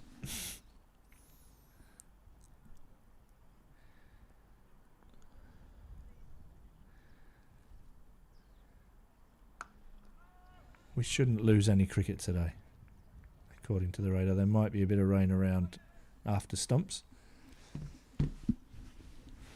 But yeah, that wind's definitely picked up from the southwest, and that is where that, if you have a look at your radars, there's a big blob of blue down over the Midlands. Well, a bit north of that, actually. Just north of Manchester. That's like the Midlands for us. Around about the sort of Leeds, Huddersfield-y kind of area then. Yeah, no. There's a big blob all the way across to the coast. Kind of from, well, York really all the way across. Wow. It's a good band. Across to the Lake District. Last ball coming here from the first Kashi Valley over.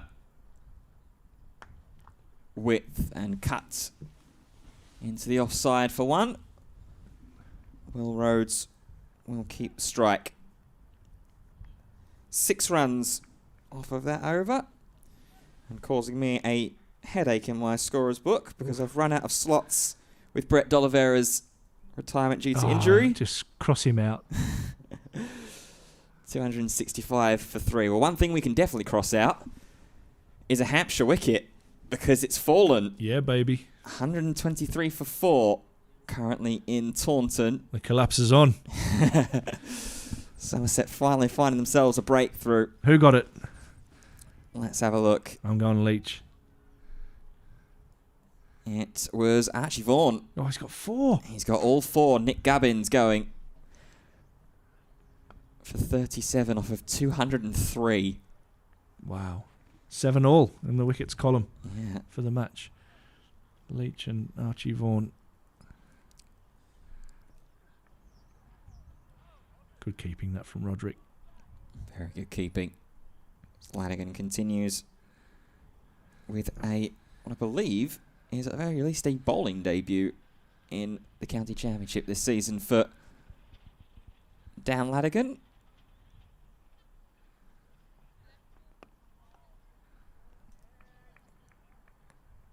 And that wicket, by the way, of Nick Gubbins completed with a catch by future Durham player Casey Aldridge. Yeah, they've got about 6 men around the bat. Lovely drive down to long on. Well, the old saying, 1 brings 6, Ben. Let's hope so from a Durham point of view. The Somerset victory would really help Durham's cause. Emilio Gay just going about his work nicely, picking up another single down to long on. Yeah, let's see if the pace attack can chip in as well. There'd be a new ball due there, is there? 86 overs they've currently. already They've already taken it. Yep.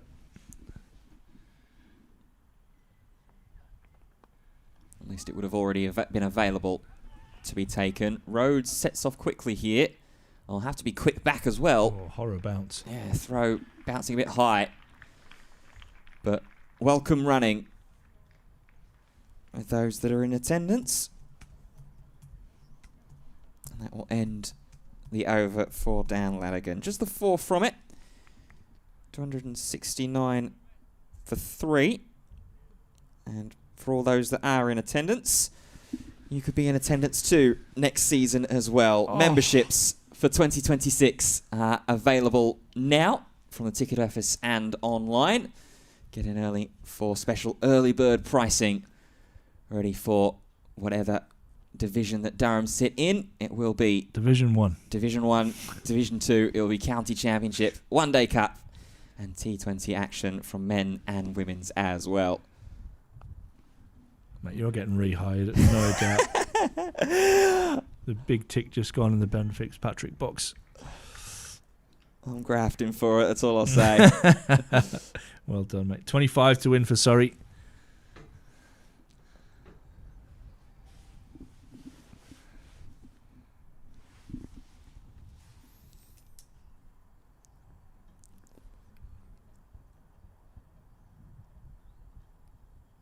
Kashif for the second consecutive over is going to just stop his run up there a little bit later than last over.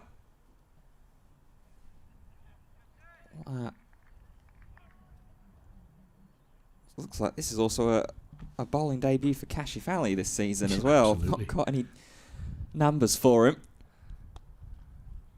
As Rhodes will happily just hop up and tuck into the leg side.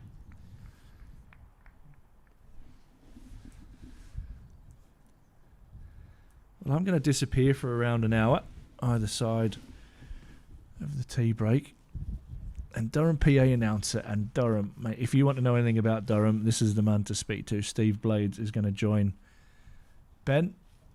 I'll be back just after 5 o'clock with mopping up whatever's left of the day's play. That's in the air, but it's in the gap.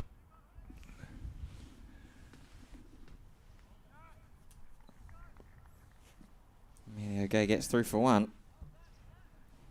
Not a bad short ball there as well, executed from Kashif. Yorkshire and Sussex are the first game in Division 1 to go to tea. Yorkshire holding on to a 25-run lead at the moment in Hove. Another short ball from Kashif.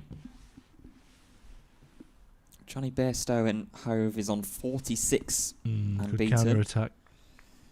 James Wharton's on 14. Good signs as well for Bairstow maybe heading into an Ashes summer.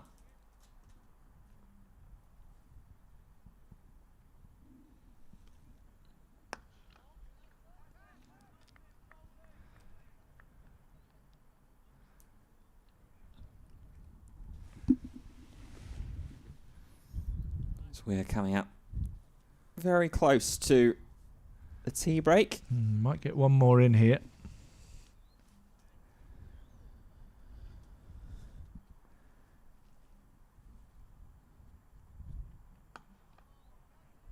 Rhodes will be happy to defend. Clock strikes 3:09, which means we will have time for one more over.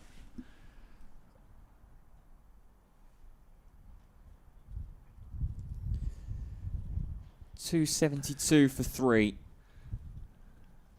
Currently our Durham. It's going to leave 38 overs after tea.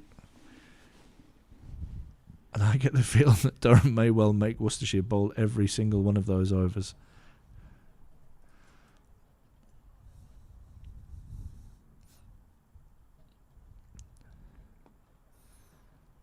Yeah, it's either that or if Worcestershire can get themselves punches and bunches with a few wickets. So Indeed, 100 partnership between these two. It's been a busy partnership between the two left-handers. Emilio Gay, the dominant partner, but it's come in good time at just about to run a ball in just over an hour. Half a cry catch there. Trying to draw in that man that's catching short on the leg side. Yeah, the only way that I think Durham won't try and bat this and rest of the entire day out is if Worcestershire can chain a few wickets together in the evening session and Durham feel like that they're far enough away from the possibility of an extra batting point with the tail enders in to just say, okay. I think the only way Durham pull the pin here is if they get to 450 before that.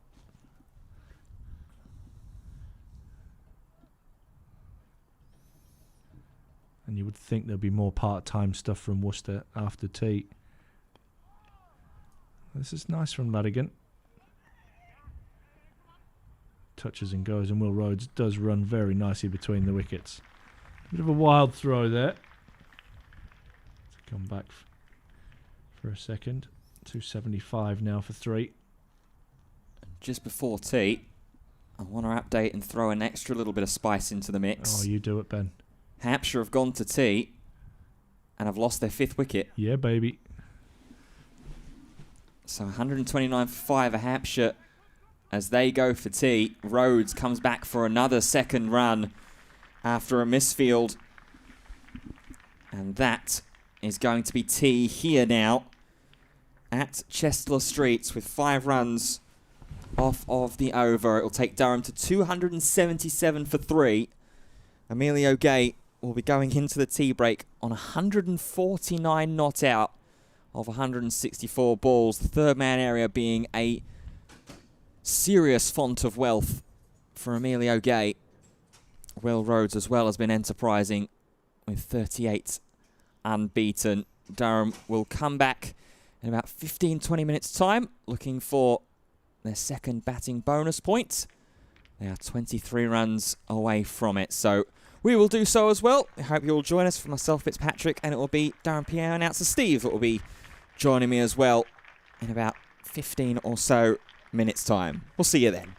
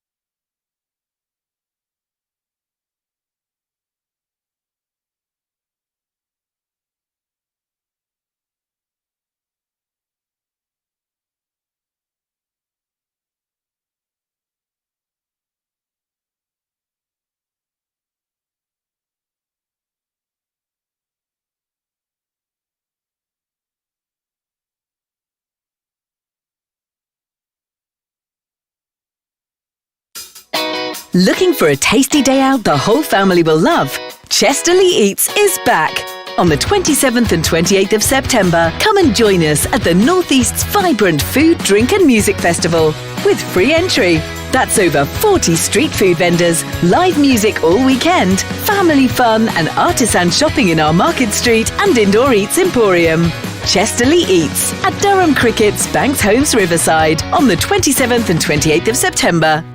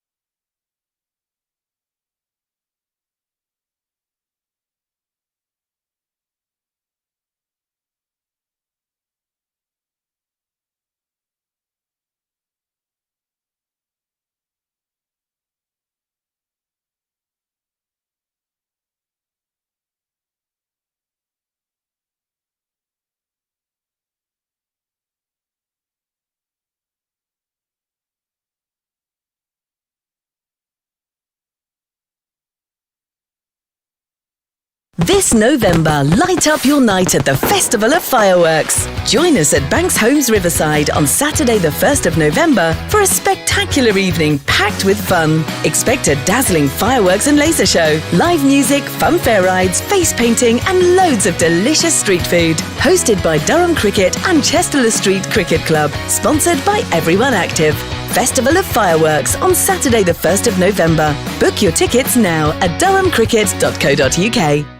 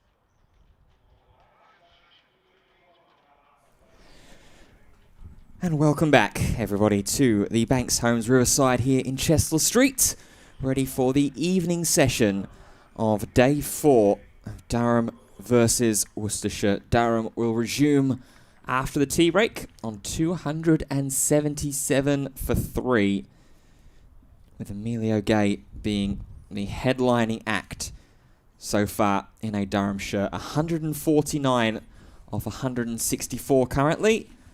Will Rhodes is partnering him 38 off 58. There's just the one wicket falling in the afternoon session, that of David Beddingham, after he tried to hook a short ball down towards fine leg. That was caught by Ben Allison off the bowling of Matthew Waite. Durham getting closer to the second batting bonus point on offer as well at 277 for 3. And just to see how many other batting bonus points that Durham can acquire, you'll join with me, Ben Fitzpatrick, and for the next 45 minutes to potentially an hour, the man who calls the Durham PA system home, Mr. Steve Blades. Very good afternoon and evening to you. Good afternoon. Nice to be able to join you.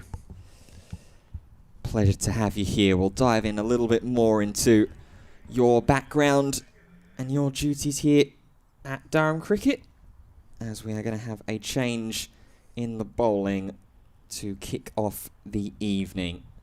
It's going to be Ben Gibbon that is going to resume from the Finkel end. Had a 5-over spell during the afternoon. Hasn't picked up a wicket for himself yet, though, as we are underway with Gay on strike on 149. I'll be very, very keen to get the one run that he requires in order to surpass that 150 mark. So, Steve, I suppose the first question to ask you is, how did you get to the position that you're in here with Durham PA announcement? Okay, well, we'll just wait for this ball and...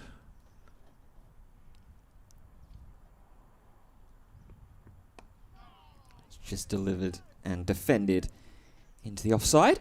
Well, I've been following Durham since they acquired first-class status. I was at the first match in the Sunday League back at the racecourse ground, so I've been regularly watching.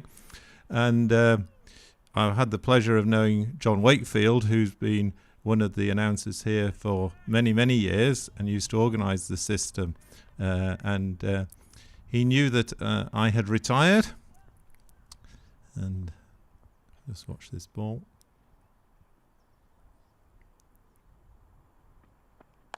It's width on offer, and that will be runs for Emilio Gay. It will be scurrying back for 2 of them very, very quickly. Yeah. And a big looping wind off as well to finish. He'll raise the bat. 150 passed by Emilio Gay. A very stylish innings, as we've come to expect this season. When he's got in, he's batted beautifully on a number of occasions, and is a really exciting talent to have here at Durham. Great acquisition from Northants. Absolutely. 21 fours, a part of the 167 balls that he's faced. A good chunk of them down at the third man region. He's not done yet, though, as he tucks that one into the leg side off of his hips, down towards fine leg for 1. Yeah, so I've known John a long time, and we bumped into each other in one of the local pubs one night, and he asked me if I'd be interested in coming along, and I said yes, I'd certainly be interested. Then COVID got in the way, so it took a couple of years, but then I joined the team. So it's been a great pleasure, and great to work with John and Alan and Jeff, who between all of them had done it for well over 20 years before stepping down at the end of last season. Did a great job. So that one's fired down the leg side. So now we've got a team of 7 of us who cover the matches between us, and yeah, it's great fun. We have a great view. The opportunity in the early and later parts of the season, particularly when it's cold, to sit inside and watch as well. So it all helps. Absolutely. We've got one more left in this over for Gibbon. None for 57. His figures at the moment is about to complete over number 12. And it's tucked off the hips, down, fine, very fine. And all the way to the boundary rope as well. Durham racing towards that second batting bonus point on offer. As the end of the over there, 7 runs off of it. An extra applause for Emilio Gay's 150. But Durham on the bigger picture, 284 for 3. Yeah, so Durham will be looking to get another 166, and they've got 37 overs to try and do it. It doesn't look like the light is going to be an issue, as it often can be at this time of the year. So hopefully all set fair for Durham over the next couple of hours. Dan Latigan looks like he's going to continue with the part-time spin from the Lumley end. Of course, this may well have originally, at least in the plans, been the job for Brett D'Oliveira, but he went off after bowling just one ball, landed on his right ankle as soon as he planted after his first delivery. Yeah, very bad news for him and for Worcestershire, particularly with the Metro Bank Cup final coming up at the weekend. Must be very, very doubtful for that, one would imagine. Yeah, unfortunately, we've not quite received any further news or updates as to the initial diagnosis there for D'Oliveira. Gay will take an extra run. But certainly whatever the diagnosis ends up being, we'll certainly wish him well in his recovery. Little adjustment in the field before Latigan will bowl down to Will Rhodes. He's been very good so far, 42 so far in his innings.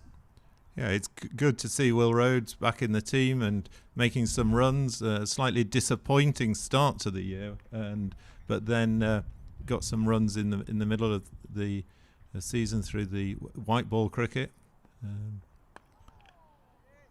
he does add that extra dimension as a four-seamer, which is useful. Yeah, I think that has been the key really as well for Rhodes, as he drives that one just nicely into the offside to end the over. It can be very, very easy for batters and players to have a really, really strong and dominant season in one form of the game, but then trying to transfer it over to another with there still being games remaining in the season can occasionally be quite a difficult challenge for some players. But it's good to see that Rhodes has continued on with that form from the white ball game, as you mentioned, Steve, and has been able to bring it to the red ball where Durham have really needed it as well. Absolutely, absolutely.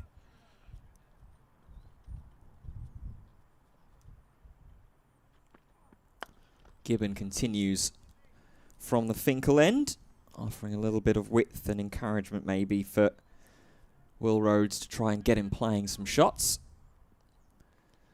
I don't think I can ever remember the last home session of a season in quite this situation, with not going for a victory, but having a target to get in terms of the bonus points. It's an unusual one, really.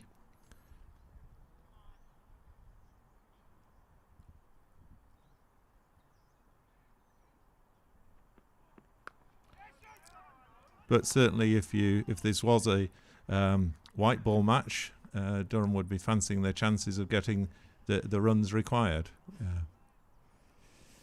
Yeah, absolutely. And it's interesting you mentioned about some of the historical aspects of Durham as well, because I know that that's something that you're quite familiar with as well, with your From the Archives series. Yeah, so I've been writing the From the Archives blog that appears on the Durham website before every county championship match now, a home match, for the last 3 years.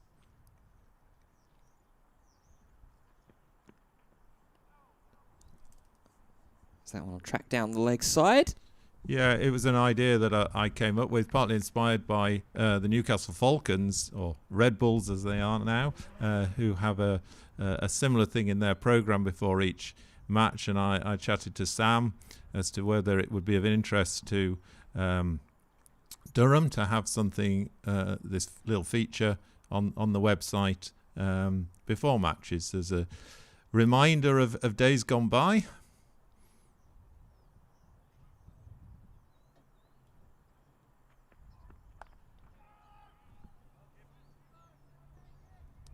So it's a very straightforward thing to do, really. Once we know who the fixtures are against, and obviously for next year that's even more difficult to predict at the moment than usual. Once we know who the fixtures are against, I look at matches that Durham have won generally against the opposition, and just pause for Gibbon to come in again. And it'll be clipped away through the leg side. Just the one run there for Will Rhodes. Yeah, so having identified a number of potential matches to look at for each opposition, I pull down my wisdoms and have a look through for the reports of the matches and the scorecards, and try and work out which matches might be of interest, try to get a spread over the last 30 years or so.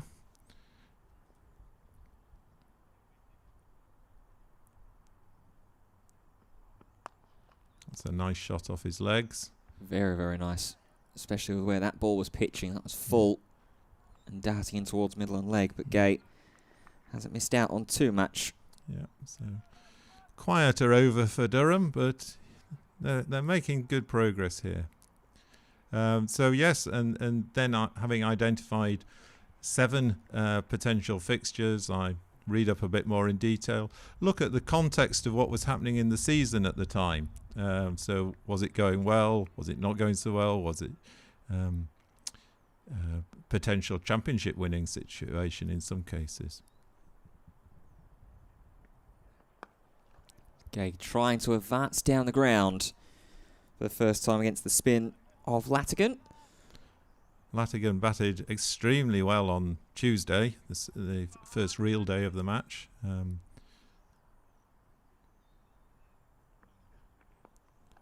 Looks a very exciting young prospect. 3 very crisply driven boundaries off Matthew Potts, particularly memorable part of that innings. Gay will give himself some room, fire that one into the onside.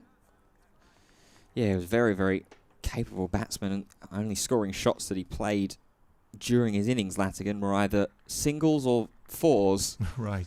So that tells you everything to Latigan's mentality. Yeah. Well, he and Edavalath batted very well when Worcestershire were in a slightly dodgy position, having lost 2 wickets on that first morning, and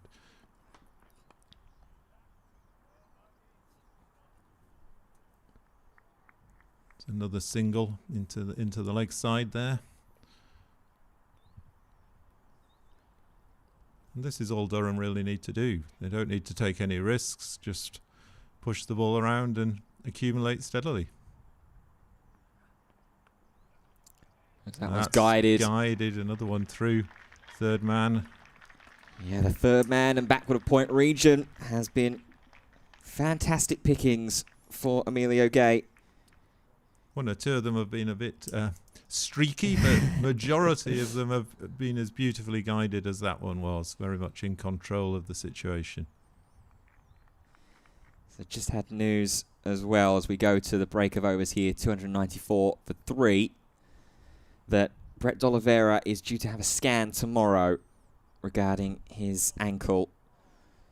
And that's looks like all the update that we have right now. So you'd have to imagine, as you said, Steve, that any thoughts of him probably being eligible and ready to play in that one-day cup final, probably all but extinguished.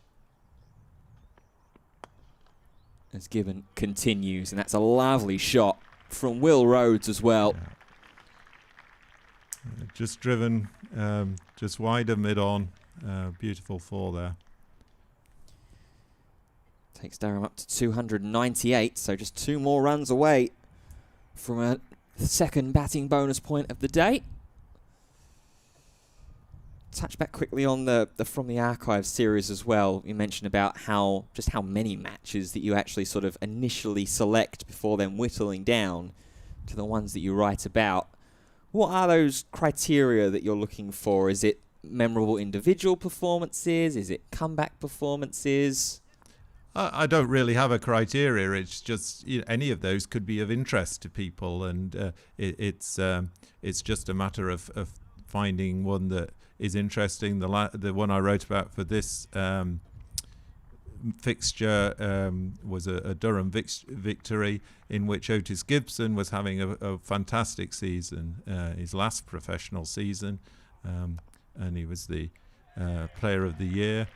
That's a beautiful 4 for Will Rhodes, down through third man, brings up his 50 of 72 balls, and it also takes Durham past 300, so that's a second very welcome bonus point. 7 4s in his 53 of 72 balls. Great batting. Perfectly called as well there, Steve. Yeah, fantastically done. He's been really, really important to a compliment in this partnership here with Emilio Gate. And there could have been the danger of it being one of those situations where partners just started to run out for Gate.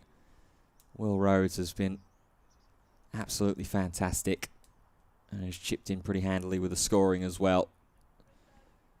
So Durham 302 off with 3 wickets down. 2 batting bonus points secured, and it's going to prompt some changes in the field as well here for Ben Gibbon after being hit for back-to-back 4s.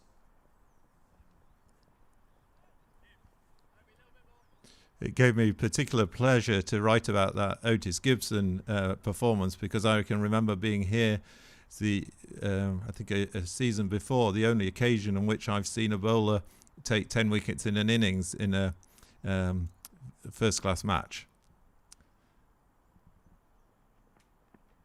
Oh. Short ball. Smack goes Will Rhodes.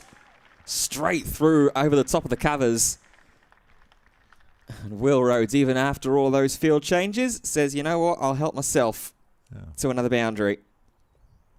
Yeah, Otis Gibson took 10 wickets in an innings against Hampshire here, which was a very memorable occasion. Well, speaking of Hampshire as well, there are still, I imagine, keen eyes on what's going on in Taunton at the moment. Hampshire holding on to their 6th wicket partnership at the moment. They're 149 for 5 after being forced to follow on by Somerset.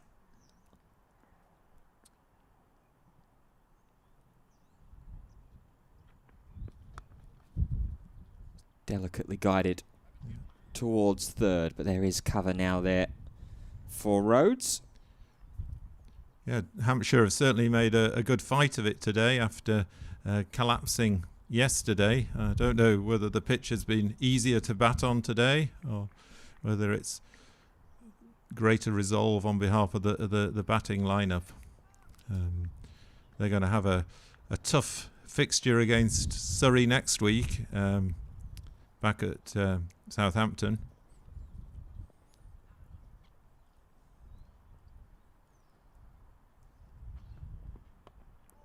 Short ball there from Gibbon. Yeah, Surrey will be fighting very, very hard in that matchup, given their result at the Oval.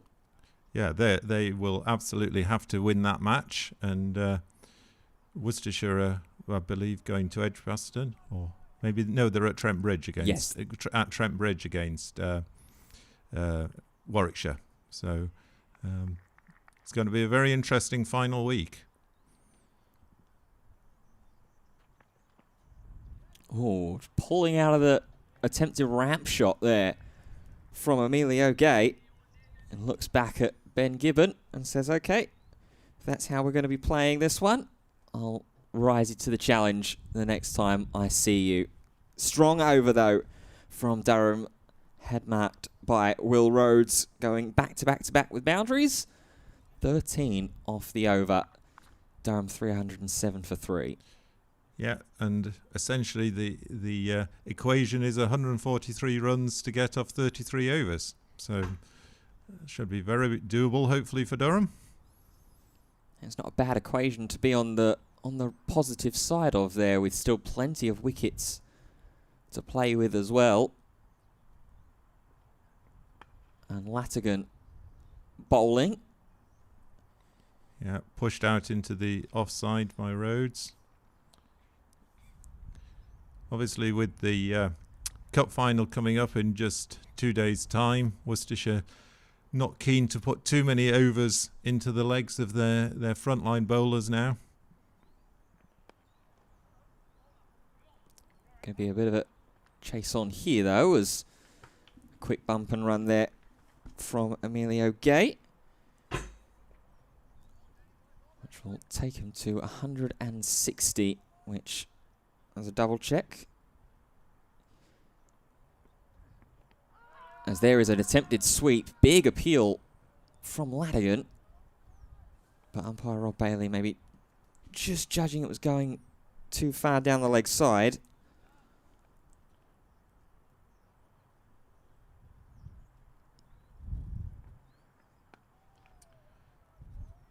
Another defensive shot from Rhodes there.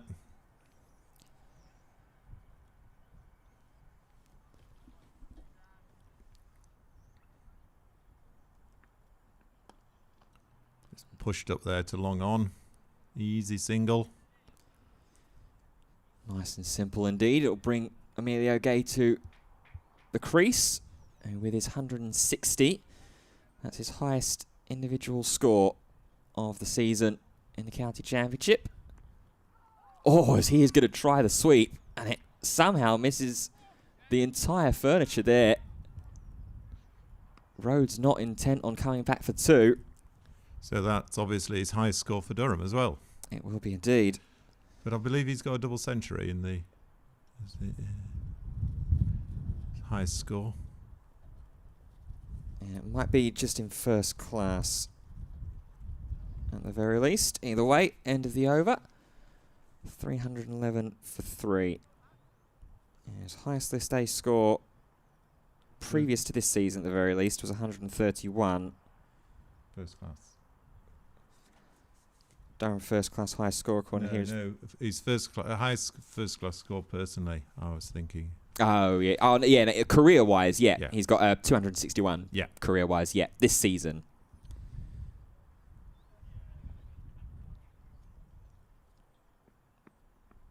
Oh, as Gay tries to give himself some room, and Gibbon follows him.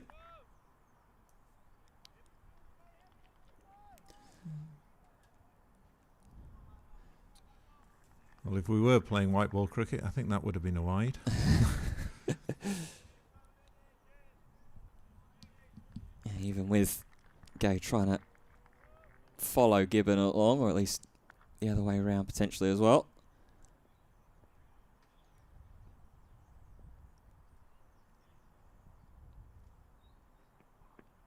Oh, chops on. And Emilio Gay is going to have to depart. Leg stump has been removed.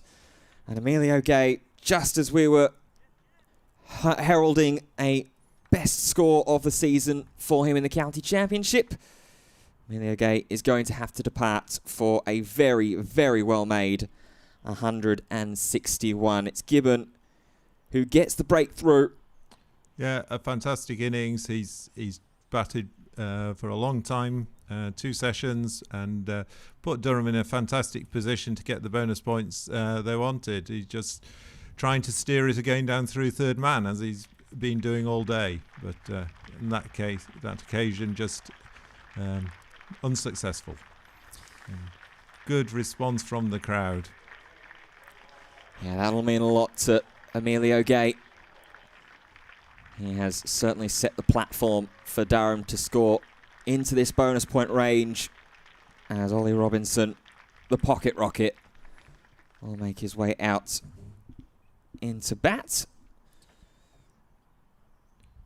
Good situation for Ollie Robinson to come in. He's a fantastic stroke player, and situation where relatively little pressure just to go out and enjoy himself for an hour or so and hopefully take this home for Durham. Yeah, that partnership as well that's just been broken was worth 138 runs, following on from the 122 that Emilio Gay put on with David Beddingham. Gay contributed 73, Rhodes all of his 60. Rhodes is still out there and has been playing in pretty good touch as well. What will that do for the confidence and the mindset as well for the Worcestershire bowlers? The new ball will be eligible to be taken in around about 15 overs time at the conclusion of this one.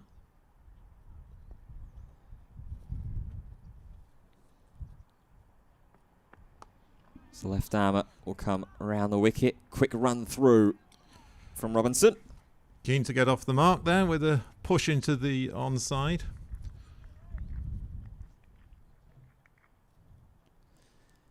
Yeah, good enterprise from Ollie Robinson, who's had a decent season in the county championship. 580 runs for him in first class this season. 350s, 100, and that being his highest of 141 in this competition. Decent, but possibly he'll be slightly disappointed. He did much better the start of last season, and his form rather fell away. And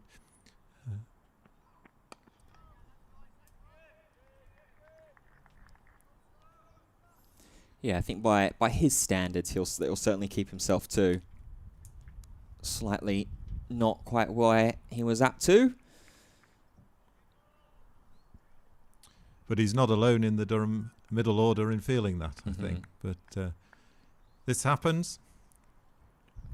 Form comes and goes. For Will Rhodes, it's here at this moment in time at the very least. 2 more to come from Gibbon, who goes short. Yeah, Ben Gibbons certainly putting in a bit of effort, despite the not a lot to be gained for Worcestershire in this situation, but he's putting in a decent shift here. Yeah, I respect the fight from Ben Gibbon being showed there. Showing that even with the outcome essentially sort of decided by this point, and obviously Worcestershire's fate ahead of next season well and truly confirmed as of yesterday. Still giving his all as he charges in. Strong over there from Worcestershire, finally able to dismiss the dangerous Emilio Gay, chopping on for 161. Durham 312 for 4 with 31 more overs to play as it ticks up to 4 o'clock here in Chester Street.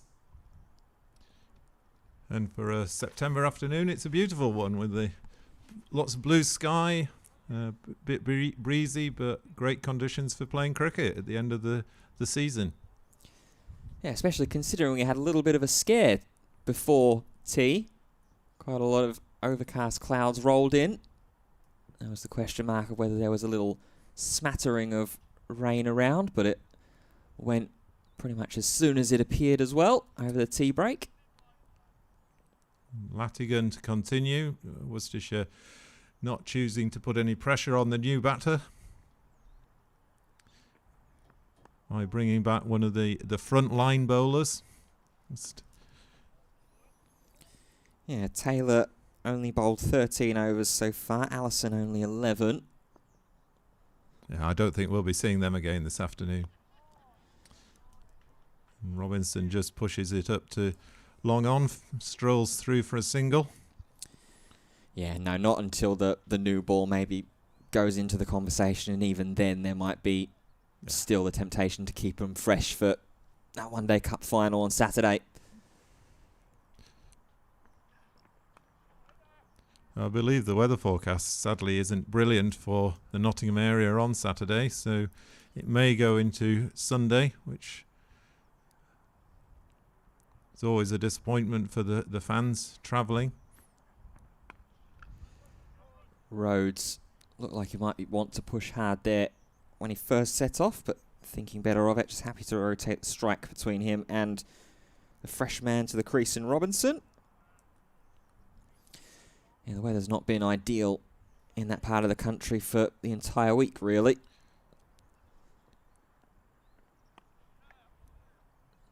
Nice step away there from Robinson to give himself some room.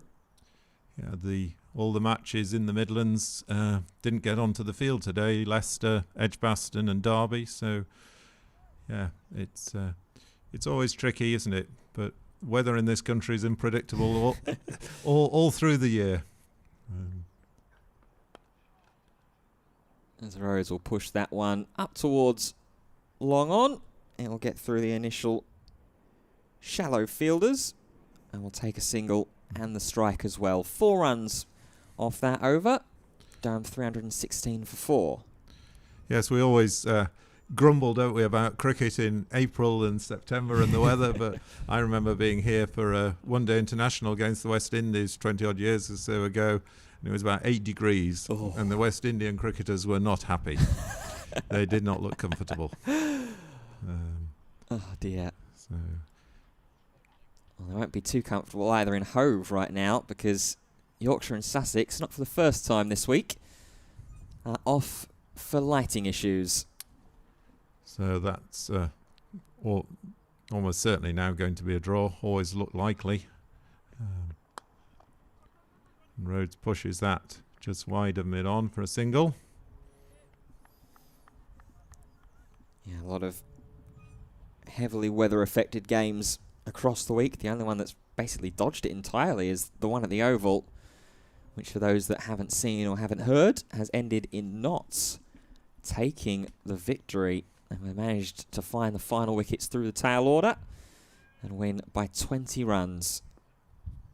Sets up a very, very intriguing final match week at both ends of the Division 1 table in the Rothesay County Championship. There's a very wide takeoff there from Ben Gibbon, the left armour into Ollie Robinson. Yeah, Gibbon bowling round the wicket, which is always slightly difficult for a left armour, making sure they don't incur the wrath of the umpire for running onto the pitch. Got to get off the middle quickly. Maybe they're a little bit laxer in the final innings.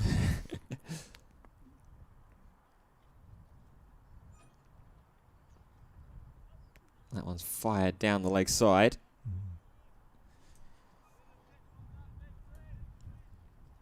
And umpire Kettleborough is just going to have a little stroll up the pitch here as well and just see exactly those footmarks maybe that are being left on the follow-through by Ben Gibbon.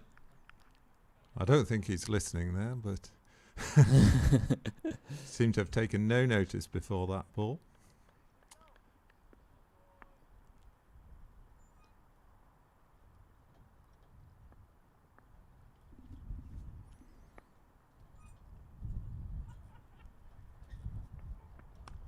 That's a pull shot. Going to fall just short on a couple of bounces there on the leg side for Robinson.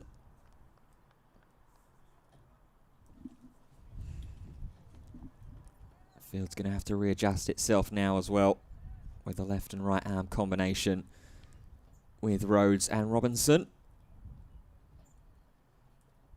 2 men going to go out into the deep on the leg side, protecting the pull against some maybe short ball action from Ben Gibbon. We saw a little bit against Emilio Gay before he was dismissed. It's actually a good length there, down towards third, but Worcestershire have now finally put a man there to cover. And of course, David Beddingham was out, caught at fine leg off a short ball almost a 6, but Ben Allison took an excellent catch, juggling the ball back over the boundary in the style that we're now used to. Yeah, absolutely. It's very, very well done to keep hold of the ball, keep hold of your positioning as well on the pitch to make sure that you're not out of bounds or stepping on the boundary rope as well. Given now over the wicket. Looked like maybe more off the glove than anything else there from Robinson. That got up quite high on the little man. Gibbon giving a little feel of his hamstring there. Hopefully for him and Worcestershire there's nothing serious there. We can't afford to lose another player, I think. Yeah, and Robinson's also favouring his ribs there, it looks like. That might be where that ball's caught him from the end of the over from Gibbon. This will be a real shame if it's anything more serious than maybe just the adrenaline and the sting initially from Robinson. They'll look up into the pavilion. He's going to continue on for now, as will Dan Ladigan as well, coming into his 8th over of work either side of the tea break. A little bit of concern. It's getting darker again. More clouds coming over. Yeah, I believe that the is it this month or next month that the clocks go as well? Not till the end of October. Last weekend in October. Got a little bit of time then before then, but even with that, the evenings have certainly been getting darker a little sooner, approaching into the autumn seasons. Nice little clip to the leg side there from Rhodes, who's been travelling steadily since the departure of Emilio Gate.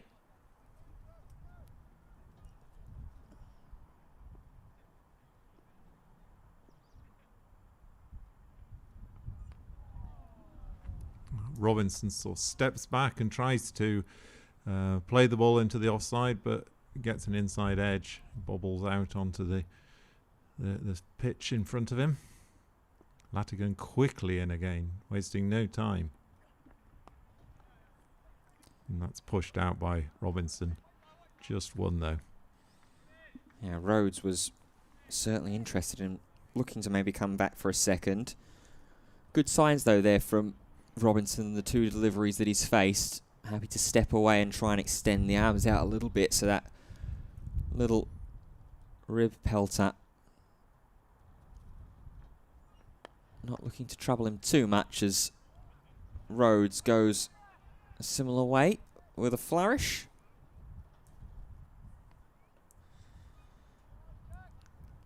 .322 now for 4 for Durham. 28 more runs for a 3rd batting bonus point. Robinson with a drive will be stopped short in the covers and will end the over.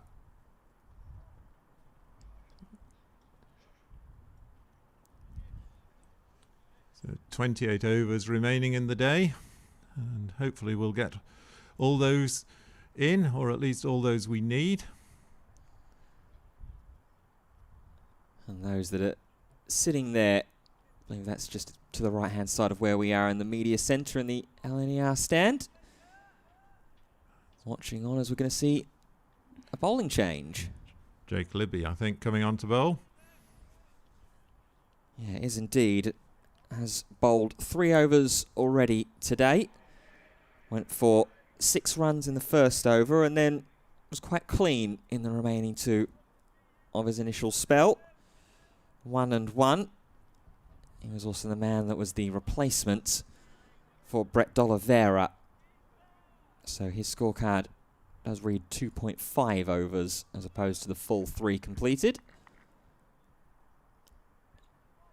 Get a go at a few more here though against Will Rhodes. Rhodes just pushing the first delivery to short extra cover. Manning saving a single on the offside. He pushes that one into the covers. It's one, and they're coming back for a second. Or get 4. Oh, Misfield. I was the fielder was foxed, and I was foxed by the frame of the window, obscuring my view slightly. Yeah, it's a tricky one, isn't it? The window frame. Where I'm sat as well, if I lean back, it's right as the bowler loads up and gets ready to deliver. So I have to sit the full way forwards. Rhodes is going to go the exact same position as well. There'll be a chase on, and again, the fielder won't quite get there this time. Yeah, hit that one a bit harder.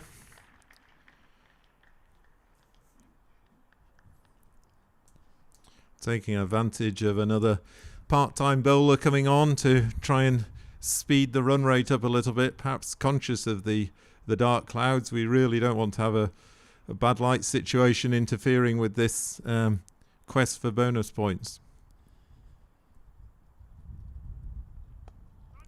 And that quest with this single is going to be 19 runs away as they reach 331 on the scorecard now. Robinson will get an opportunity to play against the spin. He's been good when he plays against the spin from when I've seen him.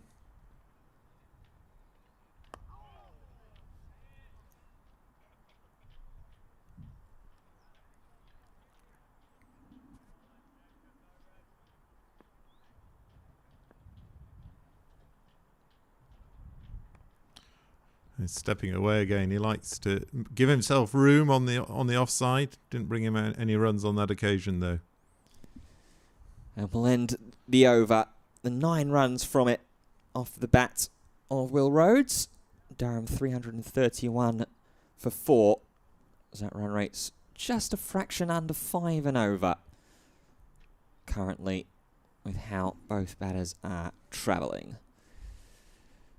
So from all of the games that you've done and that you've written about from the archive series, are there any that stand out to you at all? Are you stick in the mind? No, I think it's quite hard to remember particular matches that I've written about. I certainly remember particular occasions here. I remember watching Ben Stokes bat when he was a very young man and get a fantastic century, and going home and saying, I've seen a fantastic young player, and for once I was right. Yeah, that was tremendous. And I remember watching Scott Borthwick and Mark Stoneman make a fantastic partnership here in I think against Middlesex one Sunday afternoon.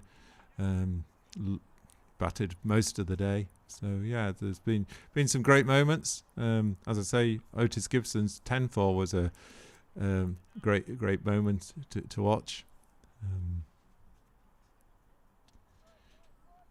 I think the Durham victory this season against Nottinghamshire was big appeal as Rhodes tries a reverse sweep. Was quite something, really, with everybody trying to work out what time the match would finish. When I think Nottinghamshire had 5 wickets in hand at tea, and then they all fell, and Durham chased the runs off quickly despite losing a couple of quick early wickets. But I think it was Colin Ackerman saw the team home, and frustratingly our only victory here this summer. But that was a very exciting match. As Rhodes is going to go bang straight through the leg side towards deep extra cover, and that's going to get him another boundary and 4 to end the over. And Rhodes up to 80. He'll be eyeing 3 figures. I don't think he's got to 3 figures for Durham in the championship. Just check that, but he did in the Metrobank Cup. No, he has not. Yeah. In fact, he's well surpassed his highest score in the county championship as well this season. Only 26 previously for Will Rhodes. Jake Libby back. Oh, bowled him! Gets the turn and gets the top of the off stump, and Ollie Robinson has to walk back to the pavilion. Just the 6 runs are going to be credited to his name. Yeah, disappointment for Ollie Robinson. Quite a long wait to come in the pavilion while it joined that previous partnership, but then a relatively short stay. So disappointment. I suspect it'll be Graham Clark coming in next. He's had another good season. Graham Clark making his way down the steps. Career revitalised really when Ryan Campbell came along, and I think he made 3 centuries last year, and he's had 2 this year. So,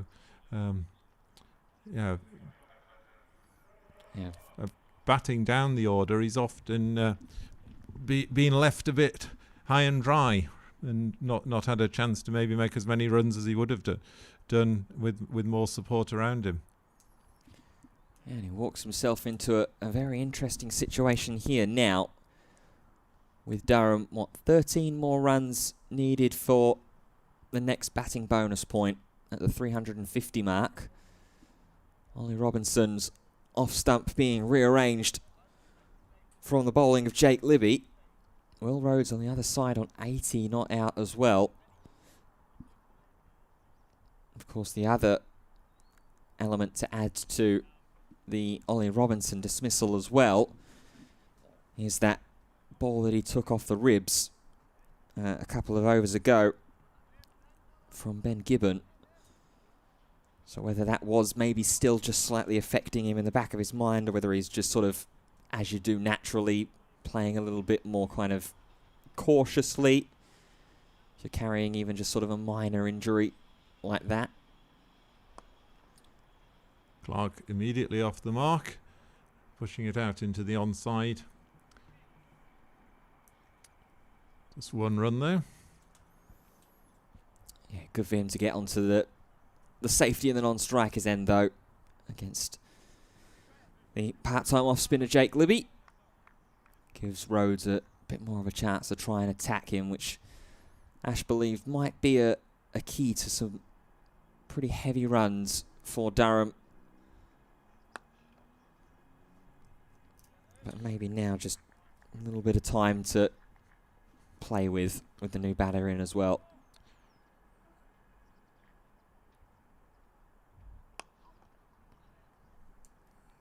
No run off that ball either, so a couple of dot balls, but that's fine. We've got plenty of time to get hopefully to 450.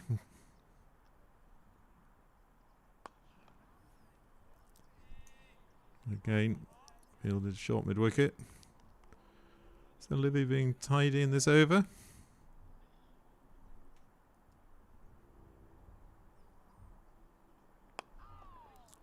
A very, very good over from Jake Libby, showcasing just what a part-time spinner is capable of.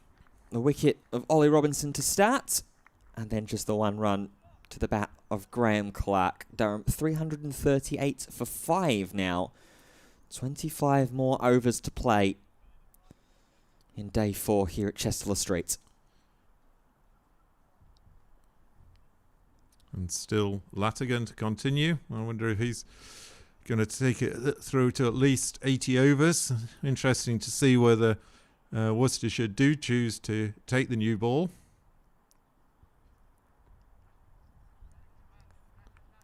As we've said, with the cup final coming up, whether they want to put more overs into the legs of their premier bowlers or give them a rest.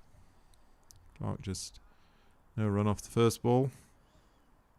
Long on had come up as well to mid on just before the first ball was bowled. Initially wanting to protect the single, but then maybe Worcestershire realising that we've got the new batsman on strike and Graham Clark. Yeah, they've got a slip in as well. Ring of 6, trying to save the single. That's Ethan Brooks that's standing in slip. Clark rocks back and pushes it into the offside and manages to get through for 1.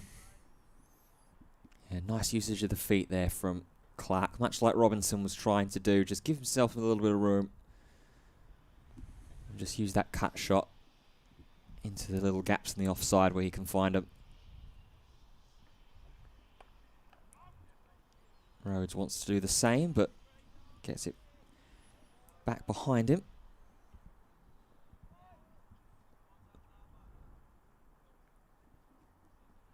For Rhodes, they've dropped another man back onto the leg side boundary. But, two men deep on the leg side, one man deep on the offside. And still a slip in. Latigan trying to get his first class wicket.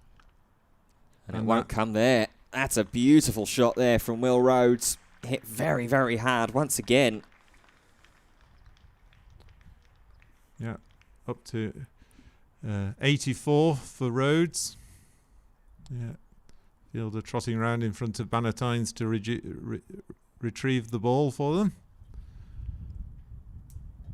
And it means it's 5 runs off the over as well. Durham 7 runs away from batting bonus point number 3. At 343 for 5. Hampshire also still with 5 wickets in Taunton. They're digging their heels in. 176 runs on the board for them in their second batting innings. Libby to continue from the Finkel end. Clark just tries to chip one front and the leg side.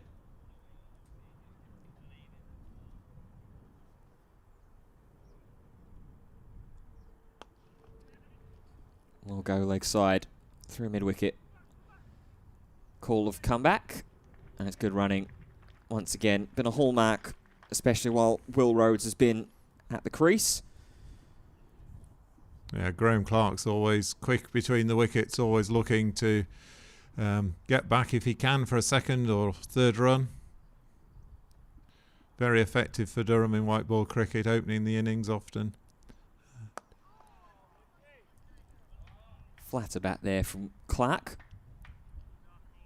Push towards long on for just the 1 run.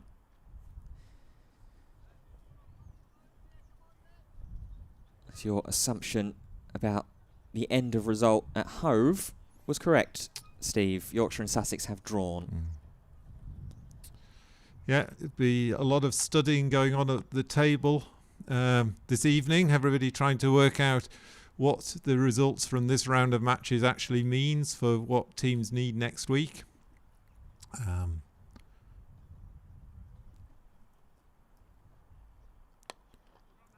That's creamed through the covers. Just going to get the 1 though for Rhodes. Assuming Hampshire don't lose now and survive, it looks like Durham are going to stay 9th, but the gap, I think, assuming we get some more bonus points, is going to close a little bit. So yeah, and it might close even more because Hampshire have lost their wicket. oh, good. 6th has fallen. Yeah, funny things can happen, can't they? Funny things. Pressure can tell. Some set pushing for victory. Who's got that wicket? Is that Archie Vaughan again? Well, Washington Sundar is the man that's gone. Archie Vaughan has 5. Yes, it is. He's been bowled for 46. Pushed into the onside by Rhodes. Thinks about a single, but it's not there. 46 off 52 for Washington Sundar. So Felix Organ's still there. 3 off 42. Oh, And wow. Rhodes goes for a big hit, and it is a big hit. It's 6 runs over deep mid wicket. And that 6 as well is going to bring a batting bonus point with it as well. Durham passing the 350 up to 353 with that massive 6.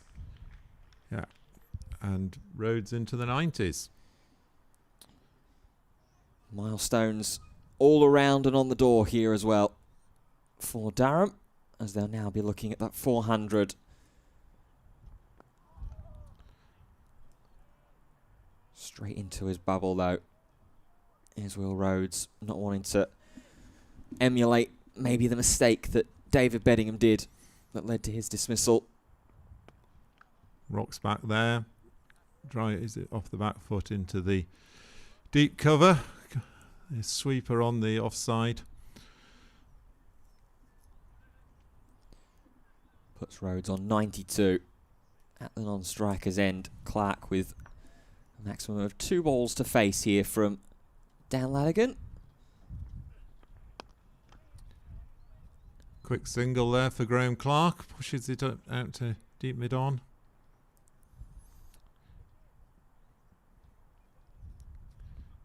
Several of the fielders are rather deep to actually save a single, aren't they? Or might get one more as well from the single as well. Rhodes with a backward cut gets 2 more to the total. So end of the over, expensive one with that big 6 over deep mid wicket from Will Rhodes. 10 runs takes Durham to 357 for 5.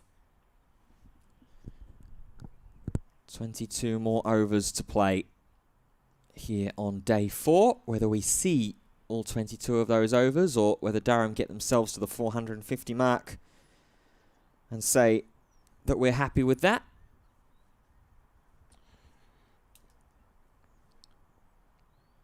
Well, we won't count our chickens. Those runs have got to be scored. And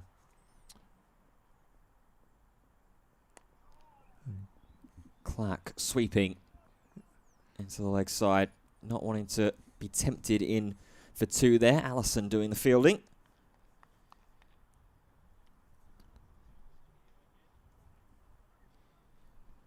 Now, mid-off is going to go back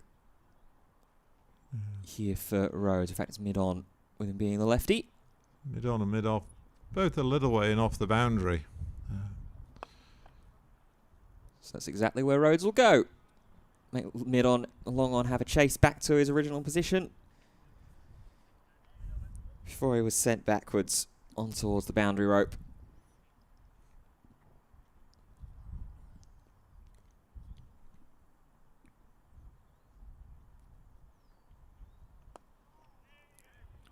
Clark again pushes out this time into the onside.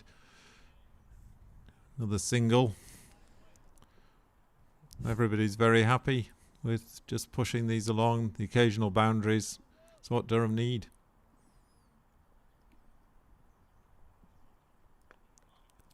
Oh, dangerous there from Rhodes. Thought for a second, well, as that from that last ball that Graham Clark hit for a single, looked for a fraction of a second like he was loading up to try and go the whole 9 yards, but played more reservedly. As you say, just the occasional ones running between the wickets and maybe a boundary here and there will keep the run rate ticking along. It's just dipped under 5 now. But if you can keep that strike rotating, as that is crunched in towards the short covers, but it's been kept away from going to the boundary rope. Durham will just have to settle for the 3. And the end of that over, 360 for 5. So a very good position for Durham, really. They, at the start of the day, once we knew that Worcestershire had declared, the equation was fairly simple. You know, can they get 450 runs in the 96 overs required? And having had a couple of scares along the way, they're in a good position now. Clark tries to play off the pads into the leg side. Latigan holding his own and doing pretty respectably on a bowling debut in the county championship for him. Pushed up to long on by Graham Clark. Another single. Yeah, numbers of what is none for 57 now after that Clark single, with only really that last over being the big scare, with the 6 being hit. Rhodes gives himself room, tries to cut it away, but just knocks it back to the bowler.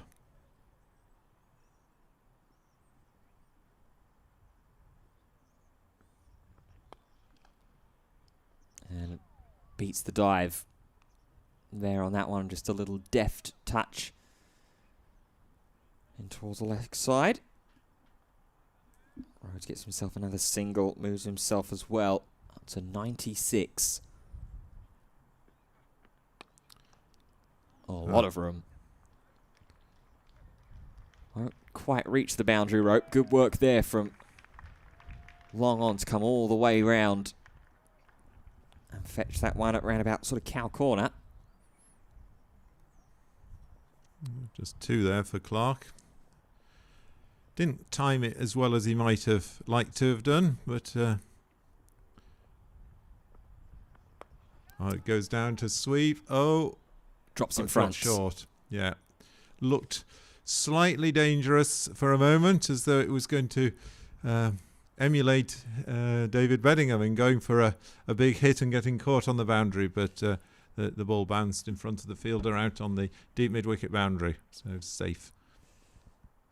And an extra run to the total as well. Durham 365 for 5. See if Jake Libby continues on here from the Finkel end with all the double spin that we've been getting. We've been inching closer and closer to that 80 over mark. The new ball will be available in just 4 overs time after this one. In fact, with this one in mind. So it looks like that you were right there, Steve. They'll probably just stick with Libby and Latigan from both ends for these last overs before the new ball.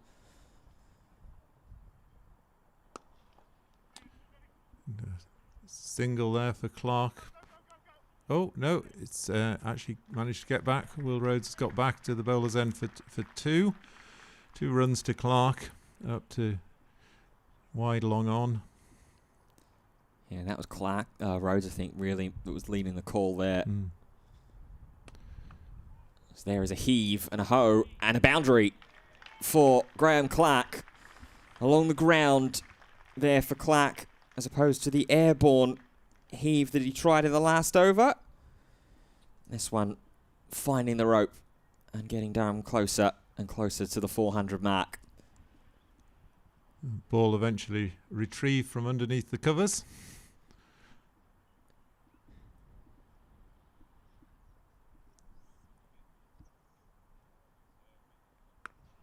Now steps away, gives room. There is Oh, a man in the offside boundary. It's a little coming together there yeah. with Rhodes and Clark. Yeah, any chance of a second run went when they collided with each other.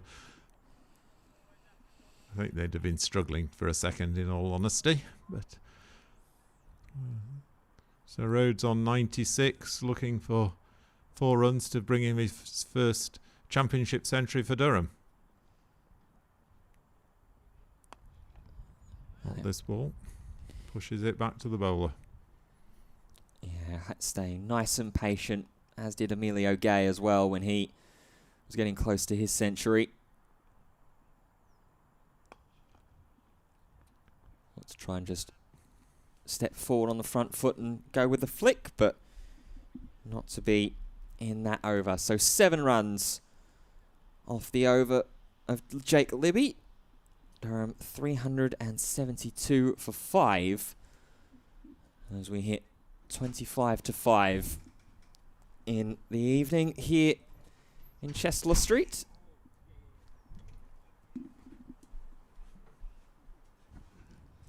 And Latigan is going to continue up against Clark, who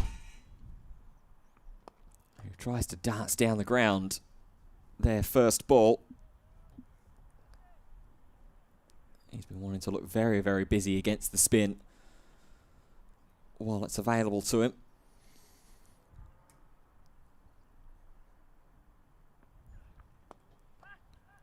There's a little chip shot. Just for the one.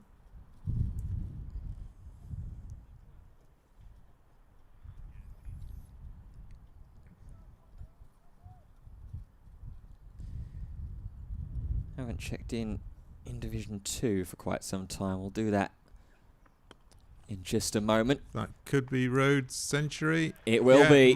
Definite century. It goes out to the deep cover boundary. 4 for Will Rhodes. First championship century for Durham. Very well batted today. 121 balls, 13 fours and 1 6. A great knock. Just what Durham needed. Yeah, fantastic knock from Will Rhodes. Very often it's not how you start a season, it's how you finish it. And Will Rhodes has finished this season going into that final game at Headingley next week superbly. And is going to tickle one down as well to fine leg. Thought about the second, but good quick relay from the fielder there. And Rhodes and Durham will be hoping that he takes this fine form down the road to Headingley, Yorkshire, his original county, before he went to Warwickshire. So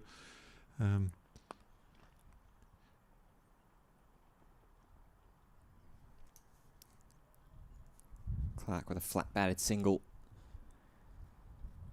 there to change the strike. One more ball from Latigan here.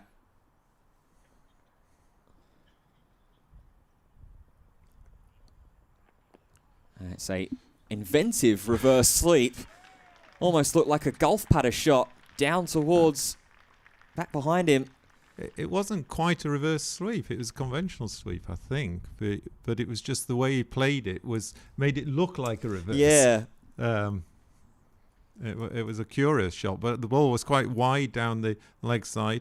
Now, rather worryingly, the umpires are talking to each other.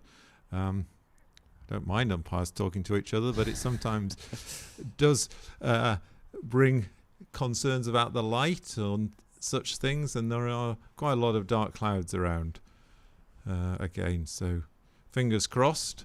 Durham 383, that's 67 short of their 5th bonus point, 17 short of 4th. They'll possibly want to get on with it before take any doubt out of the equation. Well, thankfully, umpires Bailey and Kettleborough have met quickly in the middle and decided, yep, we are totally fine to continue. And that is news to Graham Clark's ears there, as he'll sweep for 1. Promised a quick check-in as well on Division 2. Lancashire declaring earlier today on 375 for 5. And it's still very much in the balance in Manchester at the moment. Middlesex 73 for 3 in their second innings, only trailing by 91 runs. So still very much anything can happen. And Old Trafford as Rhodes goes airborne. Yeah. Drops in front of the fielder though for just the 1 run.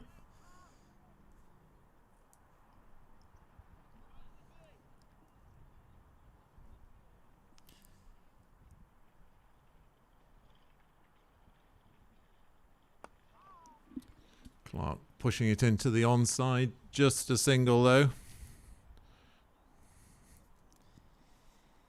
And the other game that's still got remaining and live play in it, innings break between Northampton, Gloucestershire and Bristol. Gloucestershire 100 and Northampton 192.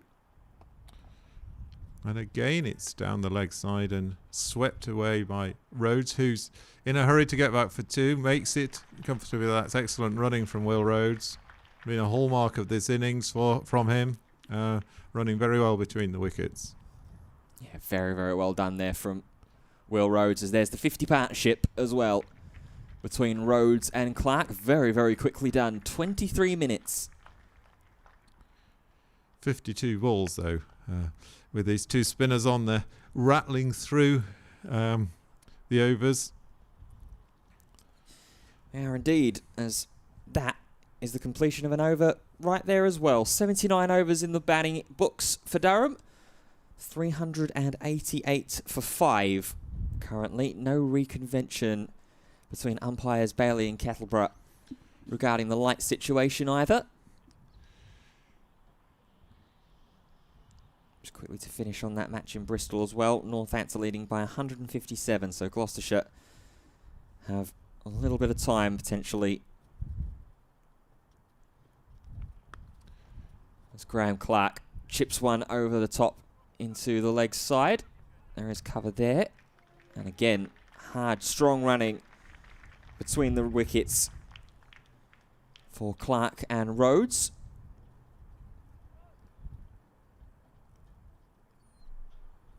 And goes back deep on the leg side, towards deep backward square.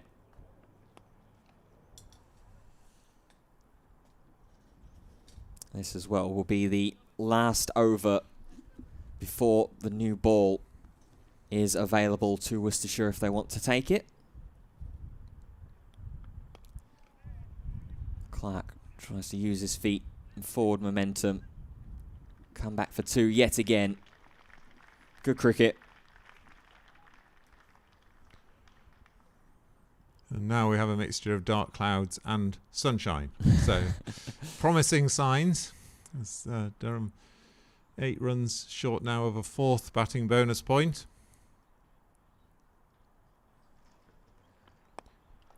Driven up to long on by Graham Clark. Strolls through for a single. 28 runs off 28 balls for Clark, going to run a ball. Yeah, not wasted too much time since coming on in pretty quick sense after Ollie Robinson's off stump got removed by Jake Libby. Oh. Where's that gone? That has gone all the way across the boundary rope, through the air as well. It's a 6 for Will Rhodes. 2nd of the day for him.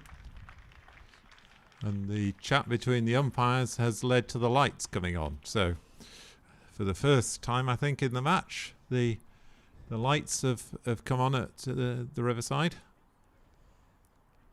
It has indeed.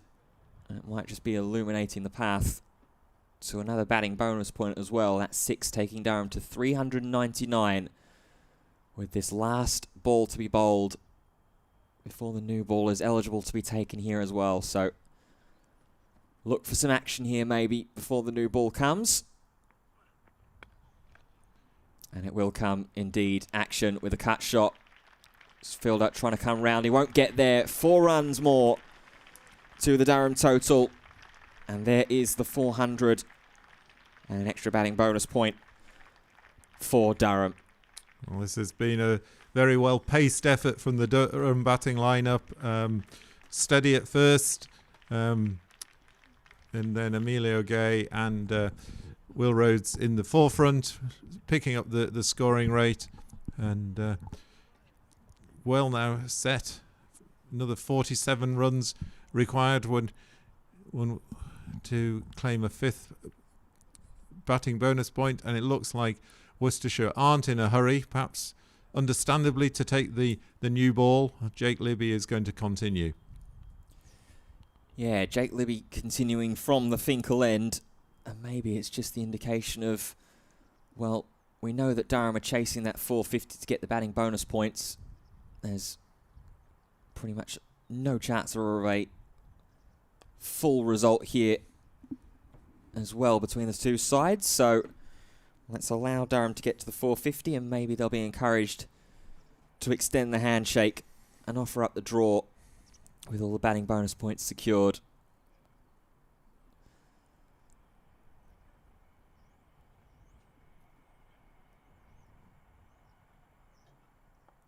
Little paddle there from Rhodes. Set off quickly because he's coming back for 2. More good running from Will Rhodes.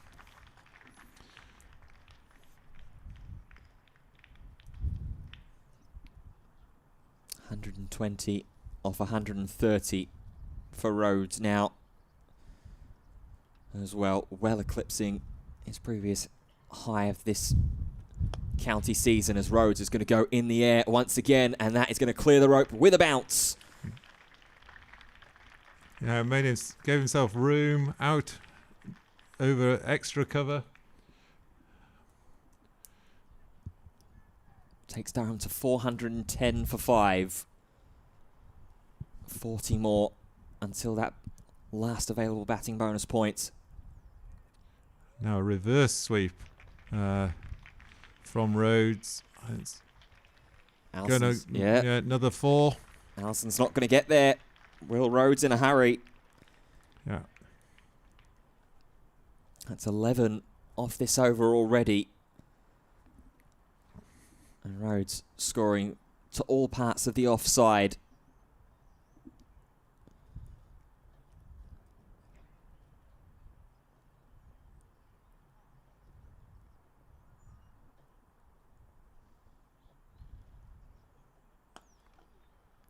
Batted into the ground past the short cover that's in there.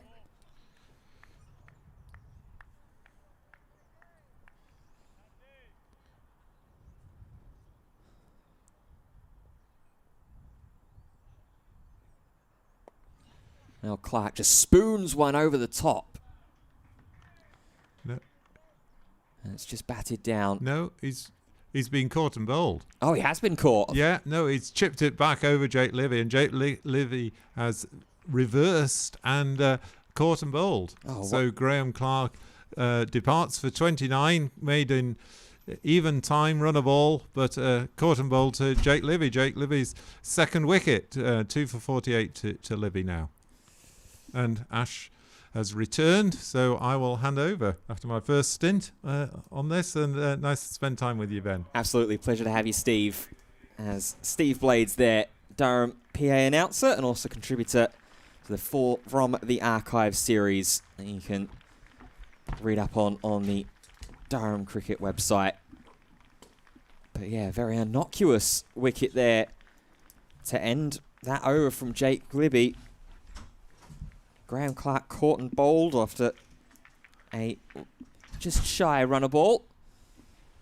That's going to bring Ben Rain to the crease to try and get these final 35 runs for the last batting bonus point. And it's going to return Ash Thorpe to the commentary box. How are you? I'm good, mate. I'm good. You've missed all the action. So I have. Will Rhodes, I don't think he was 100 when I checked about 15 minutes ago, and now he's 130. Well, 129, but Durham just 35 away now from maximum batting points. And then, will they shake hands? Or will Durham make them bowl out the remaining overs in the day? Still 14 overs. No, 15. 15 overs left in the day's play. Yeah, new ball still not being taken here either from... I don't think they'll take one. Worcestershire. Yeah, my theory was they know that what Durham are looking for here, and if they get there quicker at that 450 mark, it might entice Durham to shake hands a little quicker as well. Indeed. Dan Ladigan to continue from the Lumley end. Nice bit of fielding there. Short cover for Will Rhodes. Been listening to you and Steve on my journey. It's been good. Been eventful for you. Yeah. Oh, darts down the ground from Will Rhodes. Not for the first time and not for the last time. It's an awkward fall as well, by the way. Yeah, hits the boundary rope and so does the fielder hard. Back up on his feet with a spring. So good news, at least on first glance there early.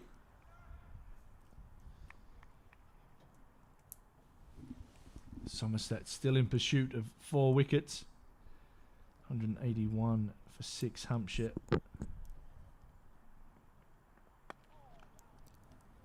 As Rhodes wanted to dance down again, but decided to wait on that one.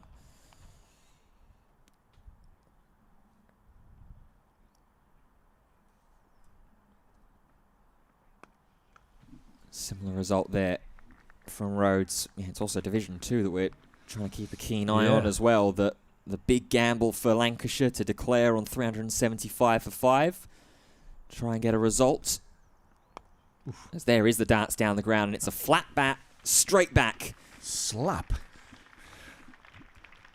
Will Rhodes in brutal mood now. Be getting the beers in tonight. Career best for him, for Durham. I'm sure he won't mind at all. Although, Yorkshireman, tight, just saying. But I'm sure he'll be thrilled at getting past 3 figures. And that will conclude the over. The 2 boundaries off it. Durham 423 for 6. Yeah, big gamble there at Manchester in Division 2. Middlesex just needing 86 more runs to essentially just get a draw at this point. Yeah. In there. Should be fine, shouldn't they, really? Yeah. Heading into the last hour. Gloucestershire trying to chase down 147 more runs in Bristol against North Ants after they were bowled all out for 192 in the second innings. Could be a fun half an hour, that. Sweep and away and off the mark by Ben Rain.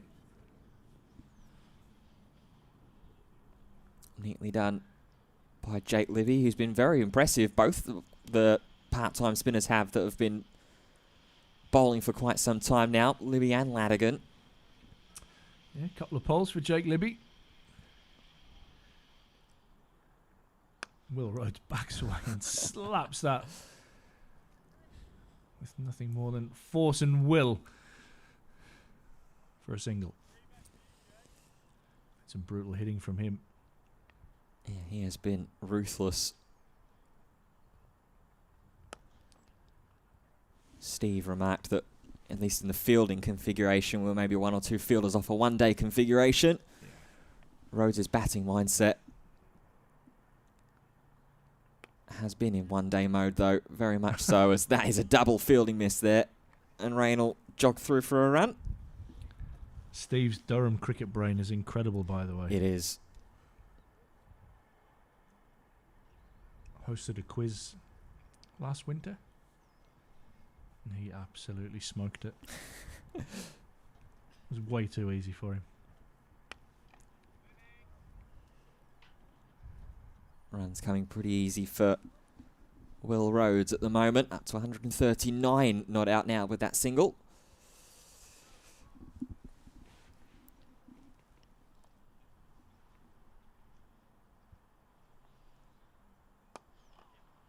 A chip shot down to mid-off. We'll see the end of the over. Ben Rain is going to retain the strike for it. The next one. He's 3 unbeaten. Rhodes 139 unbeaten. Durham 428 for 6. And it's not going to be Dan Ladigan that's going to continue here as well. Yes, is it the young fella out of Arlath, is it? I'd like to see a bit of randomness here to end the day. Well, we had some strange goings on toward the end of play yesterday with Ben Rain bowling over off spin. Yeah. Glimpse into Philadelphia Cricket Club's 10-year future.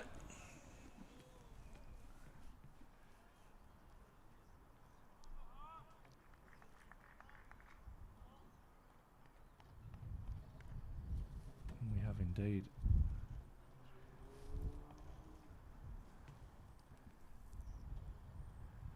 Another off spinner.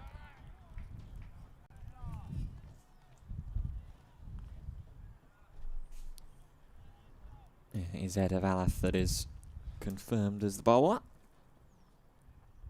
Unhelpfully for us, still bowling with his jumper on. Yeah. Sorted out Worcester. Tidy start.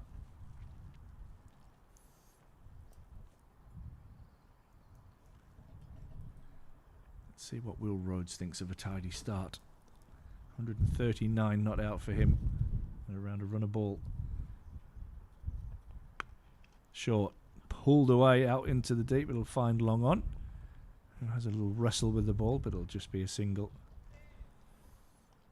Durham under no pressure now to get to that 450. They've got ahead of the rate. There was some ominous clouds around, but they seem to have, well, done what they do so often here at the Riverside and kind of split. As Ben Rain splits one between his legs. Gets a couple. Similar to the way that Emilio Gay got to his 50. There's been a couple of excellent knocks from Durham. 161 for Emilio Gay. Will Rhodes on 140. David Beddingham's 58 as well. Oh, that's filthy. Oof. There's even an apology there.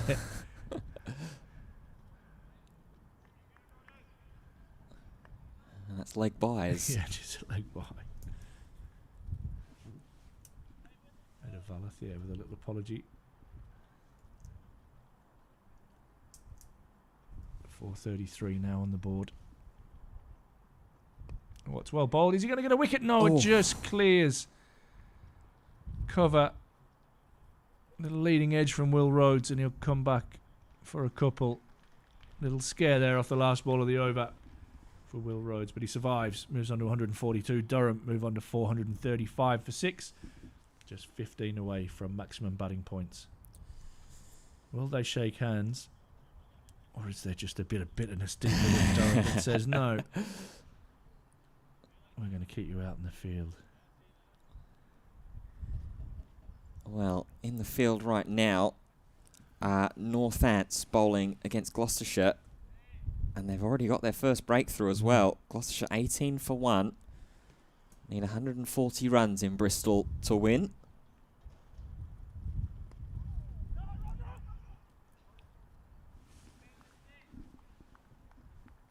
What are they looking at table-wise at the moment? Gloucestershire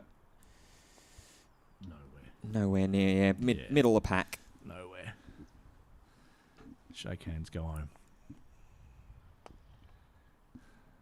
Means most to Northants in that game, really. They're in 7th at the moment. About 28 points clear of Kent in 8th. Everybody shake hands, go home. That league's done now. That's a lovely shot. Inside out, over cover. Fortunately, checks in the outfield rather than skipping on, but lovely batting from Will Rhodes.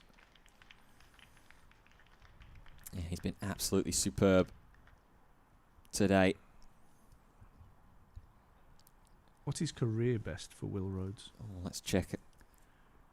I reckon he's a greedy man. I'm going to go double. This time he hits it harder and wide of mid-off, but he'll pick up another couple.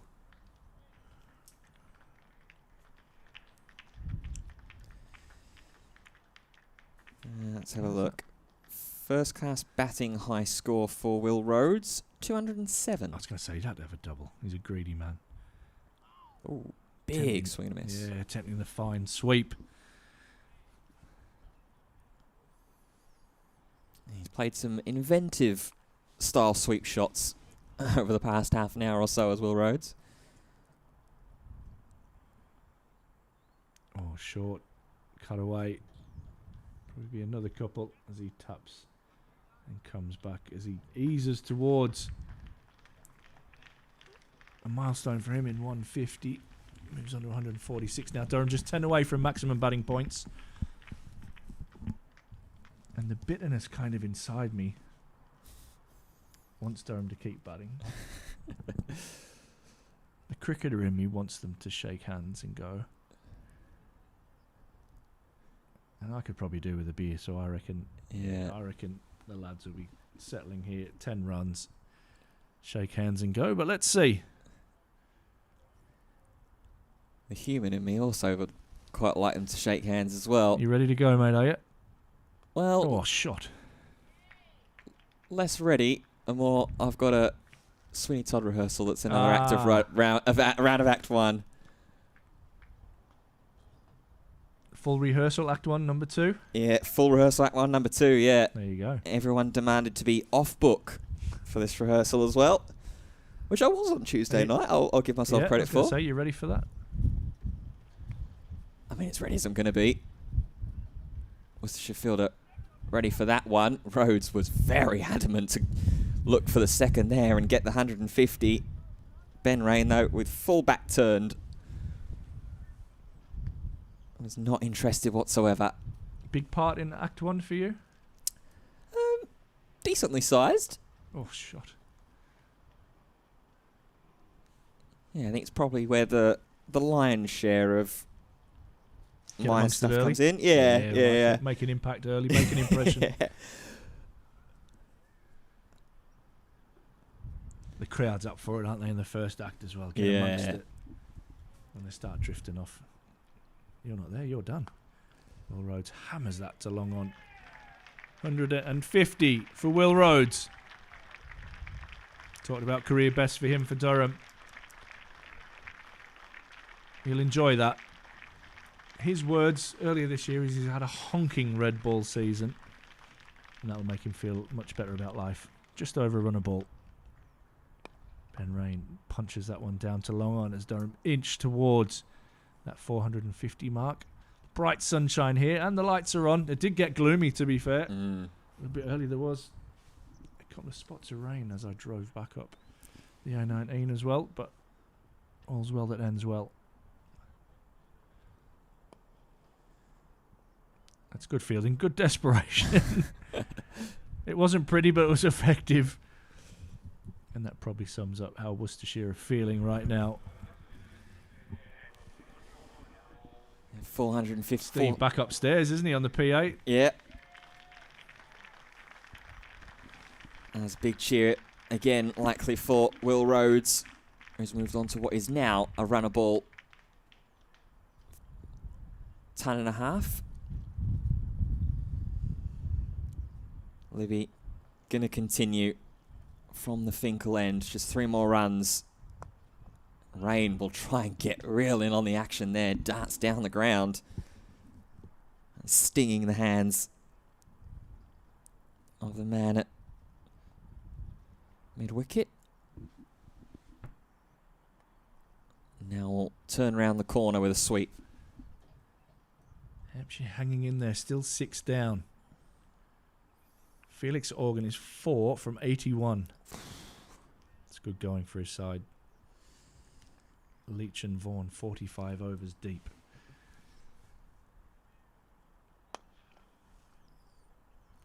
Another single for Will Rhodes.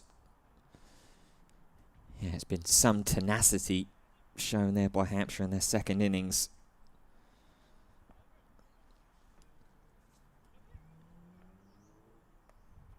Rain sweeps again and is going to go ahead and get the batting bonus point. He raises his bat too. Love it. And they are going to shake hands and go, thank you very much. That ends this game here. Durham's last Rothesay County Championship game of the season here at Durham. It ends in a draw. Durham take maximum batting points from the last day. It's been days for the batsmen. There's only been the 15 wickets to fall throughout the game. And this one ends Durham 450 for 6, chasing Worcestershire's mammoth 591 for 9. Just like to thank everybody that's been with us on the live stream over the 3 days. Really appreciate your company. Thank you for all your comments and keeping us going through some tough times. I'm not going to lie, there were some moments where I was questioning life itself. But Durham will go into the last game down at Headingley, knowing that they're still going to be in the bottom 2, and they've got a lot of work to do to get out of this mess. They'll take on Yorkshire. Hampshire will head to Surrey, so they'll have a tough game. Durham with it all to do to try and save their status as Division 1 cricketers for 2026. But well played today from Emilio Gay. Well played, Will Rhodes. Cameo from David Bedingham. Durham doing what they needed to do today. They've got to 450, Ben. Yeah, very, very well batted all out. And ultimately the spirit of the cricket has shown here as well. Great day, and it has ended up being for cricket for Durham batting-wise. But yeah, all to do in that last game week. Going to be helped a little bit, I think, by the fact that Hampshire are going to be going up against a very hungry Surrey side. Yeah. After they lost this week to Notts. But that will be all decided away from the Banks Homes Riverside. And next week, Yeah, huge thanks to everybody behind the scenes as well that's made this show, shall we say, possible. Got Jason and Stevie with us today. We've had John, we've had Ross, numerous guys behind the scenes. The man who pulls all the strings behind it all is Sam Blacklock and Harry. So brilliant work from them. And as you can see, Vic and the boys beer thinking, yeah, last game of the season, who cares? They're straight out to work. Love their work ethic. They've produced a brilliant pitch here again, which they have done all season. So congratulations to them for the year, and we wish Durham the very best of luck for their game next week. Worcestershire have eyes on a bigger prize on Saturday. We wish them the best of luck as they head into the Metro Bank One Day Cup final. But from Ashthorpe and Ben Fitzpatrick and everybody here at Durham Cricket, thank you very much for watching, and that's all from us for season 2025.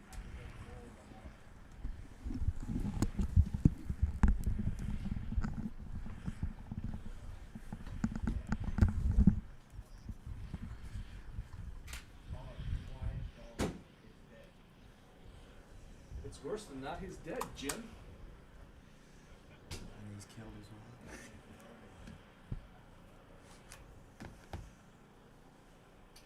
Just turn it all off and go home. Put it in a bag.